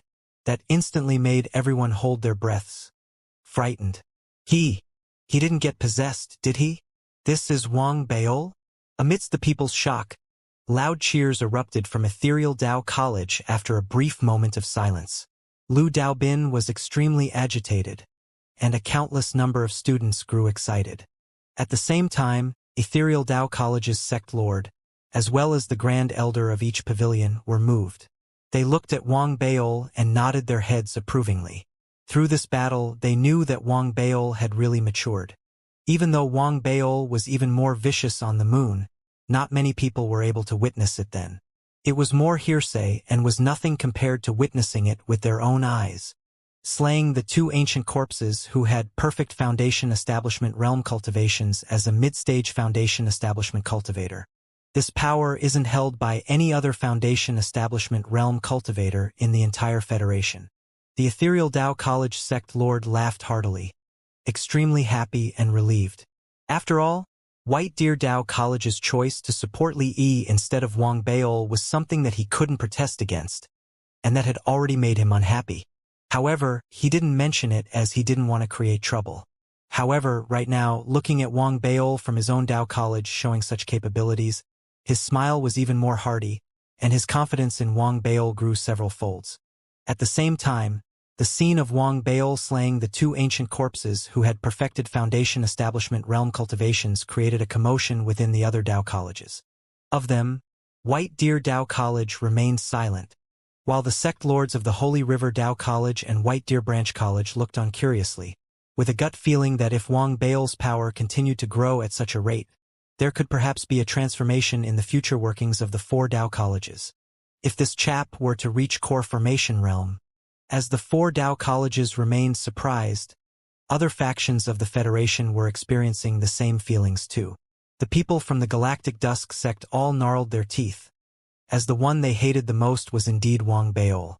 However, there was nothing they could do as their sect lord had been meted the punishment of eternal incarceration for the incident on the moon. They had no choice but to lay low, especially as their sect's powers had weakened significantly. The major figures from the Plume Manifestation Khanate sect and 5th-generation Sky Clan were now focusing all their attention on Wang Baol. In reality, Wang Baol had already become a prominent figure since the moon incident. But he had just been a beginner at the foundation establishment realm whose future was still uncertain. Now the tables had turned. As an early-stage foundation establishment realm cultivator, he could already kill countless other foundation establishment realm cultivators. When he advanced to mid-stage foundation establishment realm, his abilities underwent a boost yet again, and he killed cultivators who had a perfect foundation establishment realm cultivation. This was significant in the eyes of everyone, since cultivators who had perfect foundation establishment realm cultivation made up the core of the Federation. After all, there weren't many core formation realm cultivators, and they were extremely important and couldn't be deployed for trivial purposes. Therefore, the people who were supporting the day-to-day operations of the various factions were disciples who didn't have a perfect foundation establishment realm cultivation. However, Wang Baol showed that he could actually kill cultivators who had perfect foundation establishment realm cultivation. His combat capabilities alone were sufficient to make everyone overwhelmed and cause them to take him seriously. Even though there was no lack of capable core formation realm cultivators in those factions, the mood was still solemn. This was because they knew clearly that, right now, Wang Baol could be considered a talent, though not a divine being. However, if Wang Baol emerged victorious this time around and became the mayor of the New Mars region, who was fully in charge of the establishment of the Divine Armament Project, or even a primary rank 4 noble, he would then become divine. To a certain extent, he would have joined the queue to become one of the future successors of the high officials of the Federation. The reason why someone like Li Wanner could suppress Zhuo Yixian and be seen as a nuisance to the Zhuo family lay not just in her family background. More important was Li Wanner's position and her own capabilities, neither of which could be disregarded, as the various factions, including even the Trillionaris Corporation, reveled in shock. A look of bewilderment appeared in Jean Duoming's eyes. Within the New Mars region, Wang Baol didn't care about the ferocious beasts escaping in all directions at all. He was instead dragging half of the ancient corpse under the watchful eyes of millions as he made his way back to his base step by step. Along the way, none of the ferocious beasts dared to go near him. When Wang Baol returned to his base and reached the main gate, he threw that half of the ancient corpse to the side, together with the skull. It was to act as deterrence. Thereafter, Wang Baol entered his base. The moment he was inside, he hurriedly sat down, quickly taking out bags of snacks and munching on them, his face pale. "I'm so hungry I'm about to faint. Why does unleashing all my physical strength make me so hungry? Or is it because of the recovery? Wang Bail didn't think much about it as he ate hungrily. However, the more he ate, the hungrier he became, and that drove him crazy. The arrogant and imposing front that he had presented had completely vanished in the face of his extreme hunger. In the end, even after eating an astonishing amount, Wang Bail was only barely satiated. He raised his head to look at the donkey galloping towards him from afar. In the past, when he looked at the donkey, he only felt annoyed and irritated. However, it seemed to be different right now. Its fur is very shiny, which means that it has quite a lot of fat. Its limbs are very well developed as well, and its shank looks to be of good quality. If I were to barbecue it together with its fat, it would definitely taste great. There are also four hoofs that I could boil soup with. The donkey's ears are edible as well, and its head is also filled with meat. Upon seeing the donkey, these thoughts arose uncontrollably in Wang Bail's mind, and he quickly sized the donkey up. However, Wang Bail's gaze instantly made the donkey freeze in shock, its eyes revealing how frightened it was. It quickly retreated in fear, as if it had sensed an indescribable feeling that something sinister was about to happen. It was already extremely cautious and didn't let any ferocious beasts barge in. After all, Wang Bail had attracted almost the entire beast tide previously. Even if there were a few lone ferocious beasts that came near, the donkey was almost at foundation establishment stage itself, and its speed wasn't far behind Wang Bail's. With a little effort, the donkey had managed to control the situation. Therefore, upon noticing Wang Bail's return, the donkey had wanted to go to him for a reward for its hard work. After seeing Wang Bail taking out his snacks, it grew more agitated as it picked up speed. However, at that moment, Wang Bail's gaze made it tremble with fear as it hurriedly retreated back to the city walls, sneering as a show of how ferocious it was. However, it still felt insufficient, as it nervously ran, picking up 7 half-eaten ferocious beast corpses and placing them in Wang Bail's line of sight. This idea was simple. It wanted to show how ferocious it was and to convey the message that it had been obedient in preventing the entry of the 7 ferocious beasts. However, after realizing that Wang Bail's gaze remained the same, the donkey was so nervous that it was on the brink of tears as it gritted its teeth, dashing out of the base while screaming. Wang Bail was taken aback, thinking that the donkey had grown its wit and guessed his intention. Therefore, he raised his head and looked towards the donkey. He immediately saw the donkey barging into the crowd of beasts, biting every single beast it saw. It looked vicious, impressive, and extremely capable, and even turned its head to look at Wang Bail occasionally. That scene was also watched by the live stream viewers from the Federation. They all turned from a state of shock to a state of bewilderment as they watched in a blur. At that moment, they all felt that the person they were looking at was the Wang Bail they were familiar with.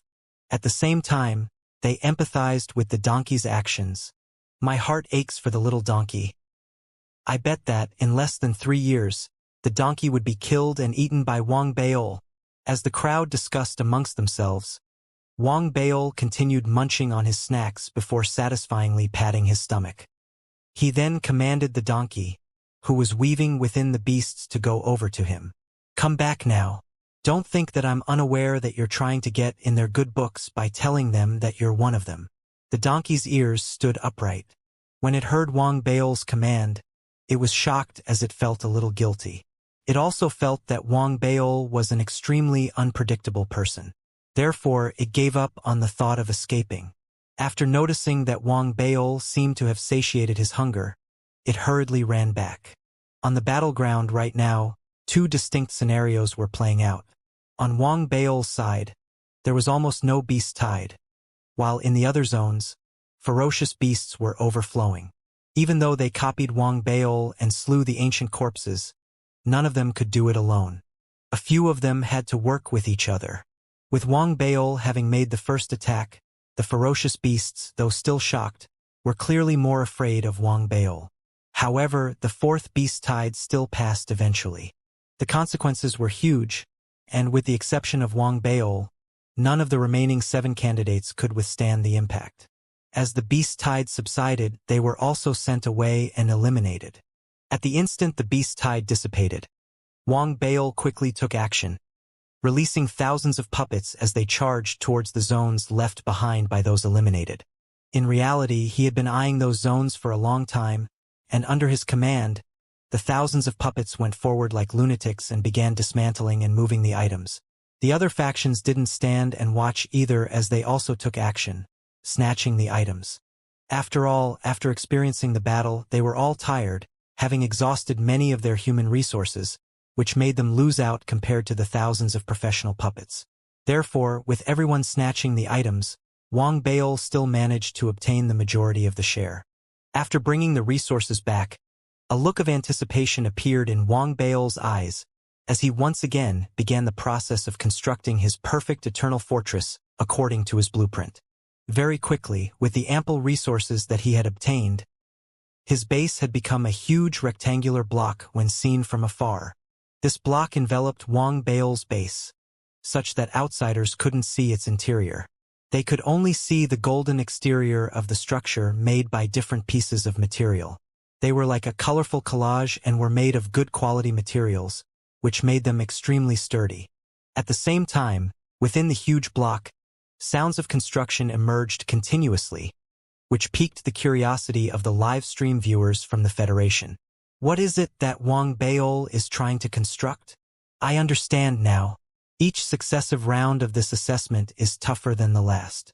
It's too difficult to persevere until the end. It is likely that the final assessment would no longer test the cultivators and their combat capabilities, but the quality and power of the bases they have each constructed. Wang Beil was confident about the prowess of his eternal fortress. That was also where he pinned his hopes on for this assessment. He felt that the other strongholds that the others had made were weak, while his was the only formidable one. It was this thought that spurred him to participate and persevere until now, despite knowing that he didn't have the support of any faction. Now, to a certain extent, he was no longer someone who was empty-handed and falling behind others. As a result of individual wins and losses, he had already swiftly closed the gap between him and the others. This is known as using a battle to feed the next. Wang Beil thought arrogantly as his confidence in eventually emerging victorious and becoming the mayor of the new Mars region grew. He felt that he had a good chance, and he looked at the other zones with greed in his eyes. The factions supporting the two candidates Kong Dao and Li Yi had provided each of them with an exaggerated amount of resources. The resources were so abundant that Wang Beil felt that they must have been loaded. As for the other candidates, they were visibly less well off. There were even two candidates who had suffered significant losses and were now struggling to make ends meet. However, Wang Beil had his own difficulties as well. He faced a problem in never having enough resources.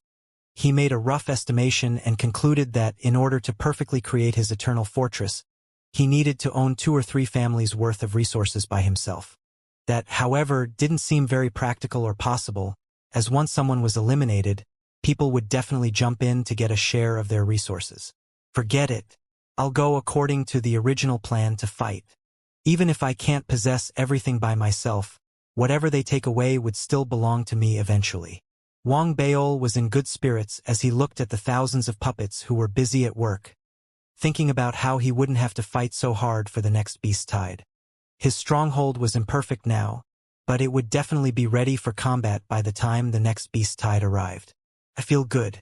Wang Beil patted his stomach and was about to snack when suddenly, in the divine armament catacombs outside, a loud boom emerged. The noise was louder than what was heard before. That surprised all the candidates, including Wang Beil. After all, according to the previous intervals, at least an hour would be given for everyone to recuperate from the previous beast tide. However, right now it was barely half an hour since the 4th beast tide had passed. Yet the 5th wave was beginning. Was the tempo increased, or was it because we spent too much time during the 4th wave? Wang Beil took a deep breath and leaped up immediately onto the city walls. He hurriedly took a look, and what he saw frightened him. In reality, not only Wang Beil was taken aback. The other candidates also responded similarly. They breathed rapidly, a torrent of emotions crashing in their hearts.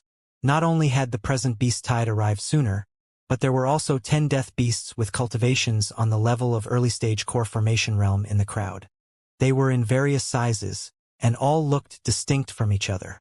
However, what was common was that a black flame was present in their eyes that seemed to be capable of burning anything and everything. The black flame caused the area around them to warp. The ripples produced by the core formation realm beasts were very distinct as they spread in all directions. Behind them were more than 100 giant corpses similar to the ones Wang Baol had slain previously.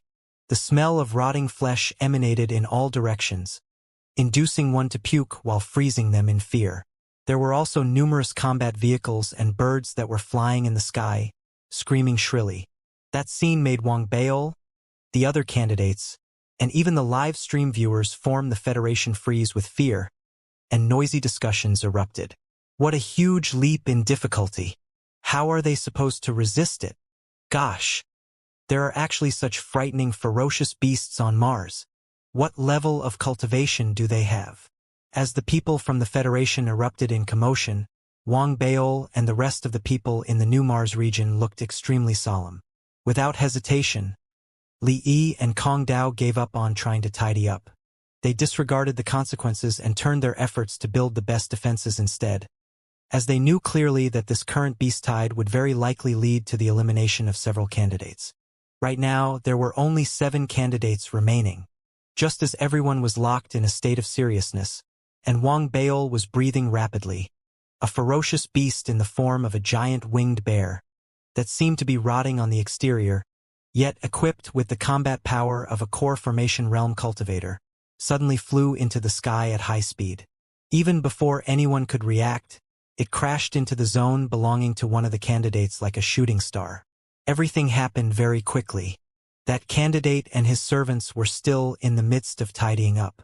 They had just managed to activate the array formation in their zone, but were a step too late. As the ferocious beast with core formation realm combat powers charged into the grounds, loud booms and painful screams instantly erupted. The candidate was shocked and dismayed at the crisis that struck. He immediately crushed his jade slip and escaped, but his servants were too slow, as even though they also chose to run away, they didn't have the teleportation jade slip, and therefore suffered severe injuries and deaths. All of it happened in the blink of an eye.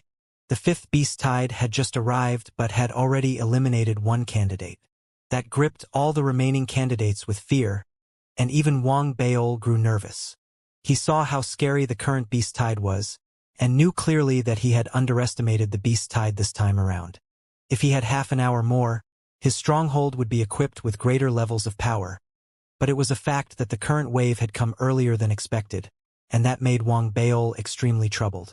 The stronghold still isn't ready. It would likely fail in resisting the beasts even if I were to use it to go against them now. Furthermore, if it suffers any damage, that would mean that I would be handed an early ticket to elimination. A glow flashed across Wang Baol's eyes as he looked at the catacombs outside. There was an uncountable number of beasts in the beast tide, charging towards him under the lead of a rotting corpse with core formation realm cultivation that looked like a giant monitor lizard. They created an imposing bluster, and it could easily be imagined that upon impact, the incomplete stronghold of his would definitely be destroyed. Darn it! This is forcing me to use my trump card. Wang Baol was furious. After handing some matters over to the little donkey, he leaped into the air and went outside. His dermic armament appeared instantly, and he grabbed it tightly in his hands. Just like he had resisted the previous beast tide, he leaped over the walls and charged out. The difference was that, in the last wave, his opponents had a cultivation similar to someone who had a perfect foundation establishment realm cultivation. Right now, however, his opponents had the combat powers of a core formation cultivator. The difference between the two groups was too significant. Everything that was happening instantly made the crowd from the Federation, the people from Mars, and even the various factions freeze in shock. As they looked at the extremely brave Wang Baol, they were flabbergasted. This Wang Baol isn't out of his mind, is he? I thought that he was smart. Isn't this courting death? Is he trying to throw his life away? Even Li Yi, Kong Dao, and the others had noticed Wang Baol, who seemed to be fearless of death. They were all dumbfounded, but also instinctively felt that something was amiss. However, they didn't have the time to care about Wang Baol's survival. The ferocious beasts in the fifth wave were much more ferocious than before, and as they advanced in their attacks, they were going head-on against the various zones. Instantly, a loud boom reverberated in all directions, and every single zone suffered significant damages. As they put in all their effort in their resistance, the army of beasts charging towards Wang Baol, who were under the lead of the giant rotting monitor lizard, neared. The ground was shaking, and they were now less than 10,000 feet away from the walls of Wang Baol's zone. At the same time, Wang Baol also neared them at high speed. Looking from a distance, Wang Baol was a lone ranger against a sea-like beast tide. The forces involved were frightening, and the two sides appeared as if they were about to collide with each other. Numerous live stream viewers from the Federation couldn't bear to watch Wang Baol die before their own eyes. No matter how powerful Wang Baol had been previously, he was, after all, merely a Foundation establishment realm cultivator. However, just as the beast tide neared and the rotting giant monitor lizard arrived head-on, Wang Baol suddenly stopped in his advance, standing there and raising his dermic armament. He roared with a low voice, "Withdraw!" The moment he spoke, the heaven and earth transformed, and the clouds circled in reverse. An indescribable aura arrived imposingly, forming a frightening force. It was difficult to describe the range of the aura's effects. However, at that moment, the beasts in the beast tide in front of Wang Baol all let out painful cries and retreated, as if they had met with a frightening existence. They were moving at high speeds previously, and now, as they retreated, they collided with each other, forming a mess. That was especially so for the arrogantly approaching rotting giant monitor lizard. Instinctively, it felt a sense of danger it had never experienced before. However, everything happened so fast that it wasn't only unable to retreat, but its body was also twisted as it rapidly leaped over to the other side. It chose to fall to the ground with a loud thud instead of further approaching Wang Baol. Even after landing heavily on the ground, it still scrambled to retreat with fear. This ridiculous and unimaginable scene made the live stream viewers from the Federation hold their breath. They fell silent. Through the footages from the live stream, everything was simply too frightening. On the spirit screen, Wang Baol was standing alone in front of the beast tide. He merely bellowed, and instantly, all the ferocious beasts were like frightened, obedient puppies, retreating with fear and tumbling into a mess. That scene instantly took all the viewers watching the live stream through the spirit screen by surprise. The other candidates and their servants in the New Mars region felt everything even more distinctively, as a frightening vibe erupted. That feeling spread only a small area but was sufficient to cause everyone's mind to buzz, and their hearts to be filled with fear. What's going on? Wang Baol, what did he do? How is that possible? This irritating fatty merely gave a command to withdraw, and that managed to make all the ferocious beasts so fearful. All the candidates and their servants were taken aback, and they looked at Wang Baol with disbelief and fear. That was especially so for Kong Dao and Li Yi. What trick is Wang Baol playing? Li Yi was suspicious, while Kong Dao's gaze constricted. He was born in the ferocious beast sea and had a mysterious beginning. His instincts were sharper than other people, and that made him feel everything even more strongly. This frightening force comes from the galactic firmament. Kong Dao inhaled deeply. In his eyes, an additional layer of mystery was now shrouding Wang Baol. Additionally, the ferocious beasts in the other areas felt the frightening vibe. They were now running away at high speed in fear, distancing themselves from Wang Baol with all their might. Everything that happened created chaos on the battlegrounds, and at the same time, it also made Wang Baol's prowess even more prominent. Wang Baol looked calm, as if everything to him was as simple and straightforward as blowing a puff of air. Now, as his gaze swept in all directions, he slowly raised his head, looking towards the firmament while carrying a look of steadiness in his eyes. He looked like a formidable expert. Even though he was a little fat, his looks weren't bad. In terms of his ability to scare, he could make everyone frightened and unable to see through his tricks. However, in reality, Wang Baol was delighted and feeling full of himself. He was left without a choice previously and decided to silently chant the Tao Sutra in his heart. Wang Baol wasn't afraid of the suspicions that came with the arrival of this frightening vibe. During the preparation process, which took place even before he entered the assessment, he had already anticipated that this would happen. He evaluated the trade-offs and eventually concluded that if he was really left without any other choices, he would have to be determined. There was still dignity in his heart. After all, there was a saying in the high officials' autobiographies that when something was known only by a small portion of people, it could be considered a secret. Right now, it seemed as if he was living in darkness. Everyone who found out about the secret in this darkness would instinctively become greedy and would vie over it. However, if everyone came to know of this matter, it would no longer be a secret. Instead, it would be exposed like the people standing under the sun. As there was greed, there would be inevitable acts by people to contain and restrict each other. That would actually be the safest outcome. That was unless everyone who was greedy congregated together. However, right now, with the new Mars region being watched through live stream by the entire Federation, it was impossible for the greedy people to reach a consensus and join forces. Therefore, Wang Baol knew very well that as long as the regulations of the Federation remained in place, and as long as it wasn't chaos right now, then the theories about secrets as outlined in the high officials' autobiographies would hold. After all, the Spirit Inception era had just begun, and no one would dare say that they didn't have secrets and unique opportunities. If not, why was it that some people managed to become core formation cultivators, while some still remained as true breath realm cultivators amongst the innumerable crowd? All these are related to one's capabilities. Similarly, it was also related to one's fate. At the same time, amongst the live stream viewers from the Federation, the major figures from the Federation, including the Martian colony governor, all of them narrowed their eyes. Thoughts ran through their heads when the giant tree suddenly tightened its fists. No one could see through what was happening, but he was reminded of an incident in Coulomb Basin, and that made him grit his teeth. He knew that Wang Baol was pretending again, and a glow immediately flashed across his eyes.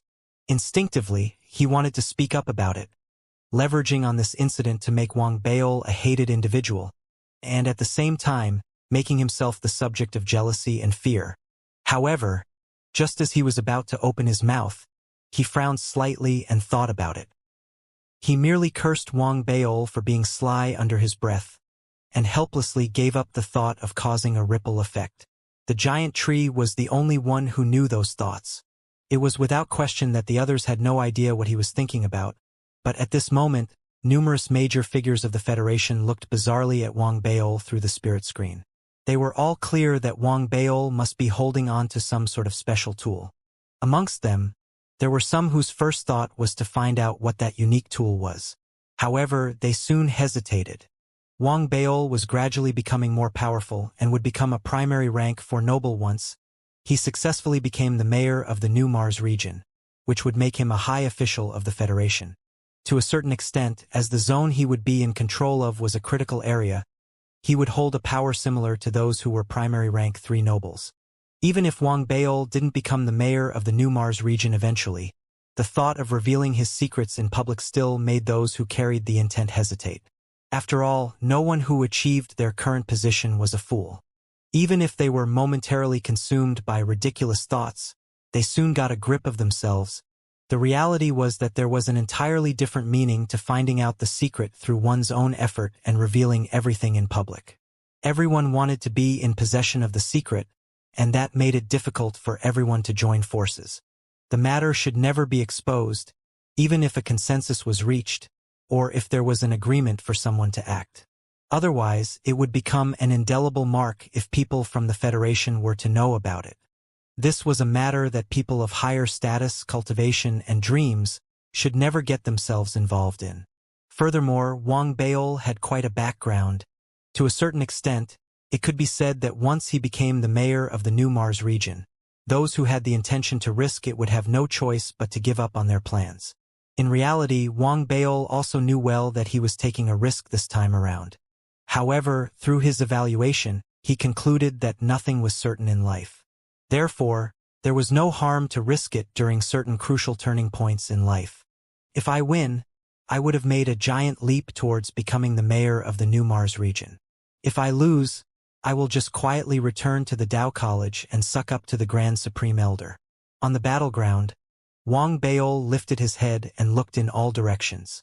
He felt for his storage bag, which contained 3 sculptures that he had created. One was of the Federation President Duan Myuk, the other was the Grand Supreme Elder, while the last was that of the Martian colony governor. That was the escape route he had thought for himself. If anyone were to ask him about what happened today, he would showcase the 3 sculptures and say an obvious but irrefutable lie. Whatever Wang Baol do will be foolproof. Wang Baol was delighted as he felt the frightening vibe that he had attracted slowly dissipating. He was more than accustomed to that feeling. As he thought about how he had only bellowed out 2 words but could result in such a strong and frightening force erupting, Wang Baol felt that with a simple snap of his fingers, the capabilities he exhibited were to be feared. He didn't care much about the nagging feeling that seemed to be waking him up somewhere in the depths of the cosmos. However, if I use this trick too many times, would it really awaken?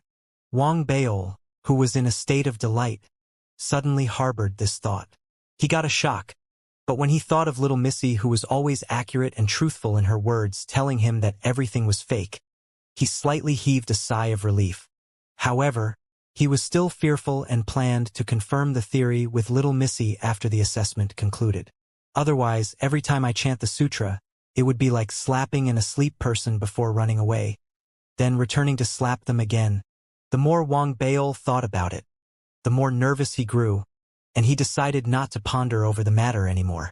Right now, as he watched the beast tide shunning away from his territory and approaching the zones belonging to the other candidates, Wang Baol felt that he was safe.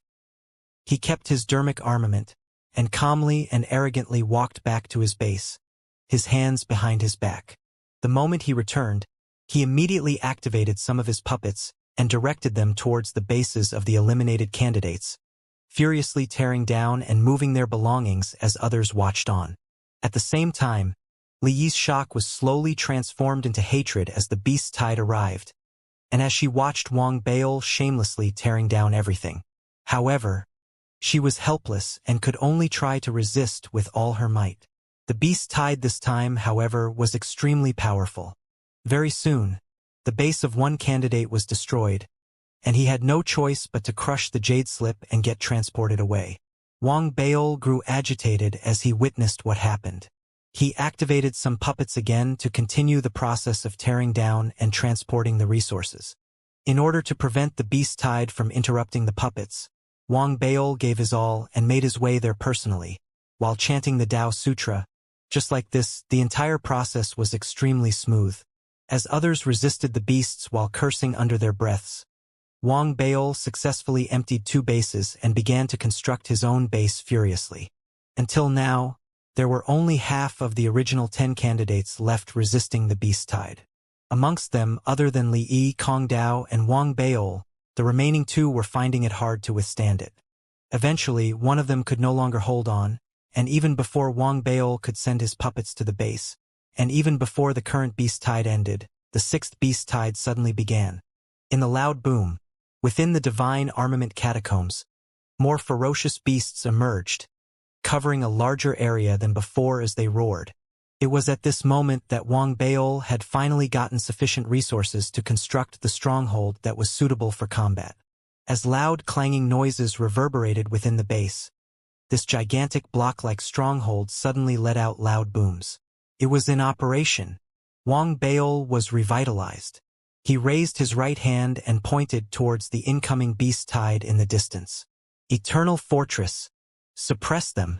The moment Wang Baol spoke, all the live stream viewers from the Federation were taken aback.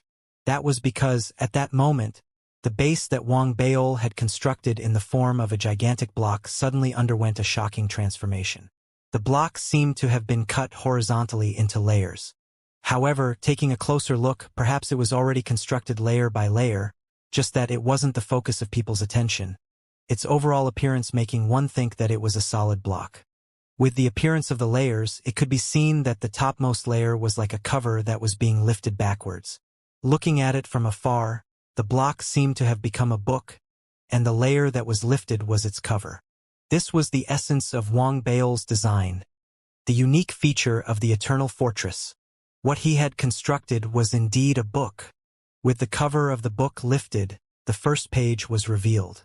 At that instant, everyone from the Federation who was watching the live stream realized, surprisingly, that it wasn't words that had appeared on the first page, but rather rows of Baal cannons. At one glance, the first page of the zone's stronghold, which was in the form of a book, was covered densely by 1,000 Baal cannons.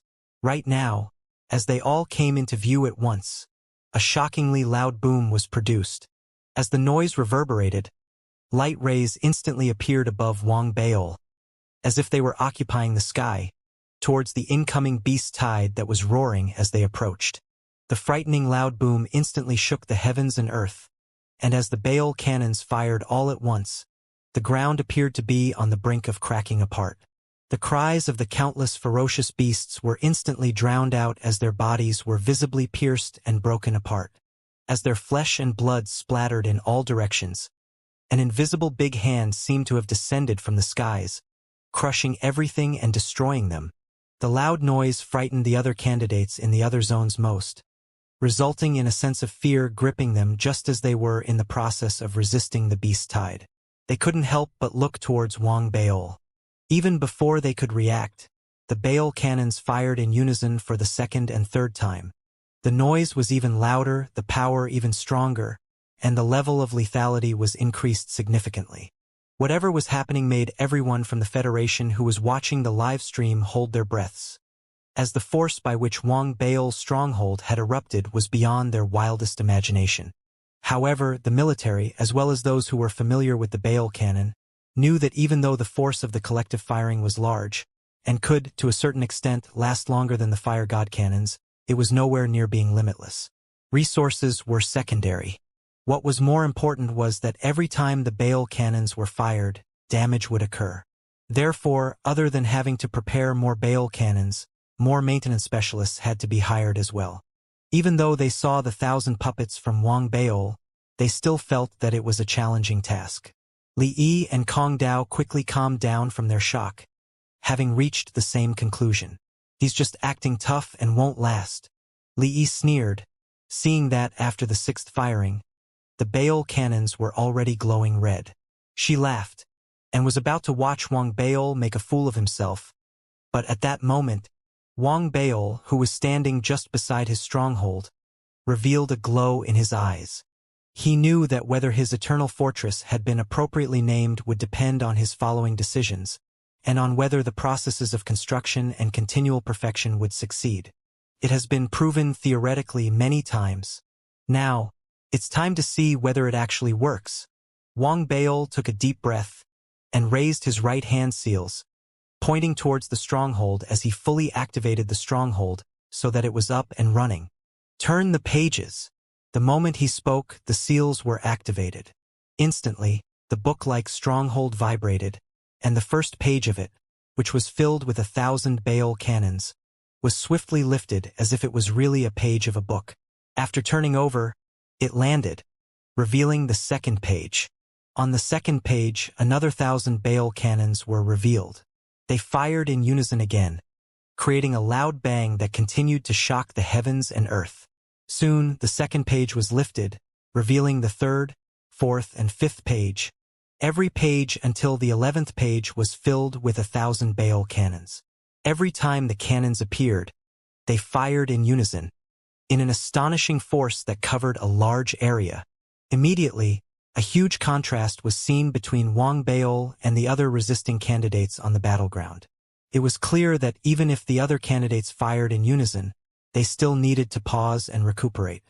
However, for Wang Baol, from the beginning until now, he had already fired the cannons in unison over 70 times, but still showed no signs of stopping. He even gave people the impression that he could fire the cannons continuously. That was especially so as the beast tide in front of Wang Baol was on the brink of collapse. In their horror and fear, the ferocious beasts dared not near the area around Wang Baol's zone, and could only dash towards other areas. That compounded the pressure on the other candidates, as if applying salt on a wound. The contrast and the deafening sound produced from the unison firing instantly shocked the people from the Federation. Gasps of shock could be heard coming continuously from the households, and even the military was taken aback. The governor from Martian colony was also surprised. Every page is filled with thousands of Baal cannons. This is already the 11th page. How could he possess so many Baal cannons? That's over 10,000 of them. Even though he was the creator of the Baal cannon, it still requires an unimaginable amount of resources to construct them. That was definitely out of reach for a mere Foundation establishment realm cultivator. Something's not right. Look, of the Baal cannons that appeared in the later pages, many of them have been used before.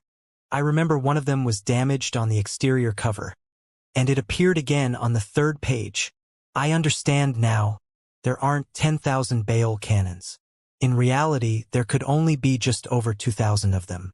They were all made and reconstructed from whatever Wang Baal ravaged from the other candidates. The real mystery lay in the stronghold. Every time a page is flipped, a process of repair and reconstruction occurs.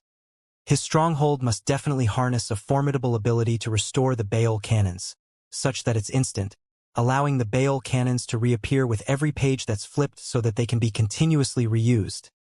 As more people gained a brief insight as to what was going on, they grew even more shocked than before.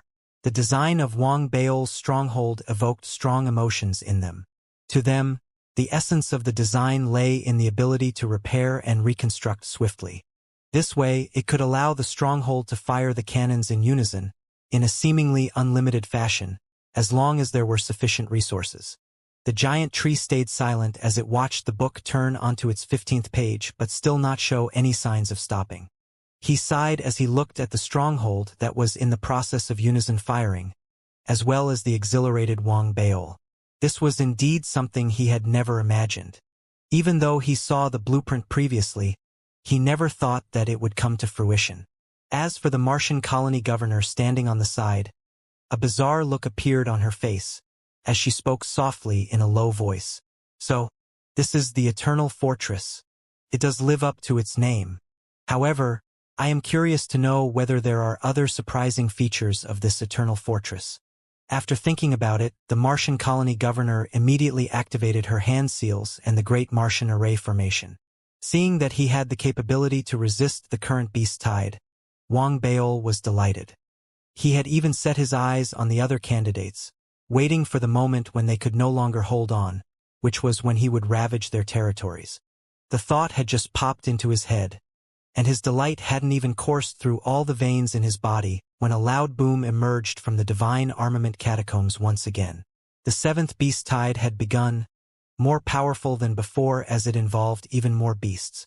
That made one of the candidates, who was already having difficulties resisting the beast tide, curl under the immense pressure and choose to give up immediately. That candidate was from the Senate. Even though the candidate felt indignant, he was helpless. After his elimination, there were only 3 candidates left. They were Wang Baol, Kong Dao, and Li Yi. It could be said that the moment that determined who the losers and winners were had suddenly arrived. That caused Wang Baol's eyes to widen immediately. So sudden. Why do I feel that it is being done on purpose? Wang Baol took a deep breath, especially after noticing that in the 7th beast tide, a 200-foot-tall giant had appeared, one that looked without care or concern for his Baal cannons.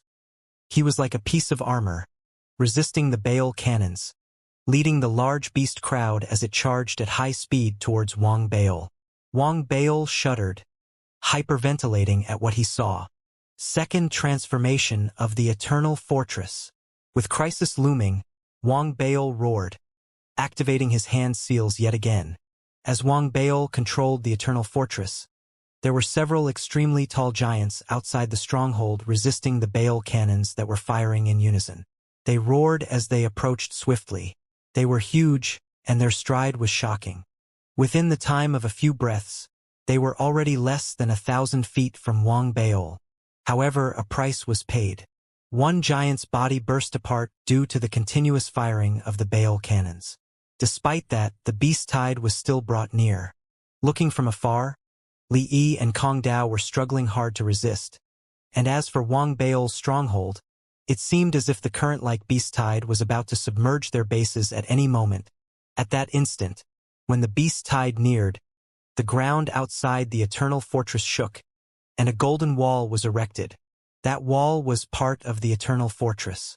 When it appeared, it blocked the advance of the beast tide. Leveraging on the time obtained, the Baal cannons continued firing in unison, causing significant damage to the beast tide. However, it seemed that the golden wall was still insufficient, as it broke apart after blocking the beasts for a few moments. As the beast tide neared once again, which was the instant the stronghold wall broke apart, the broken wall suddenly shrunk, and the second wall was erected, continuing in the blockade. Just like that, the stronghold wall seemed to rise and fall continuously without limits. It cycled between shrinking and erecting, and that directly delayed and blocked the frightening beast tide out. Coupled with the firing of Baal cannons, the number of casualties in the beast tide increased endlessly. It worked based on the same principle as the Baal cannons were repaired and reconstructed. That was also the essence of Wang Baol's eternal fortress. At the same time, it was the most challenging problem he had to overcome during the lengthy planning process. That was to say that the ability to self-repair, rather than requiring 1,000 puppets to take part in the repair and construction process, required turning the eternal fortress itself into a gigantic construction puppet instead. The Martian colony governor smiled and nodded approvingly as she watched on. The curiosity in her eyes also grew stronger. Eternal fortress. As she muttered softly, the live stream viewers from the Federation were long frozen in surprise due to the seemingly endless transformations of the eternal fortress. Wang Baol was extremely agitated as well as he watched his eternal fortress blocking the beast tide. In his exhilaration, he immediately activated his hand seals, and instantly, the book pages behind him flipped at an even faster rate. Every time a page was flipped, a force erupted. They weren't all from the Baal cannons, as there were other dermic artifacts like the Fire God cannon which he dismantled from others. They may be torn and tattered, but it mattered little to Wang Baol now.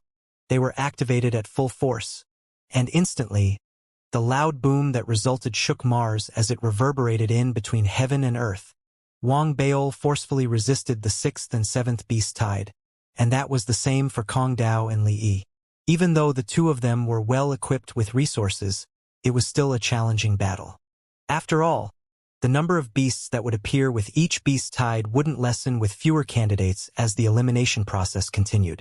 In reality, the further the battle went, the more challenging it became. What Wang Baol and the two of them had to confront was the pressure from the beast tide that was to be shared by 10 candidates. Therefore, even though their respective strongholds had been completed, they could only barely save themselves and try to drag the time.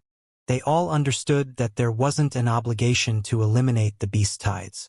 Rather, their goal was to resist for a longer time than the other candidates, until the other two candidates were eliminated.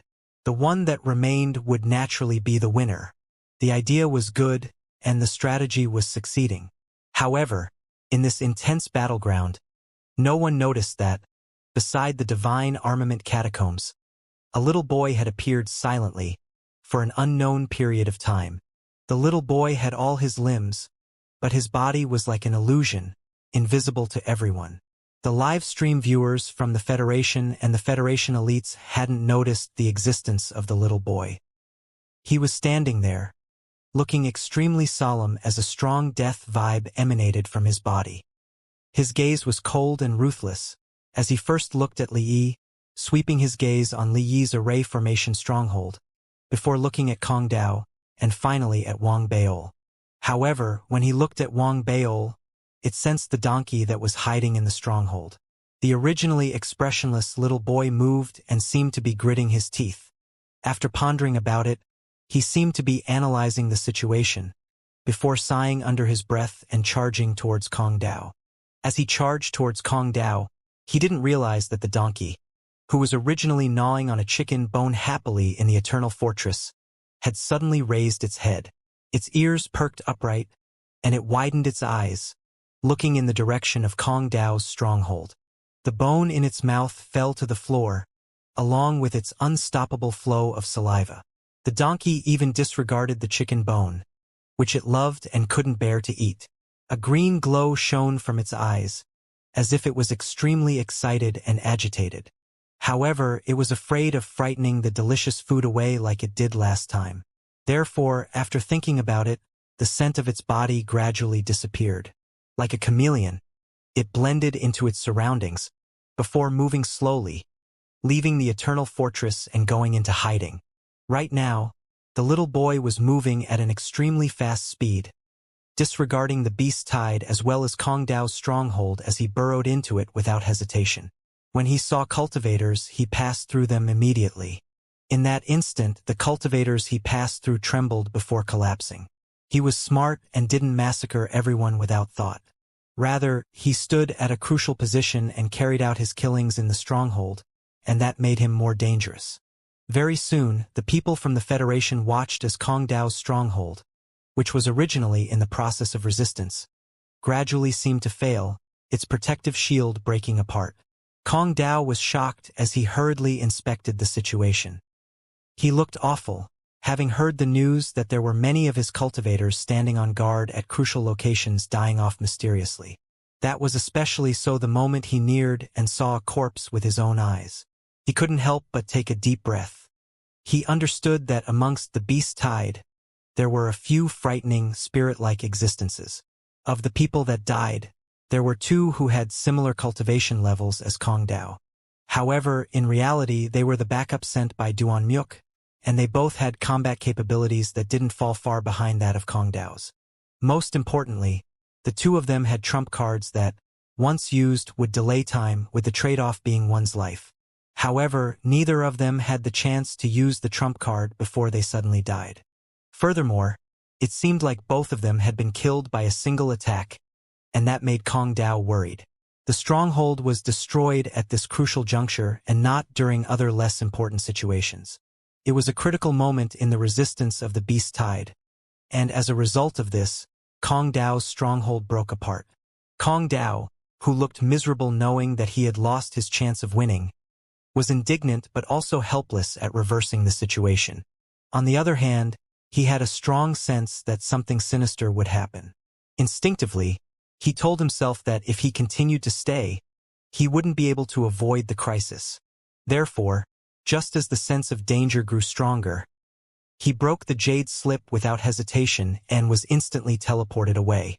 The moment he left, the little boy neared at a fast speed, passing directly through Kong Dao's blurry figure, but he still ended up empty-handed. Seeing that someone had escaped, the little boy seemed troubled.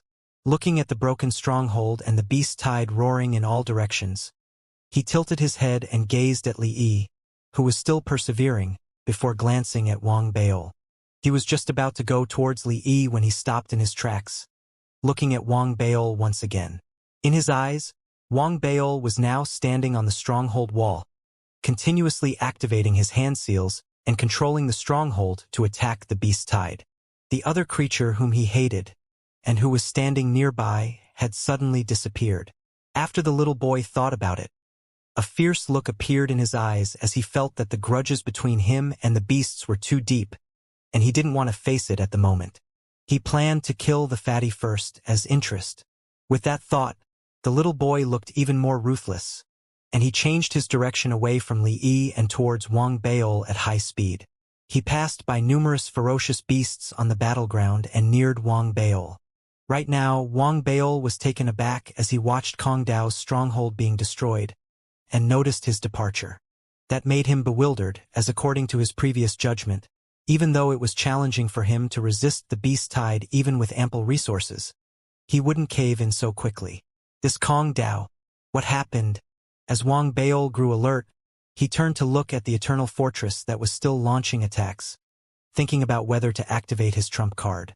Only the initial stages of the Eternal Fortress construction were completed, and the usage of the trump card would affect the construction process, but if it was a crucial juncture, he couldn't care too much and could only activate it. Just as Wang Baol came to a decision while being alert, the fire in his body uncontrollably shook. Wang Baol was shocked, as, on his right, the little boy's figure neared at an astonishing speed, and was about to pass through him. However, There was another figure charging towards the little boy at an even faster speed. It seemed to have laid low for a long time, and at that instant, carrying its exhilaration and mania, it erupted out excitedly. "Son!"